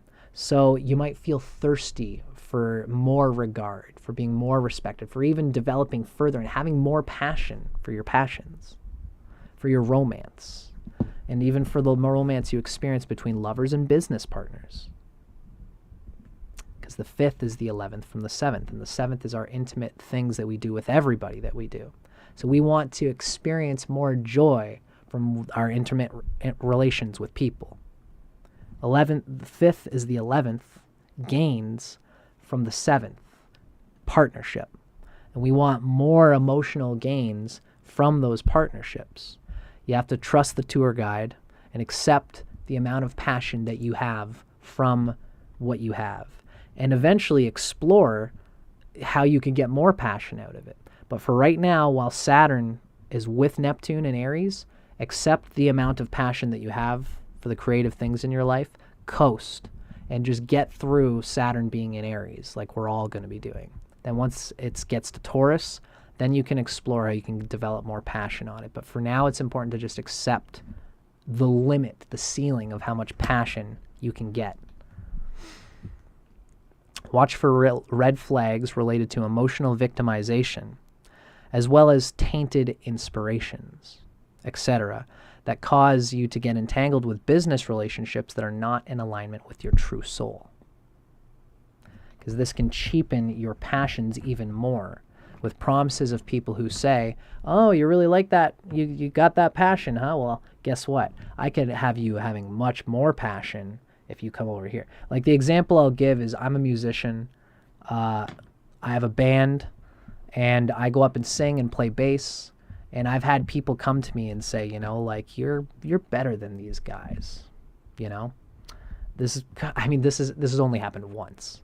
And I'm sure that my guys in my band have probably had this experience too. But this is kind of an example. You know, I love the guys I'm with in my band. We're exactly what we need to be right now at this moment. When someone comes along and says to me that, you know, I'm better than these guys, I'm not deserving of these guys. If someone told me that, like, you know, why don't you come and play with this band that's already famous? You know, I don't know those guys, and if they could all be on drugs, and maybe that could be a good opportunity for me. I don't know. The point is to be discerning about such business proposals. Or some guy comes along, some person comes along and says, hey, you should be taking your talent and going over here with it. Trust me. Trust the tour guide, not the local. Right? That metaphor is working really well for me. I'm glad I figured it out. Because the hunger for more passion can take you away from you can piss away time and energy doing things for the sake of the illusion of something that could be greater. And then you look back and realize, fuck, while Saturn was in Aries, I had so many opportunities to truly cultivate what I love doing. And I pissed them away for the promise of some yokel local who said that something cool would happen if I go down here and do this. I ended up getting robbed. You know, just a way to think about it. So that has been Sagittarius Rising, experiencing the Saturn-Neptune conjunction. Yes, this is a long video. Like I said, I knew it would be. But I'm having fun, and that's what counts. We got 2 more signs to go here, folks.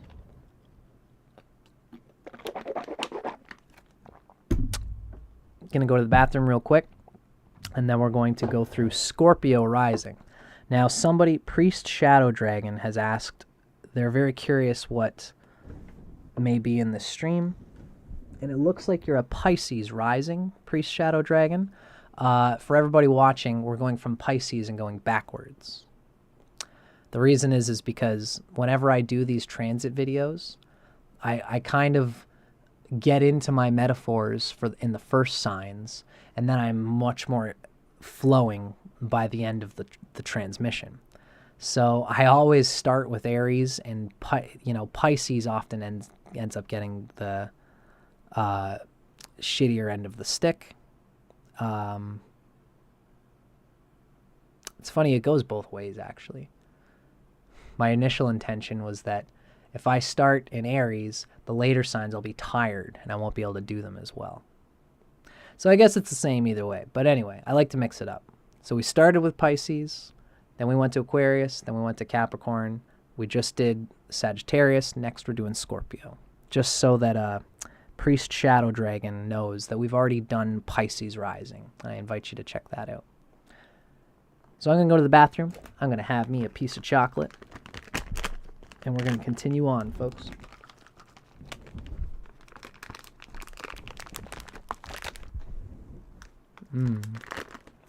I'll be back. Nice to see you, Ariane. Scorpio Rising. Let's see what's in store for you.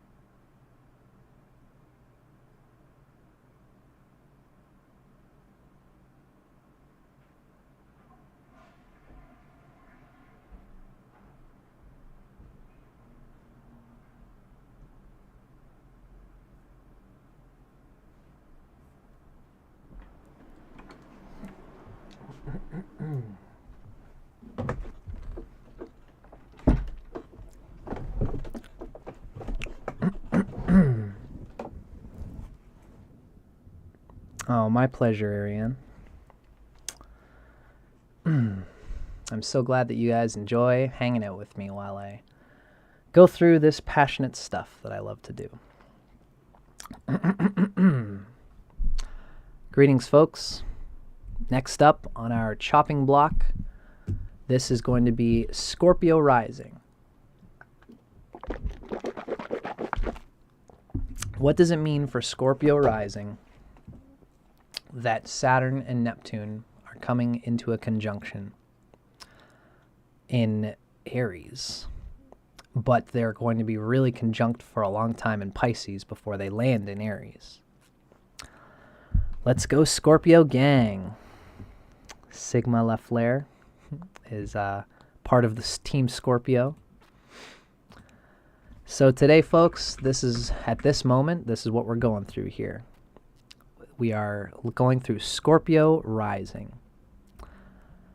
So I've been doing a little bit of an intro for each one of these signs. What we're going through here is we're talking about this conjunction of Saturn and Neptune. Neptune has been going through Pisces for about a decade, something like 10 years, something like that. And it has been gaining experience and learning lessons to its position in Pisces. You know, it's interesting for Scorpio Rising. This reading is going to be intriguing because Pisces is a good placement for Scorpio because it's the lucky 5th house. So you've had Neptune going through your lucky 5th house. Now it's going to be coming into Aries, which is technically a little bit more of a difficult house. But the good news is, unless if your Mars is strongly afflicted, this could cause great trouble for you this period. I've often been saying to people that when Saturn is in a sign that it doesn't like, when any planet's transiting a sign that it doesn't like, it does bad for the sign, and the sign does bad for that planet. You know, Saturn debilitated in Aries when it transits there in 2026. Everybody, especially Neptune amplifying it, we all can figure that that's bad news for Saturn because Saturn is debilitated there. It has less strength.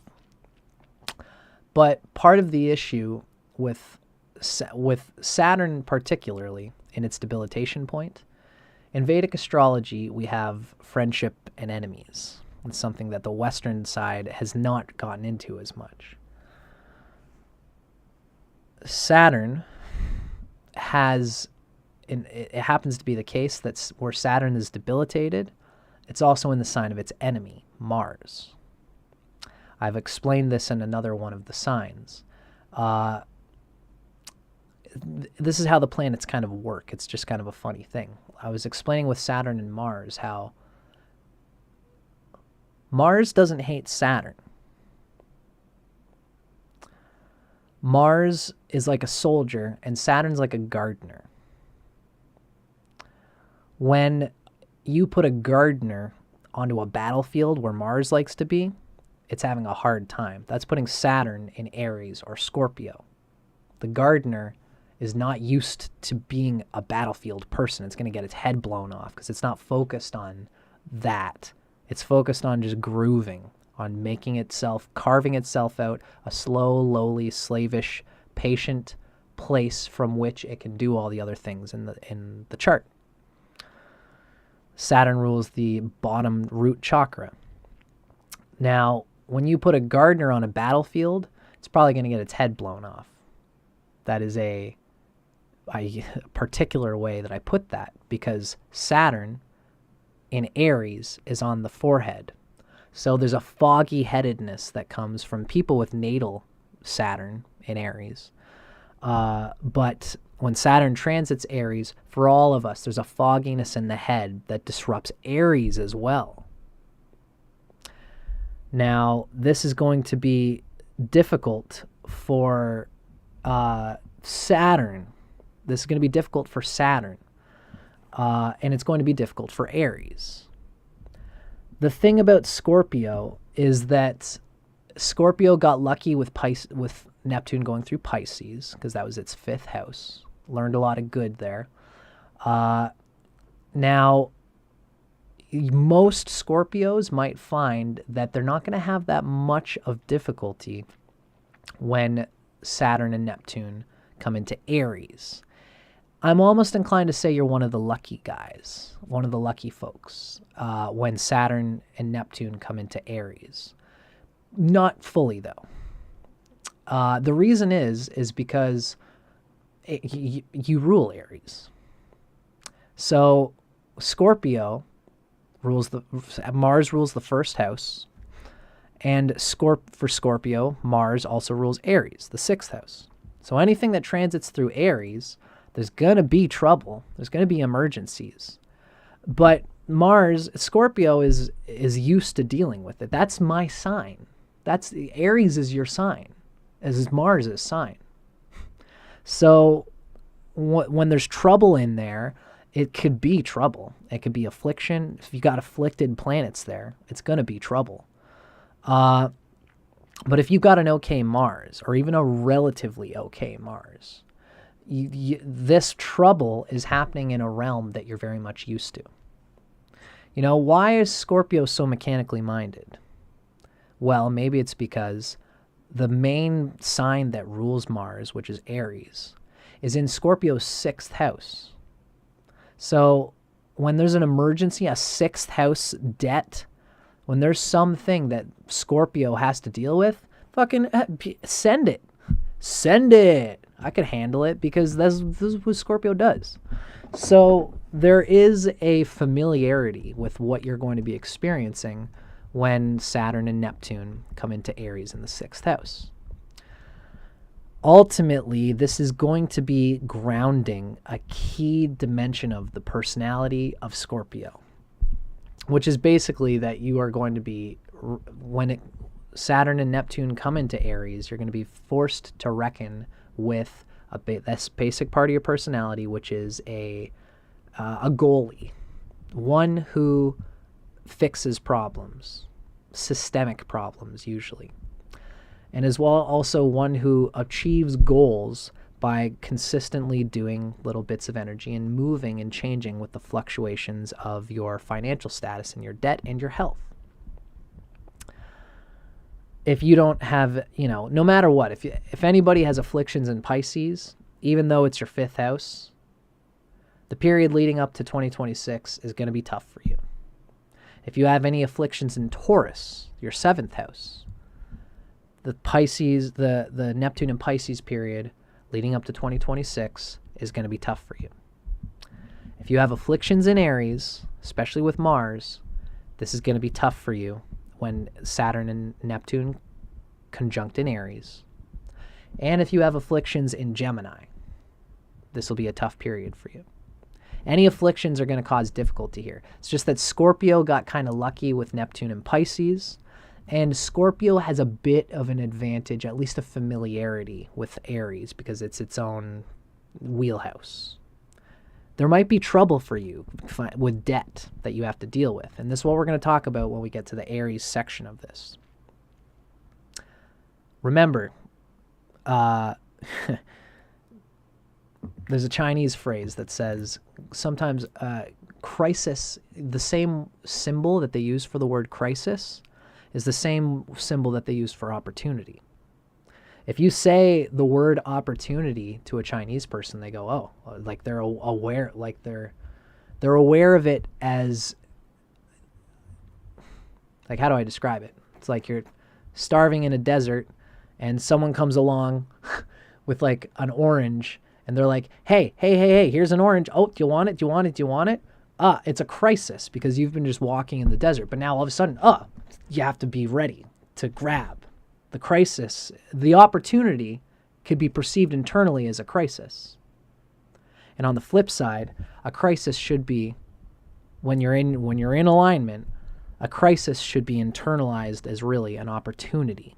Because if the world is going through crazy economical things, this is going to be Scorpio's opportunity to develop themselves, provide services to other people that you could even pay for, get them to pay for, and this could lead to opportunities in the 8th house.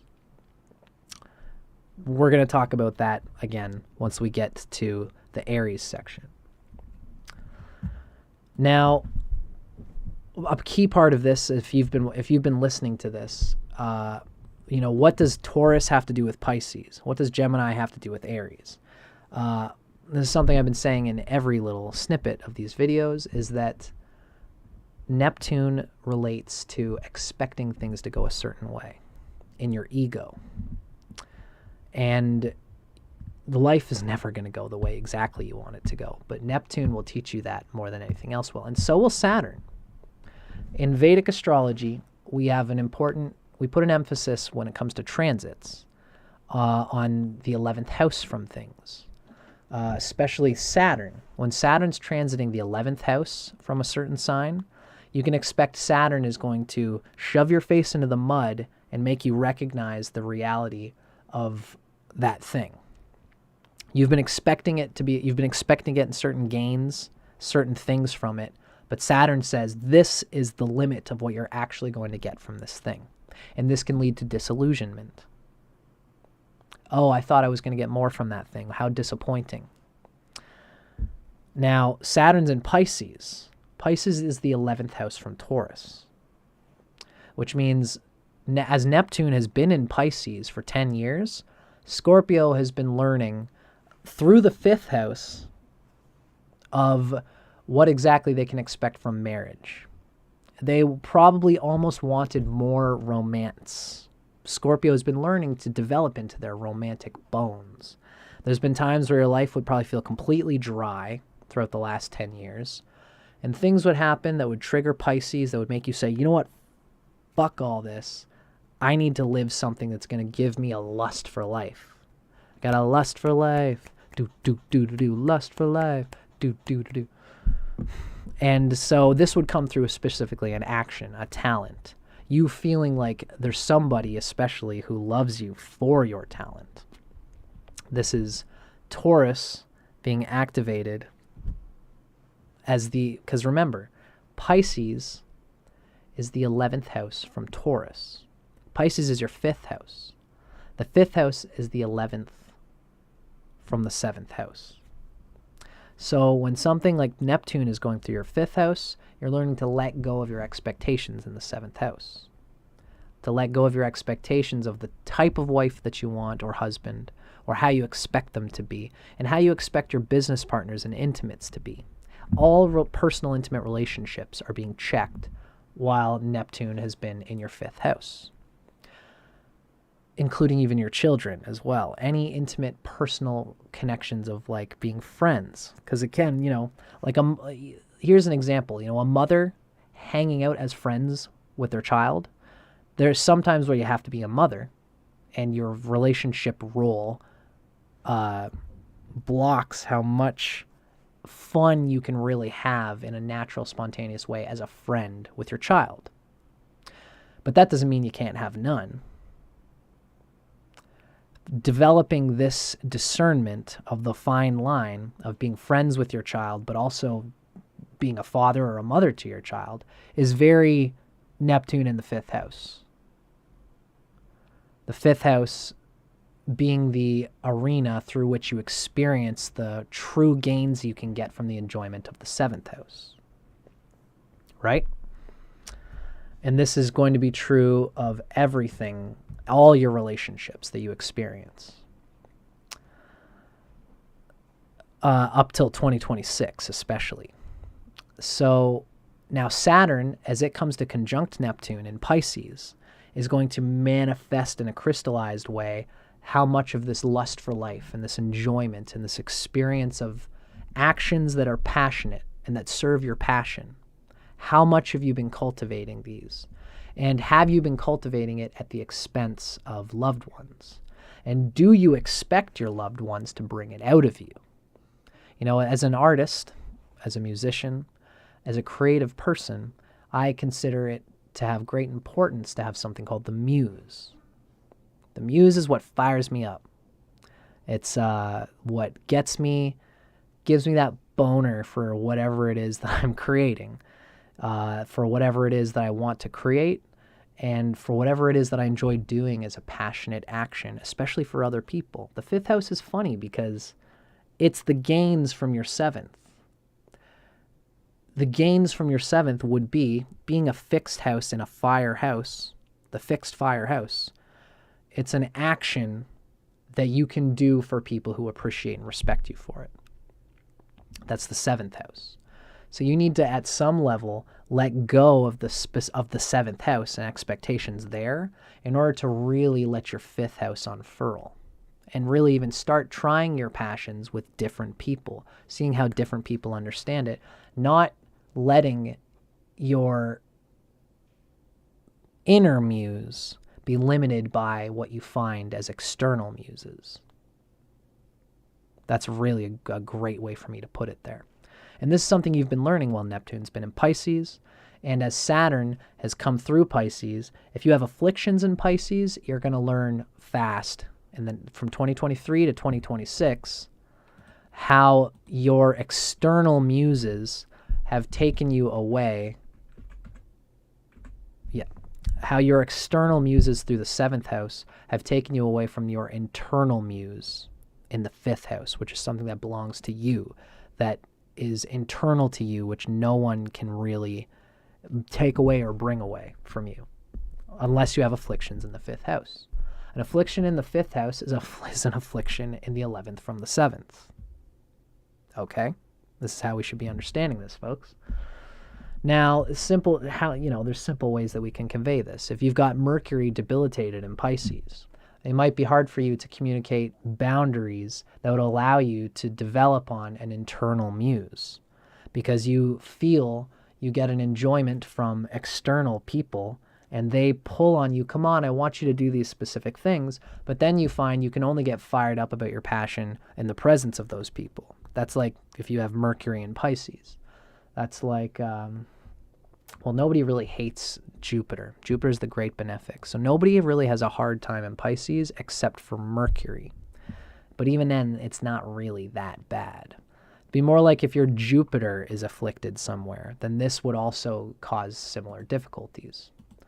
If Jupiter is debilitated in Capricorn, then your 5th house capacity is going to, again, lean on externals rather than finding the muse from inside yourself. So this is part of a key theme that Scorpio's been learning here. You're letting go of fruits, and you're letting go of fruits of the 7th house. Now, I've been explaining this as like a traveler wanting trusting a tour guide. If you go and travel to Spain, and you go and you're in your hotel room, and you're like, okay, it's the winter, let's say, and you didn't feel like spending money on a tour guide, or you're there by yourself, you're not really looking for any help. So you got to be careful. You got to be always wary that you don't get taken advantage of by the locals who can tell that you're a traveler. And so let's say you're in Spain, it's the winter, and you thought, you know what, the whole reason I came up here, the main reason, is because I want to see a bullfight, and I want to eat the certain fruits that happen in Spain. And you go to check out the bullfighting, and you realize that it's winter, and they don't do bullfighting in the winter. You know, you're all disappointed. You expected a certain result, but now you're here in this world, and what you thought you were going to get, you're not going to get. Now, if you had invested in a tour guide, the tour guide can tell you, look, this is what you can realistically get. This is what we have here in Spain at this time of year. You're here. You came here. You spent the money. Might as well spend a little extra money, a little extra effort and intention. See what a skilled person who knows the landscape can tell you about where you're at and what you have. And this is what you can realistically get. Then relax. It's taken care of. The cosmic guide is giving you exactly what you need in this moment. So enjoy it. Enjoy the ride. Enjoy the trip. And the cosmic guide is going to help you to, when you tune into it, so you can understand what you can realistically get. And it also can help you be discerning about, for example, locals coming along and taking advantage of you because you're a traveler, like I said. This is an important metaphor that I've developed for Saturn and Neptune in Pisces, because you want to have the experience of this place that you're in called life, but you also got to be discerning. So investing in a tour guide means, in my opinion, prayer and meditation. Meditating so that the compulsions of your hungry ego are dissolved, so that you can see realistically what is it that you actually deeply desire in this life. What do you deeply desire to get from this life, especially relating to where Neptune and Saturn are. If you can spend the money and the time, you praying is when you pray, you have to, that's why I say it's like paying for the tour guide, because you could be doing other things. You could be spending time scrolling through Facebook or, just asking other people outside of yourself for what you should do with your time while these planets are here in this house. And for you, Scorpio, Neptune's been in the 5th house, and you've got certain expectations of the 7th house of marriage, of partnerships, of intimacy. The tour guide knows exactly how much you can get realistically. And you can ask them, you get what you can get, explore at the external world, but reduce your internal attachment to a certain ideal. The only way you can do this is by praying and by internalizing the fact that you're okay with whatever the guide gives you. I accept it. I accept from the cosmic forces above me and around me what I get. And now that I've accepted whatever comes my way, I can be more discerning about what comes my way. Does this opportunity really reflect on what I want inside my soul with eternal alignment in mind? Or is it a distraction? Is some local taking advantage of my Neptunian craving for more than what I have? This is the main theme of Neptune in particular. The cosmic guide. Makes me smile very deeply just thinking about that. So for Scorpio Rising, while Neptune and Saturn are in Pisces, this is the 11th from the 7th. So you are letting go of your expectations. You expected a bullfight in the 7th house, and you got nothing. It was not nearly what you expected. But if you ask the tour guide, what is here for me in my 7th house? Explore it with open-heartedness and open-mindedness. Because you might be experiencing letting go of fruits related to marriage, 7th house, bonds with specific quality soulmates, and partner contracts. In particular, keeping your word. It's very important for Scorpios from 2023 to 2026 especially, to exercise your boundaries and keeping your word. Saying that you can provide this, providing that, not being too licentious about your word, about what you can be and what you can do and provide for your partners, for your loved ones, etc. Be careful of promising big things, because Scorpios are like this. God bless them. I had a girlfriend who was Scorpio Rising. She was so sweet. Venus rules the 12th house, which is Libra, as well as the 7th house, which is Taurus. So Scorpio goes, when they've got that stinger, they kill themselves in their sting. I'm going to completely let myself go the 12th house for my lover, the 7th house. Oh, I love them. Fuck. I love Scorpio Rising so much. It's such a specific type of devotion that they can have. So, when it comes to the 7th house, having Neptune and Saturn coming through Pisces, you have to let go of expectations related to the 7th house, which in a lot of ways, as we're talking about our word, be careful with how licentious you are in order to gain the love of somebody in the 7th house. This could mean if you're a husband and you say, hey, honey, you know what?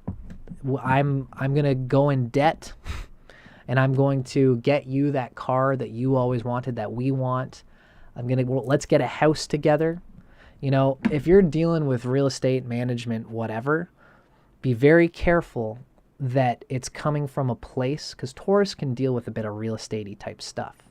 You got to let go of a certain material thing related to the 7th house for Scorpio. Taurus is the 7th house. You're letting go of Taurus, expectations of Taurus, I should say.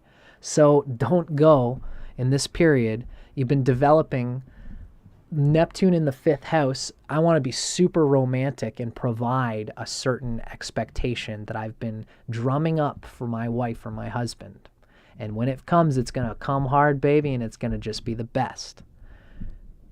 Because in 2026, Saturn and Neptune are going to be in Aries, and you're going to be dealing with debt.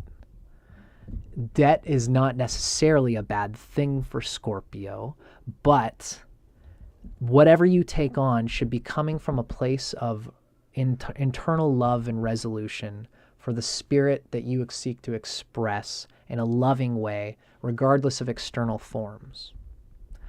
So right now, it might just be a good time in general to Scorpio is one of the only ones where I can be very specific about being conservative, about promising things in love that are objective and external to yourself. Promise the moon and all those cute romantic things. Promise the moon and back, but make sure the moon means the astrological moon and not that big fucking orb up there that would be hard for you to bring down to earth. You know what I'm saying? Promise the moon, the soul. Spontaneous poetry here. Promise some emotional bondings that are in tune with your own internal desire to find the 5th house passion through which your loved one connects with you. And do it for the sake of a deep soul. You know, meditate enough to realize that your partner is a reflection of your soul desire. Don't worship the partner as an external idol for its own sake. Don't go buy a house in order to please your lover is like kind of what I'm getting at here. Because you're going to do it, especially if you've only been going out with them for so long. You know, if you're like 3 years into a love and Neptune in the 5th, it's like, oh baby, you know, I got this big, delicious purple nut that I want to express for you. I've been building it up all this time. We're going to get a house. I'm going to go into lots of debt because don't worry, I'm going to be able to pay it off over time. And then again, Saturn and Neptune are going to come channeling Pluto, folks. Remember, Pluto is channeling Aquarius. Things are changing in the material framework of the world right now. And you can get opportunity for crisis. You can get opportunities as a Scorpio for things. But if you're tied down to a mortgage, to a house that is way beyond, it's like completely excessive, way beyond your actual needs and way beyond your partner's true needs, if it's completely excess for the sake of excess, you're not going to be able to take advantage of the crisis opportunities that are going to come when Saturn and Neptune reach Aries in your 6th house, and you're going to have debts that are going to fuck you up.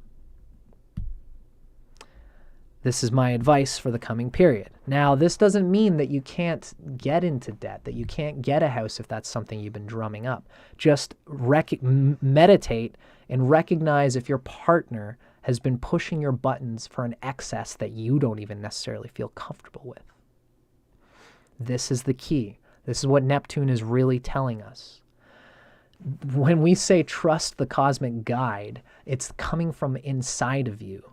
In this case, if your partner, your husband or your wife, has been pushing your emotional buttons to get a house that you don't really feel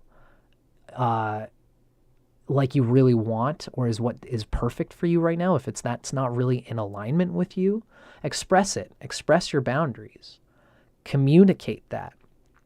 Because your partner, in this case, is not the cosmic guide. They're a local taking advantage of you. You're in Spain and someone's got this little dice cup game. Hey, where's the ball? Oop, is it here? Is it here? Oh, pick one. You might get one, but there's no balls in the cups. They're just taking your money. I know that's very unlike me to talk about a partner like that. We all know what partners are really for. But what I'm saying here is that you can be taken out of your sorts, especially as a Scorpio, as a monetary, realistic sign. You can be taken out of emotional sorts and then be, pushed to invest in something that, if you're licentious with your word right now, like I said, it can fuck you over as time goes on in this period. You might feel like you're unable to keep promises while Saturn and Neptune are in Pisces. It's hard to keep promises.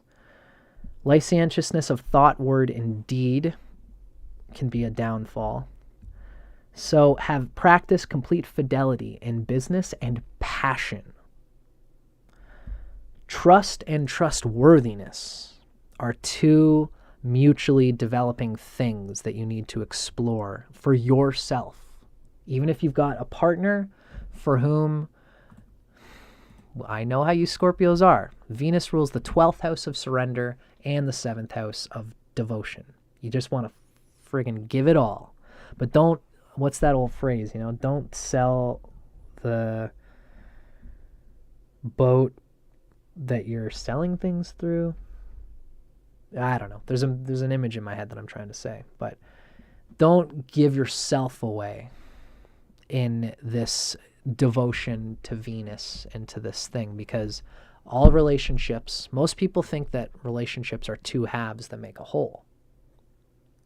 That's not what a good relationship is. A good relationship is two wholes that come together and make the infinity symbol. So, children are a theme here, up from 2023 to 2026. Confusion of progeny and the partners who help produce it. Creative fusion with others is is a theme here that you're going to want to do while these guys are in the 5th house. But the desire for creative fusion could make you ignore red flags as to the people you're doing it with. Again, I'm a musician. I can go and just deal with musicians who are not really right for me because I really want to play. 5th house. I've got this talent and I just want to fucking use it, and I'm just going to do it with anybody. Or you could find partners who love what you do but don't love you for who you are. They don't actually enjoy being with you. That's like me as a musician. I go out and find a groupie. Oh, they're really revving up my 5th house, but I'm ignoring critical things related to my 11th house. If I have a desire for to be loved and enjoy the 7th house, that's me not being discerning. That's me not really giving into what my internal desires and my unconscious wants for my 7th house. So this is the discernment that Neptune especially Saturn coming up to Neptune, pushes us to do. It's discernment with also faith, which seems like they're contradictory, but every cosmic archetype, what's the opposite of Pisces? The flowingness of Pisces, the exactness of Virgo. What's the opposite of the self-authority of Leo? Is the collective authority of Aquarius. They're on the same axis because they're the back and front of each other, right? Neptune and the outer planets are kind of no different.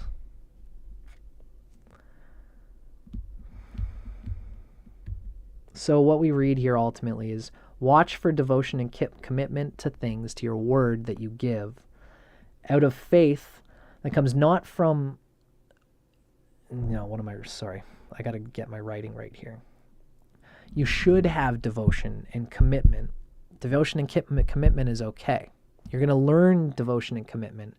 And since the 5th is the 11th from the 7th, you've got to let go of what you expected out of commitments. And in a lot of ways, what I've written for Scorpio is that you want to experience and flow through devotion and commitment due to a faith that's not coming from external promises or security or hopes, but from checking that one's heart and passion is aligned with the people and circumstances around you. Asking constantly what gives you soul satisfaction. So actions that lack soul satisfaction will make you feel cheated by the people who you thought were the people that would help bring them out. Saturn reinforces this, perhaps, by bringing you to people who are not right for you, bringing you to people who will not be real muses for you, but will just milk your creative passion for their sake because you devoted yourself to them. And if you're feeling this from your partner, sometimes it's not your partner's fault. It's just a matter of communication. What's the trigger check here? It's the fault of others that I am unsatisfied with my path or actions in life. It's the fault of the 7th house that I'm dissatisfied in my 5th house. That's a trigger check. It means that you have too much of expectation of the 7th house. It's the fault of my trusted people, partners, and business associates, my marriage, my partner, my children, my family, the people that I enjoy spending time with, that I am unhappy and that I'm not aligned with what I need to creatively flourish. Others obstruct my creative intelligence. That, my friends, is due to you not using the cosmic guide regarding what you could expect out of the 7th house. From internally. You're not asking your internal resources for what you should be in flow with regard to the 7th house. There is a feeling that it's their fault. And it's probably because you have been attracting, the desire for 5th house things has caused you to expect and attract people who you thought would bring out the 5th house. And Neptune leaves you holding the bag. Haha, sucker, guess what? You should have been developing that 5th house from inside yourself and letting the 7th house that would come naturally to you if you would trust be what it is. Have faith that you can find a lover who does bring you the 5th house muse. This is kind of how I'm reading it. It can be tricky to read through these things because, again, just the nature of this is so flipped inherently. But I digress. So that was us talking about basically what Neptune has been doing for the past 10 years, and it's going to culminate from March 2023 to February 2026. How have you been over-expectant about the people in your life? How have you expected them to be a certain way and found that you've lacked the muse? You want to just let your partner be as they are, accept what the cosmic guide gives you in terms of 7th house things, and see how you can internally push yourself to develop the internal muse through the 7th house that you have.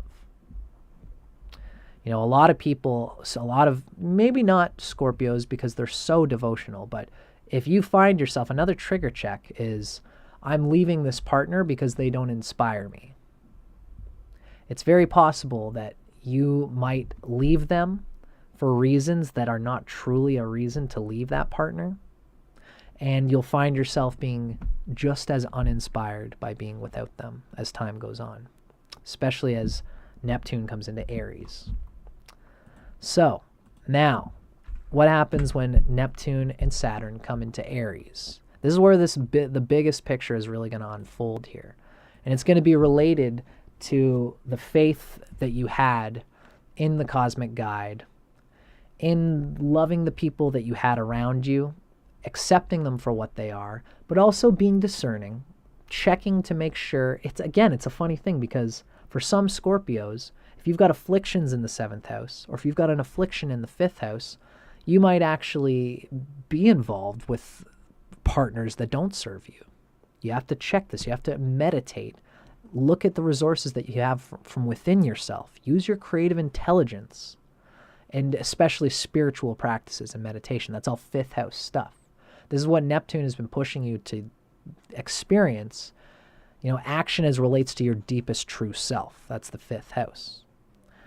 And this action should help you pull out your ideas for who you want to really be associated with, how you want to enjoy yourself with people. And this could help you to not be obstructed by these partners and these people in the 7th house. And as well, there's a discernment that needs to happen here to make sure that you are with the right type of people. You might have expectations in the 7th house of a hot husband who's masculine, who's got the big muscles, big paycheck, big money, big stuff. And all this money through this 7th house partner will surely help me develop my 5th house. But then you find out that you didn't trust the cosmic guide. This Yahoo husband was actually just a yokel local, taking your money, taking your time, taking your investment. And you come to find that you had an idea for a partner, and now you find yourself getting divorced. And that might be part of the debt you experience when Neptune and Saturn come into Aries in the 6th house, which now we're releasing expectations of the 8th house. Divorce could be a thing for a lot of the Scorpios, and dealing with it is going to be a fat, heavy fucking situation from 2026 to 2028. Watch for all this stuff. Be mindful of it. At some level, you can only put so much attention into all these things. Get a counselor, ask your best friends, and meditate within. And whatever answers come to you, just move forward with them. I can't tell you all the details, but it's, I'm giving you the space for understanding where the confusion is going to set. It's up to you to sit with it, because there's a lot of times there's not going to be any easy answers with Saturn conjuncting Neptune, right? So let's do the last part of this reading. Scorpio having Saturn and Neptune conjunct in Aries. The 6th house is the 11th from the 8th house. So what are we letting go of?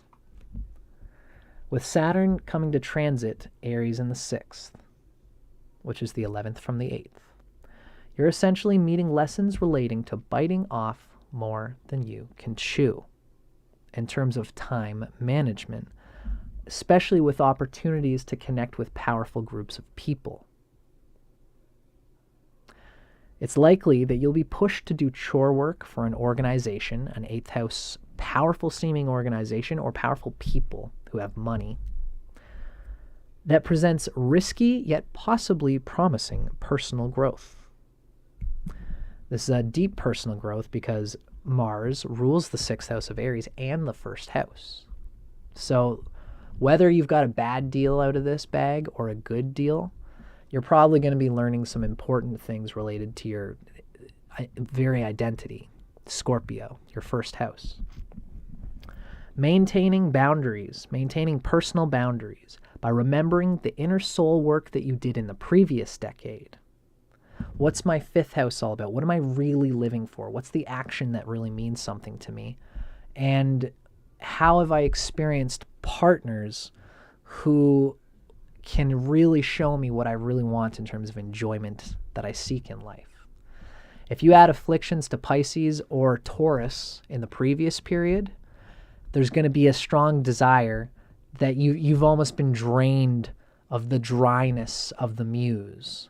Now, as Saturn and Neptune come into Aries, watch for feelings of like, I've just been seeking some kind of excitement, some kind of vitalizing, regenerating experiences. That's the 8th house.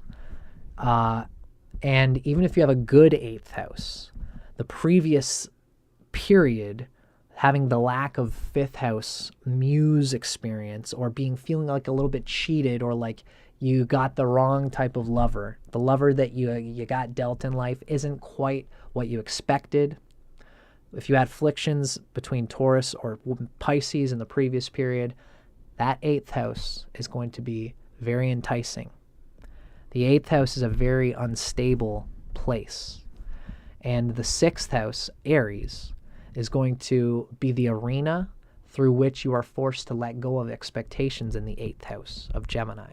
So hopefully you got a good Mercury. Hopefully you got good things happening in Gemini. Hopefully you got a good Mars and good things happening in Aries. If you don't, then you've just got to be wary. Maintain personal boundaries by remembering the soul work that you were supposed to have done in the previous period. Think about what actions you actually love. Think about what type of people. Think about what you've got at home. Think about what you've got internally. What you developed while Neptune was in your 5th house is going to be important to ensure your ego has release valves of actions that are passionate, that give you a release valve so that you don't just dedicate yourself to the promised possibility of connecting with powerful people who will ultimately see how lusty you are for the ends. Because powerful, rich people, they are already in the ends. So the means to them are things that they are exploring. This is the 8th house. The 8th house is the 11th from the 10th. Rich, powerful people have already done their 10th house thing. They're getting gains through the 8th house, which is unpredictable, unstable things. The 8th house is an unstable house in Vedic astrology. So these rich people, powerful people who see you just like, I'm willing to do anything. I need to get I want to get some money. I want to regenerate myself from the dry experiences, what I experienced before. I'm emotional about it. Those people are going to be like, oh, great. Come on in, bud. Come on in. Fuck, we'll put you to work. We'll find you. We'll get you to do some wild things that we don't want to get our hands dirty on. And you can do this dirty work or this annoying grunt slave work. It's like 6th house energy. And you'll feel like you're securing your debt by doing things for us. And, watch out for, make sure you're getting paid for work that you do for powerful people is one thing in this period. Because Scorpios can be intelligent and pushy, and especially if you got a good Mercury, this period could actually bring you good opportunities with powerful people that can help you clean up debt. But you got to be careful because it's easier ultimately. There's more temptation for things that don't align with you. If you got a bad Mercury, you can get super fucked up in this period by aligning with people who you got to check the note. You got to check the checkbooks. You got to check the books on powerful people that you deal with in the coming period from 2026 till about like 2039. Because Neptune is going to be in Aries, your 6th house, which is the 11th from the 8th, for the coming 15 years of Neptune being in Aries. This Saturn period is probably going to get you wrapped up. It could get you wrapped up in people who you think are going to, like, it's a donkey with a carrot on a stick, leading you to things throughout the whole Neptune period that at the end of it, you will have learned, I see, I should check my books so I don't get ripped off. You could spend the next 15 years probably prompted by Saturn right now, by the physical man or woman who pulls you in to this powerful energy, the promise of more. And if you're not meticulous if you don't develop soul boundaries in what you truly seek for yourself and develop a sense of dignity, ask them about their books. If they hide it from you, this is where we operate on a need-to-know basis.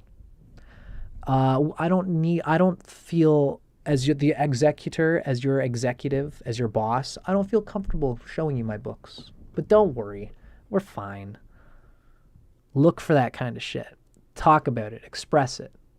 You know, if you want to be one of the guys there, you gotta be one of the guys in your backbone and in your spine. Yeah, I don't know. Dealing with powerful people can have this kind of shit. But, like, if they're not going to give you that information, ask their bookkeeper. Find out who their bookkeeper is. Find out what is the bottom spinal line of this powerful person's thing, and make sure you're not getting screwed over. And don't just trust it just because you've got this desire to... the universe deserves to give me a bullfight in the winter in Spain. Because I've wanted it my whole life. I never got to experience it. I'm going to go to Spain in the winter. You get there and there's no bullfight. And you're like, but I deserve it. Some yokel local comes along and says, oh, there's bullfights that happen underground. I can take you to them for a price. You know, I'm speaking in this tones because I want you guys to get the taste of this particular energy happening for Scorpio. This period will push you to use the passions you've developed to apply creative intelligence to the prospective opportunities and workload that presented before you presently.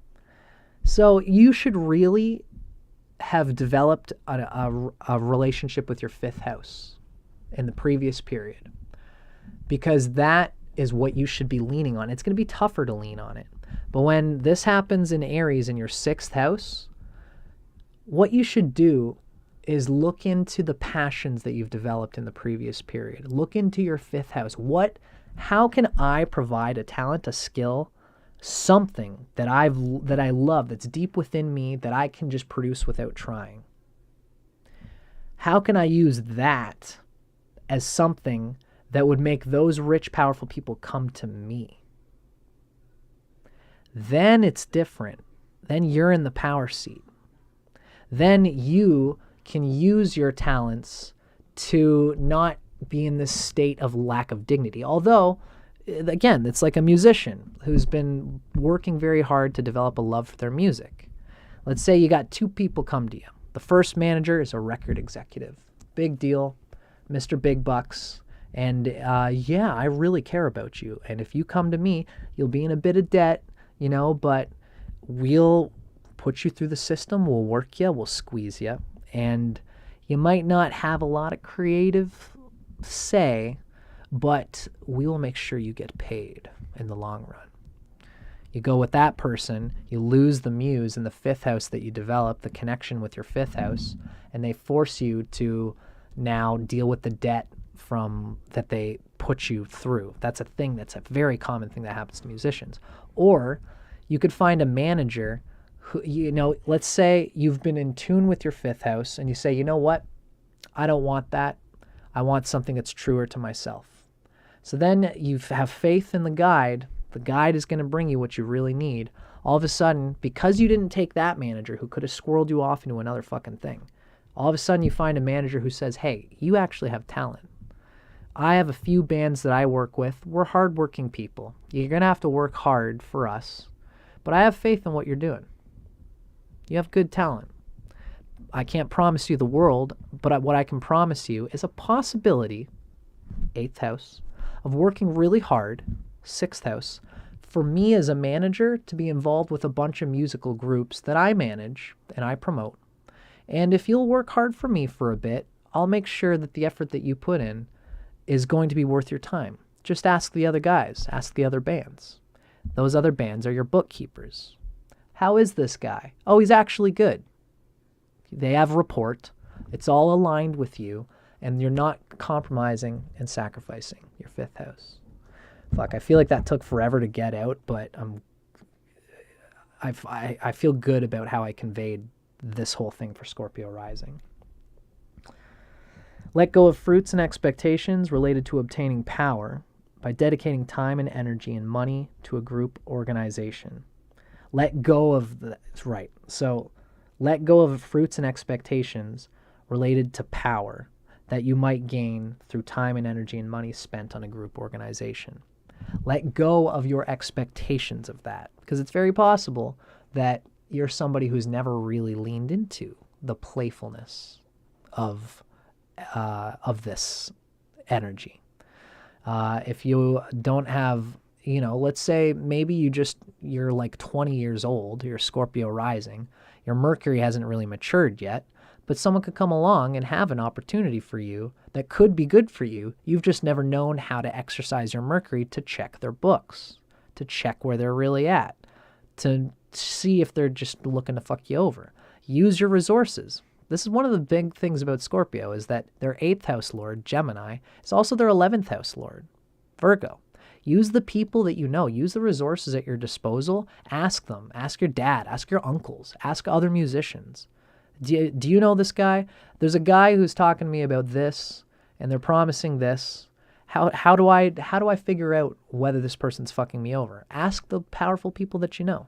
Use your resources. Use your Mercury. Be playful. But playful with, a discernment.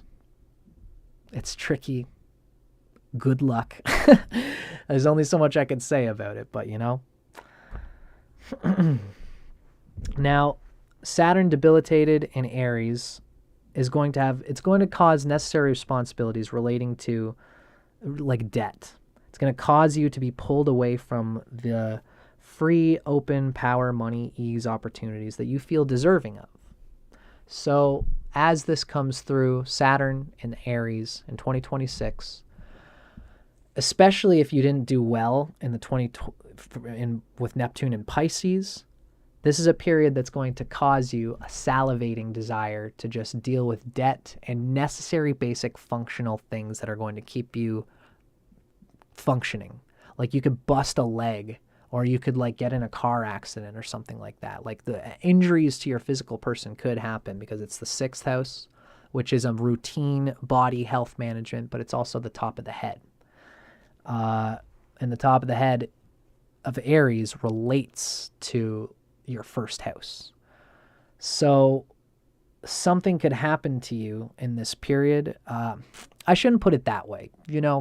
It's not necessarily that you're going to get hurt, but anything could happen during the Aries period, the Neptune and Saturn in Aries period, that will force you to not have the freedom that you did previously. It's going to force you to just do some kind of rat race circular thing, working probably for somebody that is bigger than you, more powerful than you.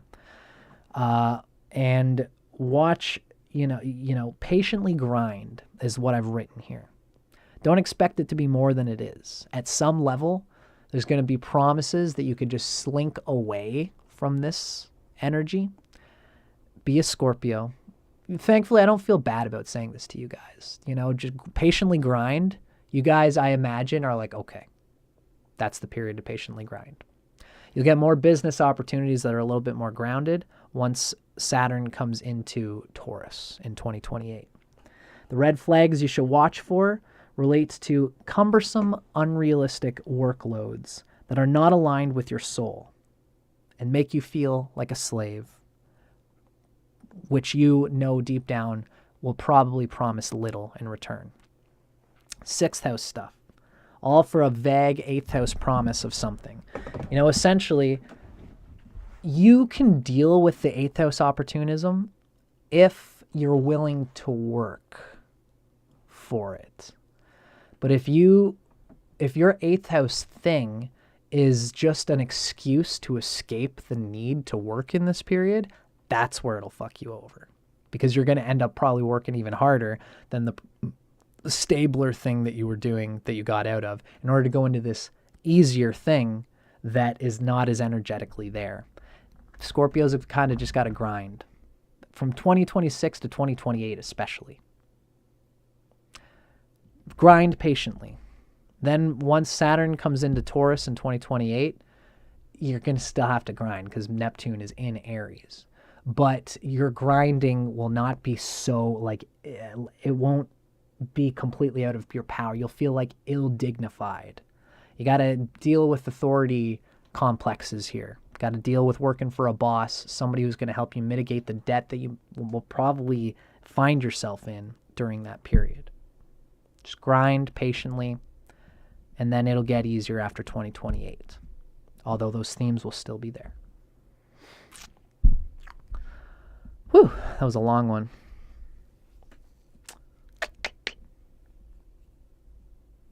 I feel really good about that one, though, so no regrets. I hope you guys enjoyed that. Team Scorpio, let me know what you guys thought, or not. But I hope that hit. It's nice when they hit, isn't it? I felt good about it, so that's why I'm revved. Now, the next thing we're looking for is Libra.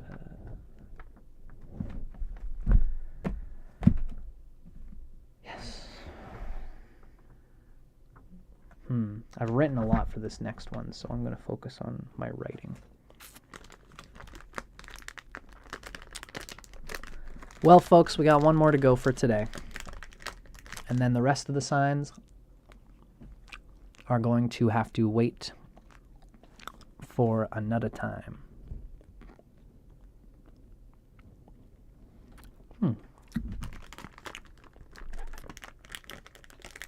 Cool.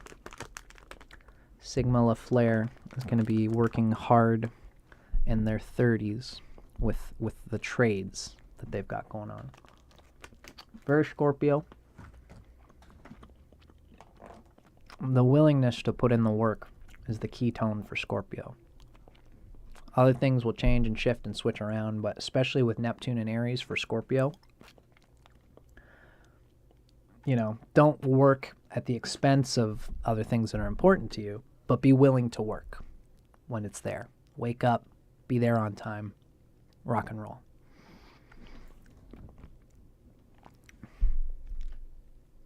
Sovereign is a cool word for Scorpio. In the trades, in anything, you're sovereign within a system that you could progress through.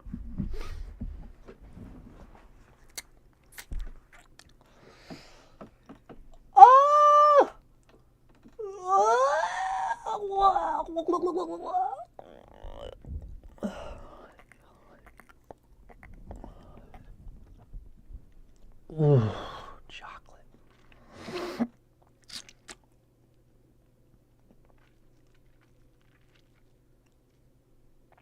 I'm going to eat all the food when I'm done with all this. Jam with my band tonight. I'm pretty excited about that.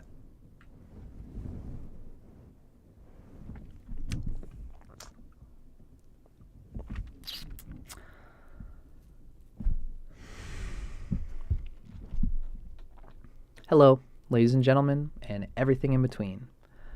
Next up on our docket for today, we are going to be talking about Libra Rising. Team Libra.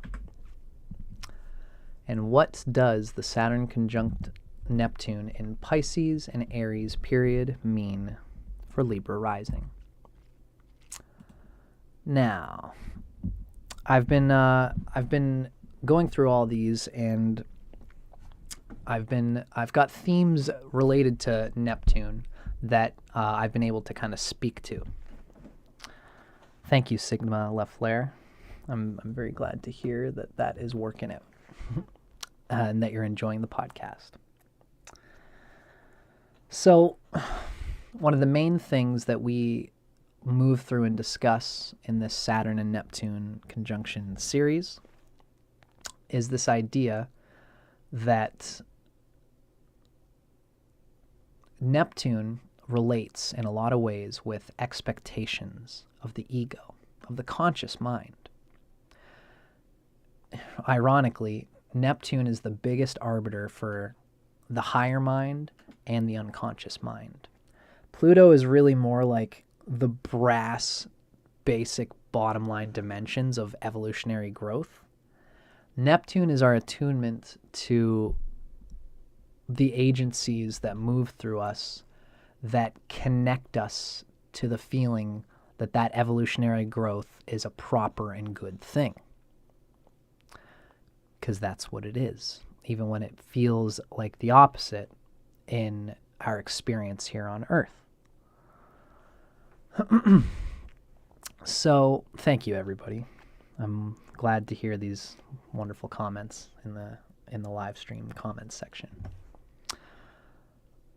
So, where Pluto is the brass, happenings, Neptune is like a much subtler thing. And Neptune can bring happenings, but it's internal phenomenons that tend to happen with Neptune. It tends to correlate with Vishnu, whereas Pluto is more like a Shiva thing. Pluto manifests internal realities that cause us to just completely blow the doors open on some kind of physical, energetic prison that we find ourselves in. Neptune is finding the right prison, happily locking the key, throwing it away, knowing that Vishnu is inside with us, locking ourselves, locking our heart inside of a cage, a narrow gate with Vishnu by our side. It's like a hyperbolic time chamber where we get squeezed in a certain way for the sake of the loving faith that this particular thing is very relevant and important to our spiritual, internal, emotional development and growth. Now, the unconscious mind is the bridge between the conscious mind. It is true, although how I've seen it described is unconscious mind is below, conscious mind is the middle, and then the higher mind is above. The higher mind needs to work through the unconscious mind and then come up to the conscious mind, which means one of the key themes of dealing with this Saturn and Neptune conjunction is having the conscious mind develop rapport with the unconscious mind. Especially because Saturn is going to force us to bring it down to brass tacks, where we are physically dealing with how we have orientated ourselves towards the idea of faith in the unconscious, the rapport we've built with our unconscious. And there's so many ways to describe this and display this. Now, ultimately, one of the great metaphors that I've thought up for this series is that of a traveler. And a traveler who seeks a tour guide, a cosmic tour guide. So, because remember, Neptune, gosh, sorry, I've got this one hair on my nose, and I don't know why it's bugging me so much now of all times. It's always when I'm not paying attention to anything, or when I'm paying attention to something important, that I get like my nose itchy or whatever. It's okay. Neptune relates to this unconscious mind, and it relates to, very strongly, expectations. Neptune is the rapport between our conscious mind and our unconscious mind. If we do not have rapport with our unconscious mind is going to attract things that we deeply need. That's actually what our unconscious does. It's programmed to unconsciously attract to us things that we need for our greatest long-term survival. Unfortunately, a lot of the times we don't recognize that the unconscious mind is doing this in what seems like a maleficent way, but it's actually, the unconscious mind needs to express itself in maleficent behaviors because we have not tuned into the libidinal impulse that it's trying to express in a conscious way. Best example I could give, I'm writing a book soon, by the way. I should have been talking about it more. I'm going to be writing a book that I'm hoping is going to come out next year. It's poetry. It's my own spontaneous, poetic, psychedelic descriptions of all these kinds of things. Less astrological. I'm going to do an astrology book later. And one of the things I wrote in my book is that, I myself, when I was like 17, 18, 19, there was times where I would feel lonely, and I would smoke a whole bunch of weed, and I used to get like a jar of peanut butter and a jar of raspberry jam and I'd mix them together and just eat that. And man, I could go through 2 jars of both of these things with a little bit of chocolate in there. I could just crunch that in a night and just be like, I'm satisfied sensually. But then I'd wake up and feel like, gosh, I wish I was spending my time at night with with a meaningful lover, or writing or playing music or being with friends, than just doing this thing. So I became very brahmacharya about it. This is a bad thing. I'm guilty for eating this food late at night with cannabis like this. And this is at a time where I wasn't really into like food. I'm really into Ayurveda now. So I try to eat like a good meal 3 times a day that really suits my palate and my constitution. And, at that time, I guilted myself out of having these like experiences. But it's like I was antagonizing and antagonized by my unconscious mind. I'm an idiot. Why the fuck? I'm such a dumbass for doing this thing. Fuck you, idiot. Come on, don't do this. And then I would be like, okay, I'm not going to smoke weed. I'm not going to eat anymore late at night.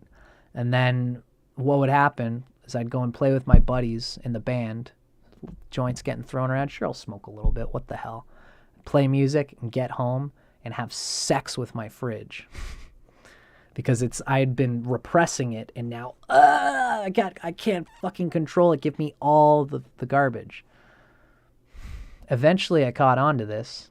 I was just doing psychedelics, and I just realized that, this is something in me that wants to come through, and I'm just repressing it. So why don't I adapt the libidinal impulse in a way that is actually healthy and constructive for me, but not uproot what my libidinal unconscious is trying to tell me completely.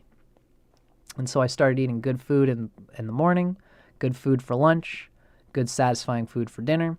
Now, even if I smoke a joint at the end of the night, I don't have this raging compulsion to eat all the food at the end of the night, because I've reintroduced it as a healthy libidinal impulse. So that's my kind of depiction of what is really, we're going to be dealing with this kind of thing with Saturn and Neptune. Because you might have an expectation like I did. Oh, this bad libidinal impulse is something I feel guilty about. I don't want it. I want it to go away. Our unconscious has strategies that keep us surviving for a reason. And it's not the libidinal impulse that's the problem. It's how you integrate it. And it's possible you might have libidinal impulses in your unconscious that you've never explored because you've programmed yourself through civil childhood programming to not recognize those things as possibly being good things that you can integrate. We flush them out, we repress them, and then we find ourselves in confusion when we keep doing those things, but we stuff it under the carpet. We keep it out of sight so that nobody can see it. And we can get nervous. We feel like another thing with Neptune is trusting that everything that happens to you happens for a reason. So this is the tour guide thing. And I'll give this short thrift because I've explained it a lot, and I explained it in the intro. When you go to a country, any country, Mexico, Spain, Africa, if you don't get a tour guide, then you can still explore things and you can check everything out. But you have to be careful. Don't get taken advantage of, because locals can tell that you're a traveler. You got to be wary. Ask people, especially it's tough if you're in a place that doesn't speak the same language, but you got to ask people, what's the best value restaurant around? So you don't just end up getting garbage food by people who don't give a damn. You're not getting the best of that place and that culture, and that's what you spend money to go down there to do. So if you get a tour guide, invest in the tour guide. They can make sure that what you do get is realistically all that you can get. So you're not left wondering. Your wheels aren't spinning. Did I really get the most I could have out of Spain? The example I've been giving is you go to Spain and it's the winter. You thought you just expected you'd be able to see a bullfight. And you go there and the tour guide says, oh, I'm sorry, it's the winter and we don't do bullfights here. Sadness. Oh, that's too bad. Well, you are still in a place where the divine is helping you move through. The guide is right in front of you. I'm here. I know that's what you expected, but let me show you the best of what you can get in this present situation. because you can always get the best that you can out of this present situation if you listen to the cosmic guide within. And then you can relax. You know, a lot of people nowadays are stressed out because Saturn is coming up to Neptune. We've almost been physically taken away from Neptune. And now Saturn coming to Neptune again is like a confrontation with the fact that we all would do well to have a feeling that everything is okay, that everything is coming along nicely, that the universe is putting you exactly where you need to be. At the same time, you need to engage with that guide, and you need to be discerning. You need to tell that guide what you really want out of life. You can't just be so Neptunian and let the guide take you where you want to go, because the guide, the guide doesn't know exactly what you want out of life, and they could show you the tourist traps of the place, but not show you where you really need to go. And this is like being too Neptunian and faithful about things. Open yourself and let go of your expectations, but also listen, be discerning, listen within, especially by meditating and by praying is the big word I've been using. Because when we pray, we actually give the tour guide a tip. The thing is, what's really prayer and meditation all about? What it really is that's the investment of your time that you're making. Like when you're praying, I want to get the best out of my life. I want to explore deeply what the divine wants for me. I want to tap into my unconscious. I want to be healthy. I want the people around me to be loved. These affirmations are things that you tune your nervous system to when you could be just scrolling through Facebook. You could be just doing a whole bunch of a million things. Instead, you invest what could be in a moment right now that I have faith in the divine. It's an agency and a presence that is worth me genuflecting to. Meditating is really the same thing. You reduce your compulsions and you just accept what is coming through you from the divine within. Listen to it and just let it flow. Because when you do that, it's like giving a tip to the tour guide. You're engaging with them. This person is giving me their value. Now the tour guide's going to give you their value. This kind of engagement with the universe as a whole is what we mean by Neptune. Now, I've been saying this through all different people, through all the different rising signs. The key how I've been expressing it is this. Neptune represents, in a way, the 11th house because it's gains. It's what we expect to gain. Really, it's the axis of the 11th house. As I've explained a bit in my intro, if you want to check that out, that's a good video to watch to get the idea of this. But because the 11th house is our gains, and the gains in the 11th house in Vedic astrology is considered to be a certain axis of evil. Why is that? It's called this because when we have an idea of the gains and the rewards that we seek, we can get into trouble for it. It's like a kid at a candy store.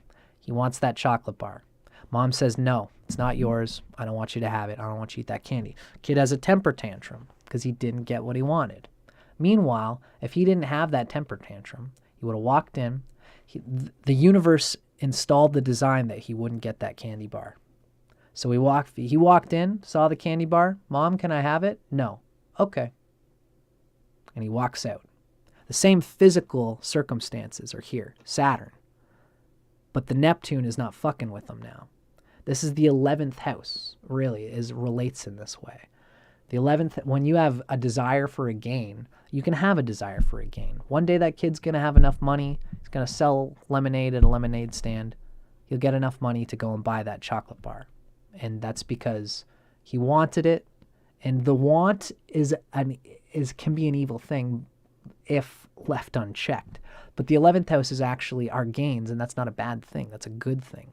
It could be, it's our gains. It's the Vedic people actually call it, it's like the most important house in some ways. It's the Dharma house. The 9th house is the situation of our Dharma, but the 11th house is the gains and the attainment of our Dharma, of our purpose in life. it's wholly on one side of the coin.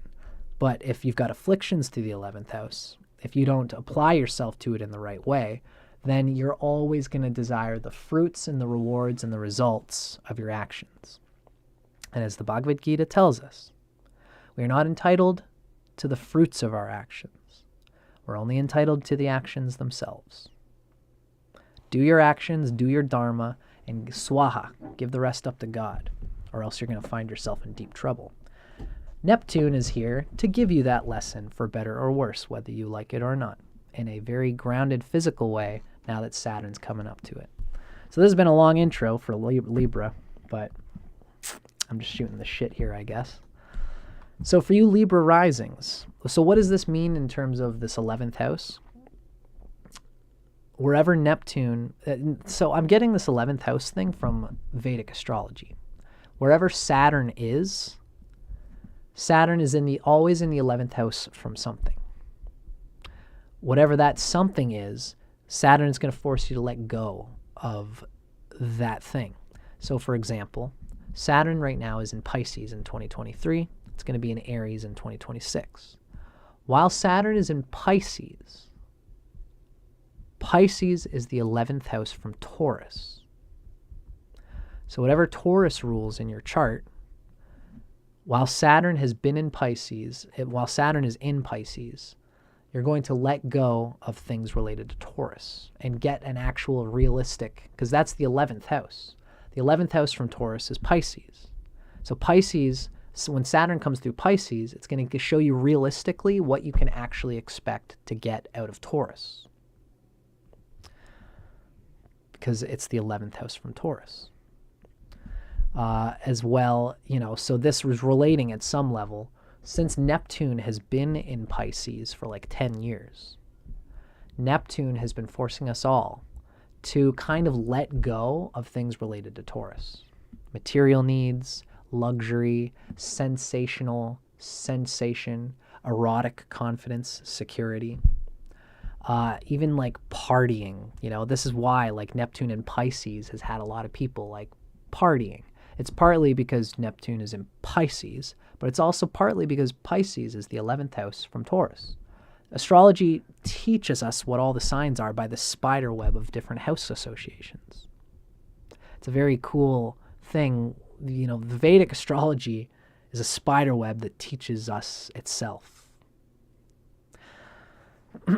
All astrology is like that, but the Vedic people are just succinctly aware of it through the houses from the houses, right? The 12th house from any house is going to be the foundation on which that house sits on. The 11th house from any house is going to be the gains we can expect from that house, etc. So for you, Libra, let's finally start to get into the specifics of you. First, I'd like to say, remember, Saturn has been in, Pluto is in Aquarius. It just got in there around 2023. It's going to go retrograde. It's going to come back. It's going to be in Aquarius for a long time, which means wherever Saturn is, there's going to be important insights related to Plutonian channeling through Saturn, because Aquarius is anciently ruled by Saturn.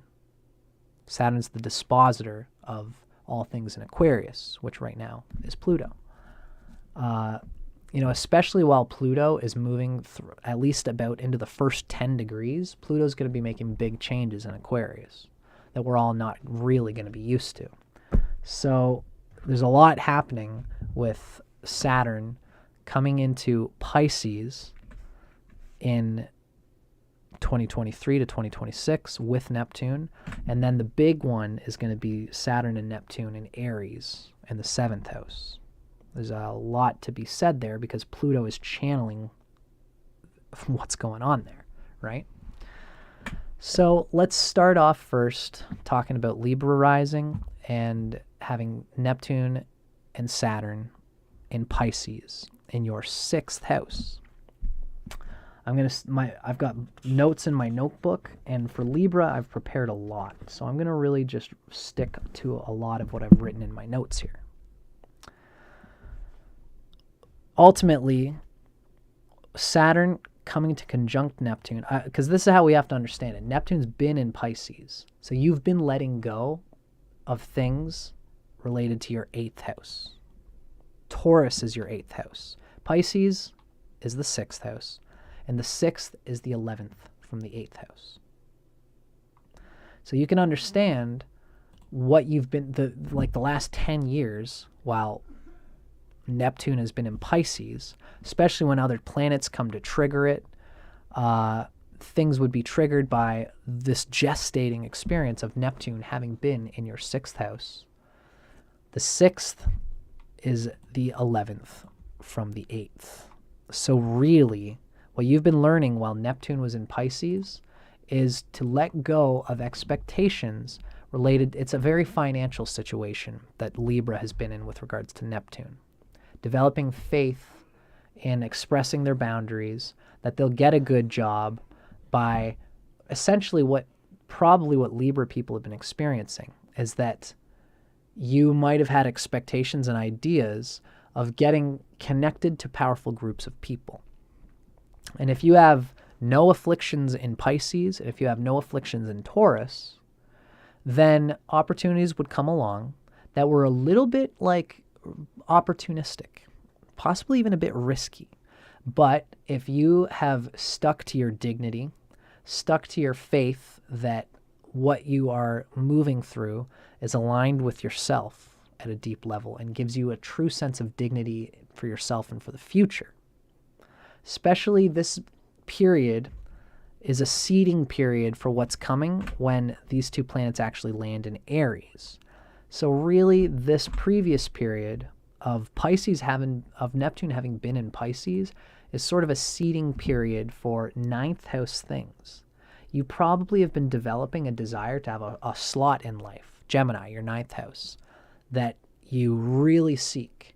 Now, this period of Neptune having been in Pisces for 10 years has been getting you involved with big power contracts, group dynamics of organizations, of people who you are working under. If you work under them, they'll remember you and secure you for a bigger role later on.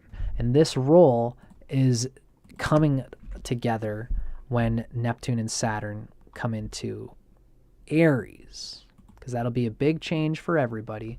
And you're either going to feel ripped off, or you're going to feel like you had been building things that are in alignment with you all this time. How it's going to go depends on how the previous period was for you, as well as any afflictions to Pisces, Aries, Taurus, or Gemini. So, let's start getting into this a little bit. The 6th house is the 11th from the 8th house. So while Neptune has been in the 6th house, it's been letting go of 8th house themes, and Saturn is coming to crystallize that reality. So you're letting go of things related to the 8th house. So what's the 8th house all about? You're letting go of fruits and expectations, tuning into the cosmic guide so that, I don't know if I think I gave the bull metaphor. You go to Spain, it's winter. I expected a bullfight, but it's winter, so there are no bullfights. Darn. That was a fruit that you have to let go of. You're letting go of fruits related to the 8th house and allowing your internal dialogue with your unconscious mind to push you forward to where everything in your life has been taking you in a soul center. The fruits you're letting go of are related to 8th house things. And this has been, again, for about 10 years. You got to let go of your expectations of power, money, health, vitality, longevity, endurance capacity, stamina, strength, confidence, camaraderie with others, and others' investment in your plans and ideas, collective efforts and support from fellows. Now, it's possible that you've been guarded from 8th house things. This Neptune period has probably been causing you to let go of your understanding or what you thought about the 8th house. The 8th house in Vedic astrology is considered an unstable house. It is naturally risky and unstable. This is where the power comes from. This is a bunch of people coming together with money or investments of time and energy and faith in each other and the group collective and trying to build something. The example I gave for another one of these videos was, I'm a musician and I've got a band and I want to get together with the right promoter, a manager who can put me on the stage, on a big stage, so I could go to one guy. This is what you've probably been experiencing. Usually you go with the bad guy first, which is somebody who says, oh, yes, well, why don't you come on in, come make some demos, and if we like them, spend a bit of money on the demos, and then come to us, I think we'll like the demo. Why don't you just do this? Come to my studio, we're going to make you a record. Don't worry about how much money it's going to cost. It's going to cost you a little bit, but it's okay. You won't even feel it because it's credit, my friend. Come in here, dear boy, have a cigar. You're going to go far. Come on in, do a record. It might cost a bit of money. Don't worry about the figures, but you'll be in debt to us. But from there, we're going to take your money and your record and we're going to splay it out everywhere, which is also going to cost more money. Taxes and everything, et cetera, et cetera, et cetera. But we're going to get you out there. Don't you worry. You could find probably at the start of Neptune being in Pisces that you've probably seen people like this. And if you have afflictions to Pisces or Taurus, you've got such a desire for the Taurus luxury and money and desire and power that you probably fell into that. And now you're in debt. And you're dealing with that debt because Neptune's been in Pisces in the 6th house. So that's how this could go in a negative way. If it goes positive, the other option is you're a musician, you're in a band, you've seen that snake oil guy, and he made you pay without realizing it $15,000 to do your first record, and now you're in debt to a record company, blah, blah, blah. You saw that could be a thing. If it went well, you ignored it. Now you've gone and searched with your heart. You just work hard in the 6th house, sort of slavish way, some minimum wage job, whatever. And you find that a manager comes along and says, hey, I like what you guys did on stage last night. You guys are good. Now I am with a company of people with 5 other bands. We promote, we all work together. Now I'll put on shows for you. And you guys just pay as you go along, pay me $50. I'll put on a show here, $40, whatever it is. I'll put on a show at this spot because I got connections there and this spot. And I'm going to get these other bands to play with you because we're all in this together. Developing a promotional company that people whose name the restaurants and bars around recognize. And then so if you're smart, you go and ask those restaurants, have you guys ever heard of Blue Man Group? And the restaurant says, oh, he's good. He brings in good bands. He brings people in. Yeah, he's a good manager. You should go with him. Use your resources and develop an understanding of the power structure that you are 6th house way working under. And commit to being able to work for the possibility of the promise of what could be gained from this power structure, if it's in alignment with you. And because again, Neptune is funny like this. Neptune's fucked. Neptune being in the 6th means you're releasing your expectations of how you expected the 8th house to go. Now, you might have expected the 8th house to be a very secure something too risky. I would never spend time with my band, working with a bunch of other bands, for the promise of us all coming together with this promotional guy. This promotional guy becomes a big name, and then we become all big bands together. It's too risky. I don't want to involve myself. I don't want to involve my money and my intention with these other people because I don't have control there. I can't control these other bands. What if they're all alcoholics? I don't want it. And then time goes on, and you realize that guy with those bands did pull it together, did make lots of money, and made a success out of their bands. And you should have acted on Neptune at that point. You should have listened to the tour guide within you that was saying, maybe this is a good idea, but the conscious mind says, no, I don't trust it. Now, this is 2 antagonistic things. The first guy was this snake oil that Neptune, the tour guide, said, no, this is a local that's looking to take advantage of you. Listen to the tour guide. Okay? Now, this other promoter was a proper person. Listen to the tour guide. Oh, this guy, I've heard this guy. He actually is good. This is a real bullfight. It's winter. I didn't expect there to be bullfights, but these people are doing this. I know them as the tour guide. Yeah, it's good. Listen to me, the unconscious. Use your resources. Explore the feeling inside of Neptune in a Saturnian practical way to see that all the flags are green and not red. And then explore it. It's a risky thing, might not work out, but that's the 8th house for you. And the reason I'm saying it in this way is because this is how Neptune works. If you guys are expecting me to give you a solid answer on how Saturn and Neptune is going to be, I can't give you. The only thing I can do is give you some actions that I would suggest. And the main action I suggest is to meditate and get in touch with your unconscious. Develop a rapport with it. Trust it. Trust that its mechanisms of strategy that come up from within you could be very well positive things in faith. The universe has your back if you start developing into it. But you might get into some trouble with this. If you do, forgive yourself, forgive your unconscious, forgive your connection to the universe. Don't go thinking, fuck, Dustin told me to listen to my unconscious. I went and got wrapped up with some monetary thing and it didn't go well. And it must be because I listened to my unconscious. I'm going to go back to just being stable, conscious-minded. You can do that if you want. But this is what Neptune is trying to teach us. It's okay for you to make mistakes. It's okay for you to get a little bit wrapped up in things. It's the tantra of the true reality of energy. Just be careful, be mindful, listen to your heart, and move through it with consciousness. Bay is asking, no problem, Paige. Oh, I'm so glad to hear that. Paige is a Libra rising, and yes, Paige. I must be tired. Blech.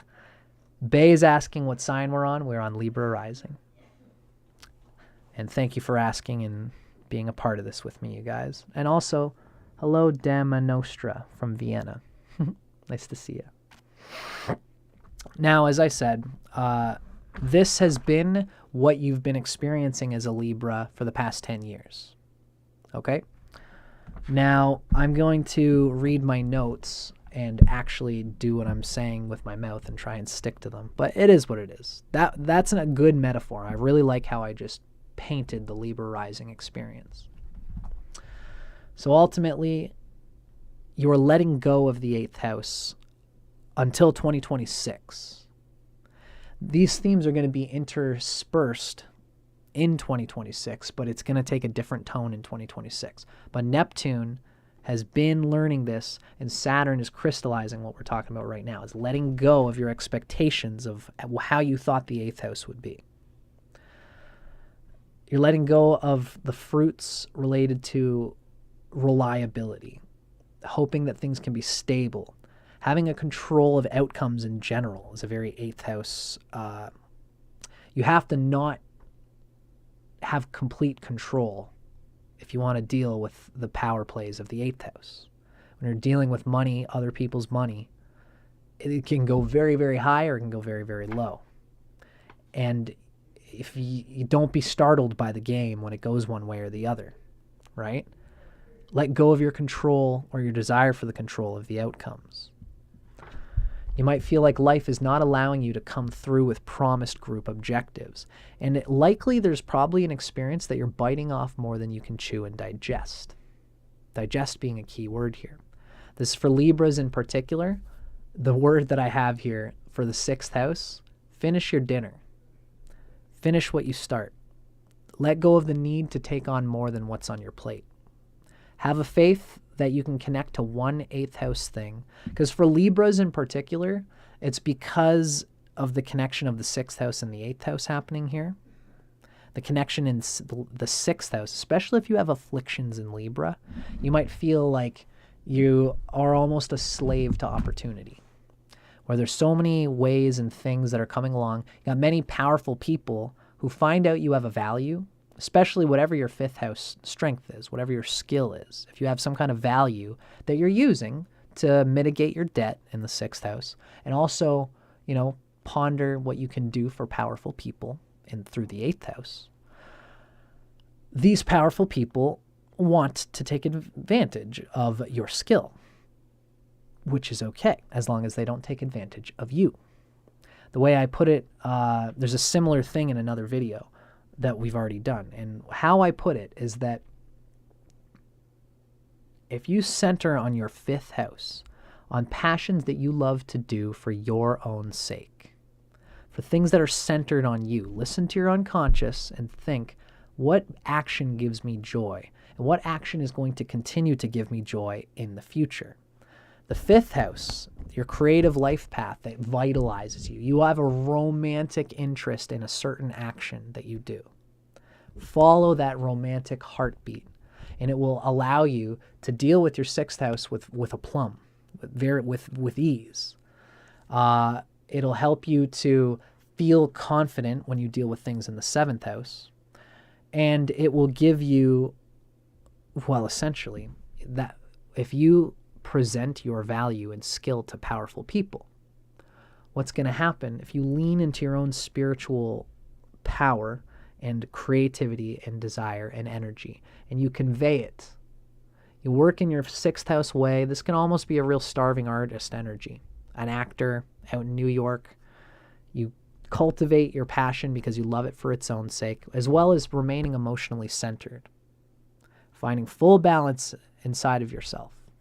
And then go and work some minimum wage jobs in the sixth house, but then lob the tennis ball of your creative talent out to those people who are looking for the type of acting that you want to be a part of.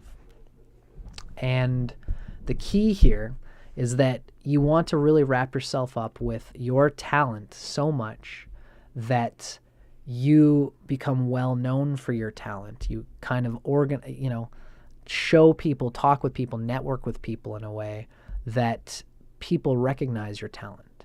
And then that way, those powerful people who have the eighth house are going to come to you. Then you're in the power seat. You're still going to be working under them, but you are the one who has the value there at a center. It's something I highly recommend if you're going to be dealing with these powerful people. But ultimately, what could happen for Libra, especially because Neptune's been in the sixth for so long, regardless of what's going on in your fifth house, you might feel just a desire to deal with debts, take care of energy, so you can organize your life, find some routine, find some stability, settle a little bit. And you, ironically, you want to settle into something stable and routine. And so that's why you have this desire to reach into the eighth house, get lots of big power quickly, big money, big opportunity quickly. So then maybe finally then I'll be able to stabilize myself into a routine life. So Libras really, especially because Libras can have a funny lack of dignity, shall we say, because the sun, which is our kingdom, is debilitated in the rising sign. You have strength of Saturn, but a debilitation when it comes to the sun. Saturn is exalted in Libra. So you can work well, patiently, in that slave way that Saturn does, patiently, confidently for somebody else. That's part of what Libra is. It's the opposite of Aries, looking for the other people. It's natural to them. But they lack in sun, in self-dignity. And you need to balance both, which is what Libra is all about. Really, though, Aries has just as much to do with that balance because Saturn is exalted in Aries. Libra and Aries are the same axis, right? So as a Libra, your strength is in working hard for people through contracts, putting a dotted line on the contract, knowing the contract, and expressing your value in a way that makes the other person feel like they're getting a good value out of you while you're still holding your boundaries and getting a good value out of them. But you could sell yourself short. Typically how Libra would be doing this is not necessarily selling them short in the contract, but getting a little trigger happy with developing too many contracts with too many powerful people. So then, you're up till 12 at night writing papers or bookkeeping for one company, and then you've got to wake up early at 6 in the morning to go and do construction for this guy for 12 hours. And you find yourself, after the 12 hours, hardly any sleep. You go to the boss and say, hey, man, mind if I get off 2 hours early because I've got to go do a thing for another guy? And the construction worker, who's, let's call it your minimum wage job or whatever, is like, what are you talking about? What do you mean you got it? What do you mean? Yeah, I was actually going to ask if you could stay 2 hours overtime. You need to. We're fucked over here. What do you mean you got to leave early? No, of course not. You're a part of our team. Whatever you got going on there, unless it's a doctor's note, you're fucking staying here for an extra 2 hours. Don't make me say that you got to do 3. Because that's how capitalism can work sometimes. Especially Libra, it's a 6th house energy. Their contracts, they want to be dependable and reliable. So they're like, okay, which means they kept the word for the one meaningless contractor, and there goes that opportunity to be an actor in that little New York studio. You promised them that you'd be there at 7 p.m., but you're staying 2 hours extra for this other job. This is the kind of complications that Libra Rising will find themselves getting into up till about 2026. Then the tone will change a little bit, but this is really it. How I describe this in my book is that you're managing all the flies on your spider web, but by managing every fly that lands on your web, you actually manage none of them effectively. Jack of all trades, master of none, but this is in an extreme for the Libra. You start to wrap one fly a quarter of the way. It's like, okay, all right, this guy's good. This guy's good. He's fine. I've got his legs pretty much pinned. He can't go anywhere. This thing's good. So now I'm going to go over here and catch this other fly. You can wrap it up a quarter of the way. Oh, there's another fly. Oh, wow. Oh, okay. All right. I'm going to wrap this guy a quarter of the way, get his legs down, and then I'm going to go and catch this other fly. Go to catch the third fly, and you feel another one. Wow, they're all just coming in for me, aren't they? But what you don't realize is that as you start tying up the third fly, the first fly has already nestled its way out and gone. Oh, damn. How did that opportunity leave me? Whatever. I've got another fly. I'll tie this guy up a quarter of the way. Go get another one. Quarter of the way, quarter of the way, quarter of the way, quarter of the way, quarter of the way. By the time Neptune comes into Aries, you haven't caught any flies and you're exhausted. You're mentally, physically, emotionally exhausted from having done this stuff in the 6th house. Now you are going to find that it's going to be very difficult for you to connect with the right type of people that you want to connect with in order to have the true dharma, the true slot that you really seek in life when you are dealing with the business management and even spousal management of Saturn and Neptune in Aries. Especially that's going to be an important time for family and these sorts of things and your husband or your wife. So we are going to get to that, but I just want to finish the last things from Neptune and Pisces.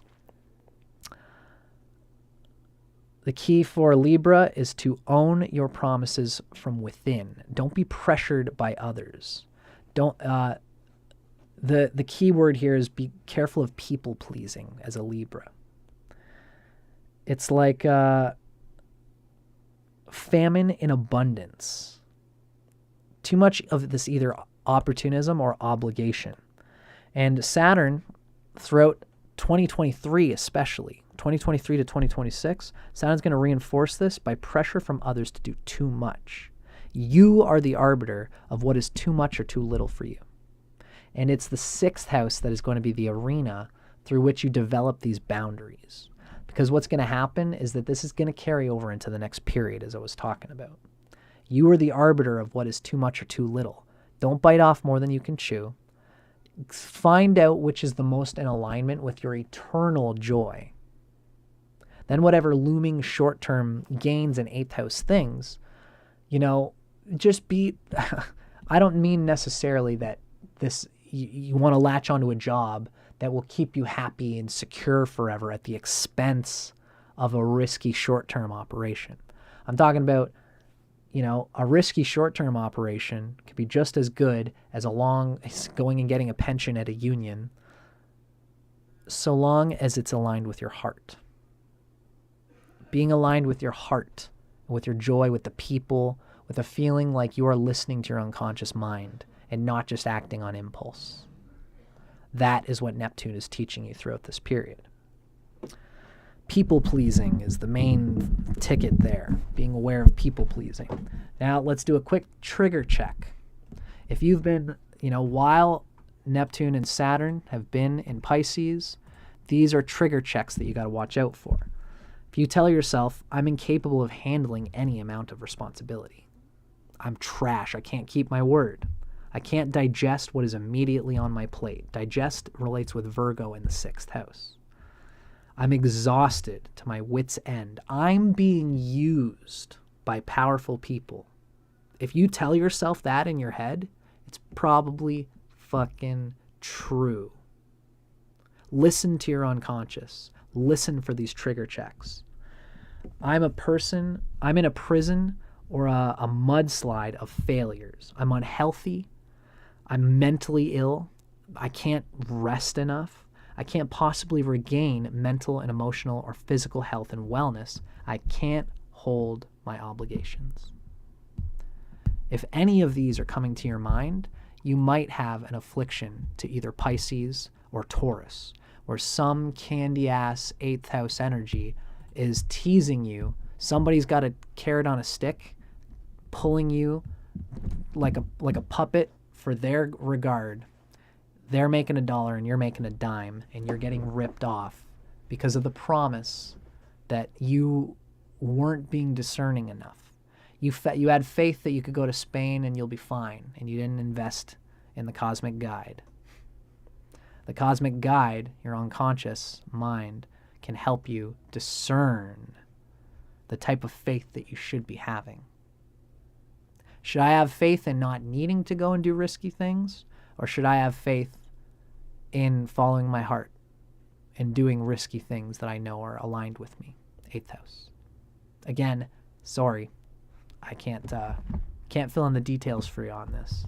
It's the nature of Saturn and Neptune coming together. But I can tell you the arenas to be discerning about. Know what I'm saying? Now, for Libra Rising, as Neptune and Saturn come together in Aries, you know, all the stuff that you did in the previous period is going to help you, especially if you were mindful of your exhausting yourself, resting, not having too much of a sweet tooth for the 8th house things, and developing personal health and wellness. Because at some level, that's what this period's teaching you. It's probably worked you to the bone so you could realize that I'm pissing away my energy by not resting, by doing quantity as opposed to quality of work. So now that Libra is coming into, Saturn and Neptune are coming into Aries in their 7th house. The next Saturn and Neptune cycle for you is going to involve faith and letting go of 9th house things. This is what you're going to be moving into in 2026. You've been letting go of your expectations of how the 8th house would go. Now you're going to be, in 2026, learning about letting go of expectations related to the 9th house. You've been releasing your desires to connect with power. It's the 8th house. Power with and over others. Now, as this new cycle comes to the fore, when you're letting go of 9th house things, you will find that you likely have longings to find a concise role in life, involving business, constructive and conducive business partnerships, a stable marriage, and emotional reality, and enjoyment as well as creative intimacy with people you enjoy interacting with. See, the deeper soul purpose behind the previous period that you were cultivating, the power dynamics and the ability to stand up for your own boundaries, it's to endeavor to have faith and be centered as you experience what you might feel to be a lack of direction and frustration of your highest education and opportunity. Because the ninth house relates to higher opportunities, higher obligations. And while Neptune is in Aries up until about 2039, Neptune's going to be in Aries for about 15 years. You're going to have Neptune in your 7th house, and your partner, the partner that you partner with, is going to be kind of messing with what you expect your role in life to be. And this isn't a bad thing. This is Neptune in the 7th. It's not your partner's fault. It's something that you are going through. It has nothing to do with them. But you need to communicate with your partner, communicate boundaries with your partner, and express and talk about what you want, what your direction is. And you should probably express with them as well as with spiritual, religious people, counselors. This is almost like this is kind of a good time for, like career-oriented counseling, counseling of any sort, but particularly with people who resonate with your ethic, like what's going to make you feel good, because this is really feel good about being aligned with, because this is 9th house stuff. This is kind of spiritual, ethical stuff. You're letting go of your expectations of the 9th house. So what this could happen is that it's very possible that you never expected yourself to be a family person, a family man, or a family woman, to be a mother. You never expected that you would want a dharma, a life, a role in some kind of company that's set, that's solid. You can't really go much farther, but this will get you the money that eventually is going to pay for your kids in college. You can find a woman or a man, you find the right partner, you sit with them, you digest this experience with them, and as Neptune is in Aries for the next 15 years, you listen to your unconscious and digest what this person is revealing to you about the role that you ultimately want to live with in your life. They'll change it, which can be very frustrating, especially because what you have to learn is this the cosmic guide? Is this the cosmic tour guide who's talking to me through this partner? Or is this a local yokel who's taking advantage of me and taking my money? Because ultimately the partner is not, they could be, I hope you guys see what I'm saying. You go out to Spain, you neglect the cosmic guide, and you find a person, and voila, it's a beautiful man who's got money, who's got power, who's got a job, who's stable, who's got even quite a bit of money, powerful family, and you're a woman who wants a husband, finds this husband, and you find, oh my gosh, look at this, what this is lighting up for my idea for what I want to be in my life. I could be such a good mother to his children. And you listen to all this, and you talk to the person, and they say, "Oh yeah, baby, yeah, you're a hot thing, and I'll give you a baby, baby, and I'll give you everything your heart desires." And you don't look internally and listen to your unconscious mind about what you expect, about what you really want. Lo and behold, you might find yourself having been taken advantage of a local yokel who's not. The tour guide wouldn't have told you to deal with this person. Now you're in Spain in some underground basement, haggling to see some crappy bullfighting show that's way more money than it should be, and it's dangerous, and you could be taken advantage of in some terrible way. Metaphorically speaking, you should have just listened to the cosmic tour guide and accepted what life gives you, and listened and developed rapport with your unconscious. Or, again, as I started with this, you could be someone who never expected that you would settle down, that you'd find a job, that you'd see a job, or that you would ever think to want a job that was stable so you could put kids through college. That's not what I had in mind. But then you meet a partner, and now all of a sudden you're resisting what this partner's giving you. This partner is helping you to open up emotionally and to see that you could live for more than just dinking around, playing your electric guitar by yourself, jerking off, watching movies. You're doing a bunch of things that don't really serve your ultimate higher education. You know, and you might not even think like, I'd never be someone who would want to go to school. But then you meet somebody in this period who encourages you, you know, if you go to school, you could get like a real higher salary job. Try not to go too much in debt. I'm in Canada. School sucks around here. Be mindful. But, you know, you get with this partner and they encourage you to, in fact, bring out the best in your dharma, in your sole purpose in this life. And you'll find that they're hopefully not pushing you, but encouraging you, showing you that what you thought you wanted to do with your life is completely fucking off. That's because the influence of this person in the 7th house is changing your expectations of what you expected in the 9th house. Right? I wish I could give you an answer on how that ought to and might go, but I can't. I can't fill in the details for you. But this is what you can expect from this period, and I hope it's clear.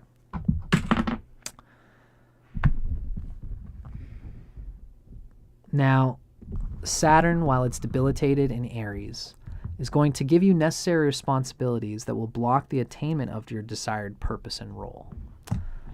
Especially from 2026 to 2028, it's very possible that you might have to spend a lot of time connecting with your lover before the fruits, you know, once Saturn comes into your 8th house of Taurus, that's probably more likely when you're going to be talking with your love partner about the future and about a future that you could have. If you've already had a love partner for a long time, Neptune and Saturn together in Aries are going to pressure you for survival reasons to do some kind of job that might actually take you away from your partner, from your loved ones. That's probably what's going to happen mostly on a general note. That's why it's important to communicate. If you're single, you're going to be spending less time with potential mates, and you should just wait for 2 years. This is the bottom line for most people in these videos. It's just be patient. Don't make any big, huge commitments while Saturn and Neptune are together in Aries in February 2026 to 2028. Don't make any big commitments. Don't like get a house with somebody just because they have pressured you to want to secure a future.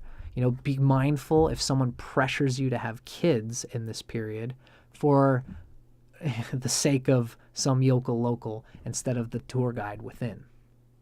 Listen to the tour guide within and then express to the partner why you would be interested in having kids. What's the real intention that I would want to do it?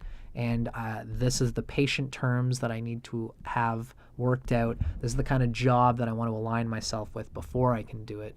And then subsist through all that from 2026 onward till 2028. Because these themes are going to continue the whole time Neptune is in Aries. But it's 2026 to 2028 that you're going to be met with the crystallization of it.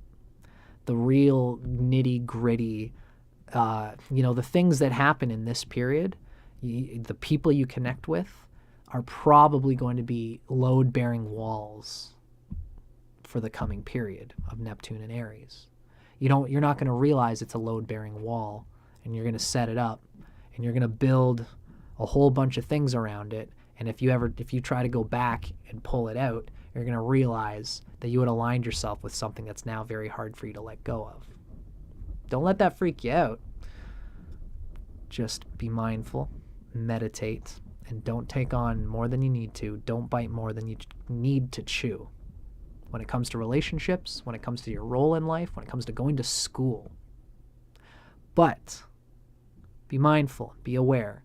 The period previous to this should have helped you to develop a work ethic and even get a little bit of extra money that could help you ultimately get to some role in life that you really do deeply seek.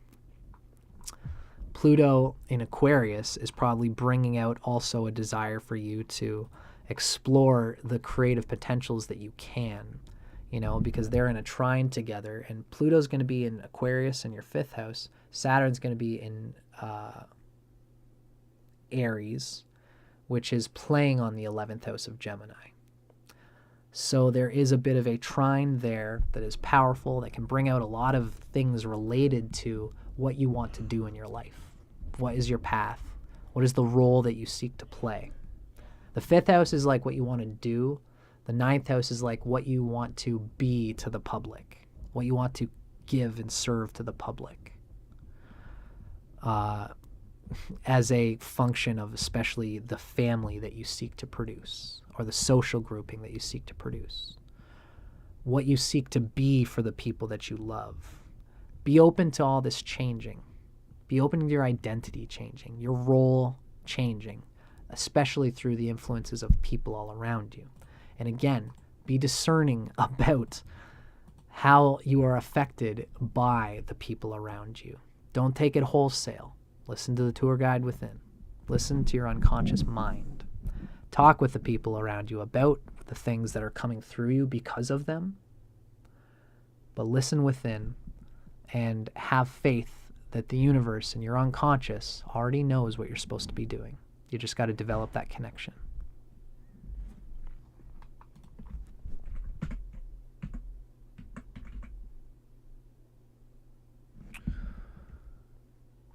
Yeah. And that will all be happening, especially until 2028. And then from there, Saturn goes off into Taurus, into the subliminal, into the unconscious.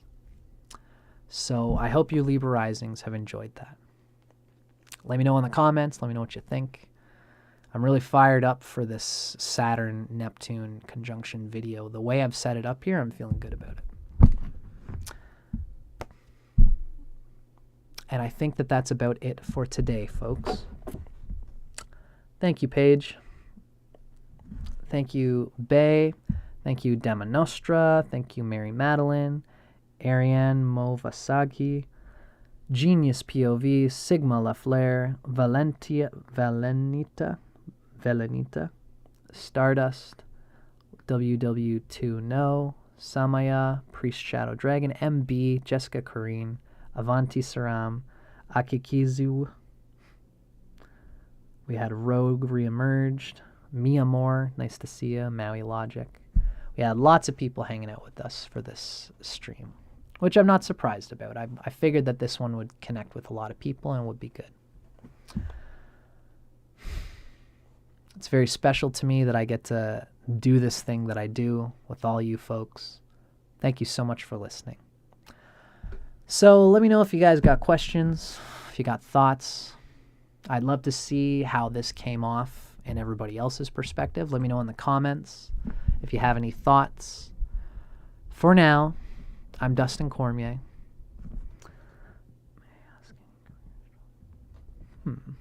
Misty2 is asking when the Aries Virgo video is going to happen. I'm planning to do it next week. Next Thursday at the same time. May I ask any career astrology book recommendations? You must mean books that are going to give you career advice.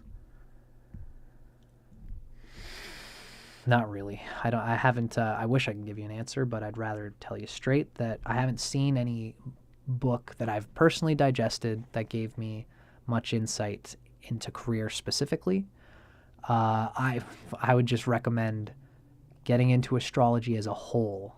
Then you can see what the 10th house, the 9th house, the 10th house, and the 11th house are, and the 1st house, and the 2nd house, and the 6th house, and the 8th house, as a interwoven spider web of that which makes up our career.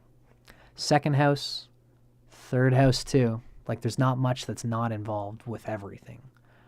2nd house, 3rd house, 5th house really, 6th house, 8th house, 9th house, 10th house, 11th house, and the 1st house. Damn, pretty much all of them are revved up and involved in career. That's why the 10th house, the MC, is such an important thing in astrology. Our career is our karma house. It's what we do. So it's involved with everything. So I would recommend maybe looking on YouTube for things that talk about career, but in general, to get a good sense of what you want to do in your career, I would either buy a book on astrology as a whole, and or, you know, see an astrological counselor or a career counselor or both. I hope that helps, Misty. I wish I could give you a clearer answer on that. So, without further ado, folks, if nobody has any other questions, I'm Dustin Cormier. Thank you for hanging out with me.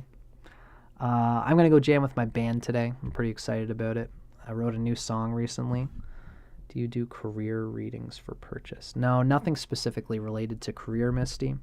When I do a reading, I can speak to career, but usually I will take the whole chart into context before I will speak to career. You could feel free to email me, and I would love to do a session for you. I charge $200 US for a 2 to 3 hour session. I've probably got openings left in September, and I'm booked until then. Feel free to email me at astrology@dustincormier.net if you feel like it. And we'll go from there. As for everything else, I got to call her a day, folks. I'm going to go eat some food, jam with my band. Super excited. Thank you so much again for everybody spending time with me. See you next Thursday. We're going to finish this sucker. And from there, more videos to be had, folks. There's not much big phenomena happening in terms of transiting planets. Pluto in Aquarius was big. This conjunction is big. Maybe I'll just do like general Saturn and Taurus when that comes through. 'Cause that's as far as I'll go. Saturn transiting the signs is something I watch. I'm Sagittarius moon, so I don't watch the faster moving planets. I only watch the big ones. I just let life slide as it is in between that. That's what I mean by Sagittarius moon and Mercury. Thanks, folks. Love yous. Thanks for watching. Stay in touch. Stay in tune. Keep your eyes on the moon. Keep your eyes on the skies.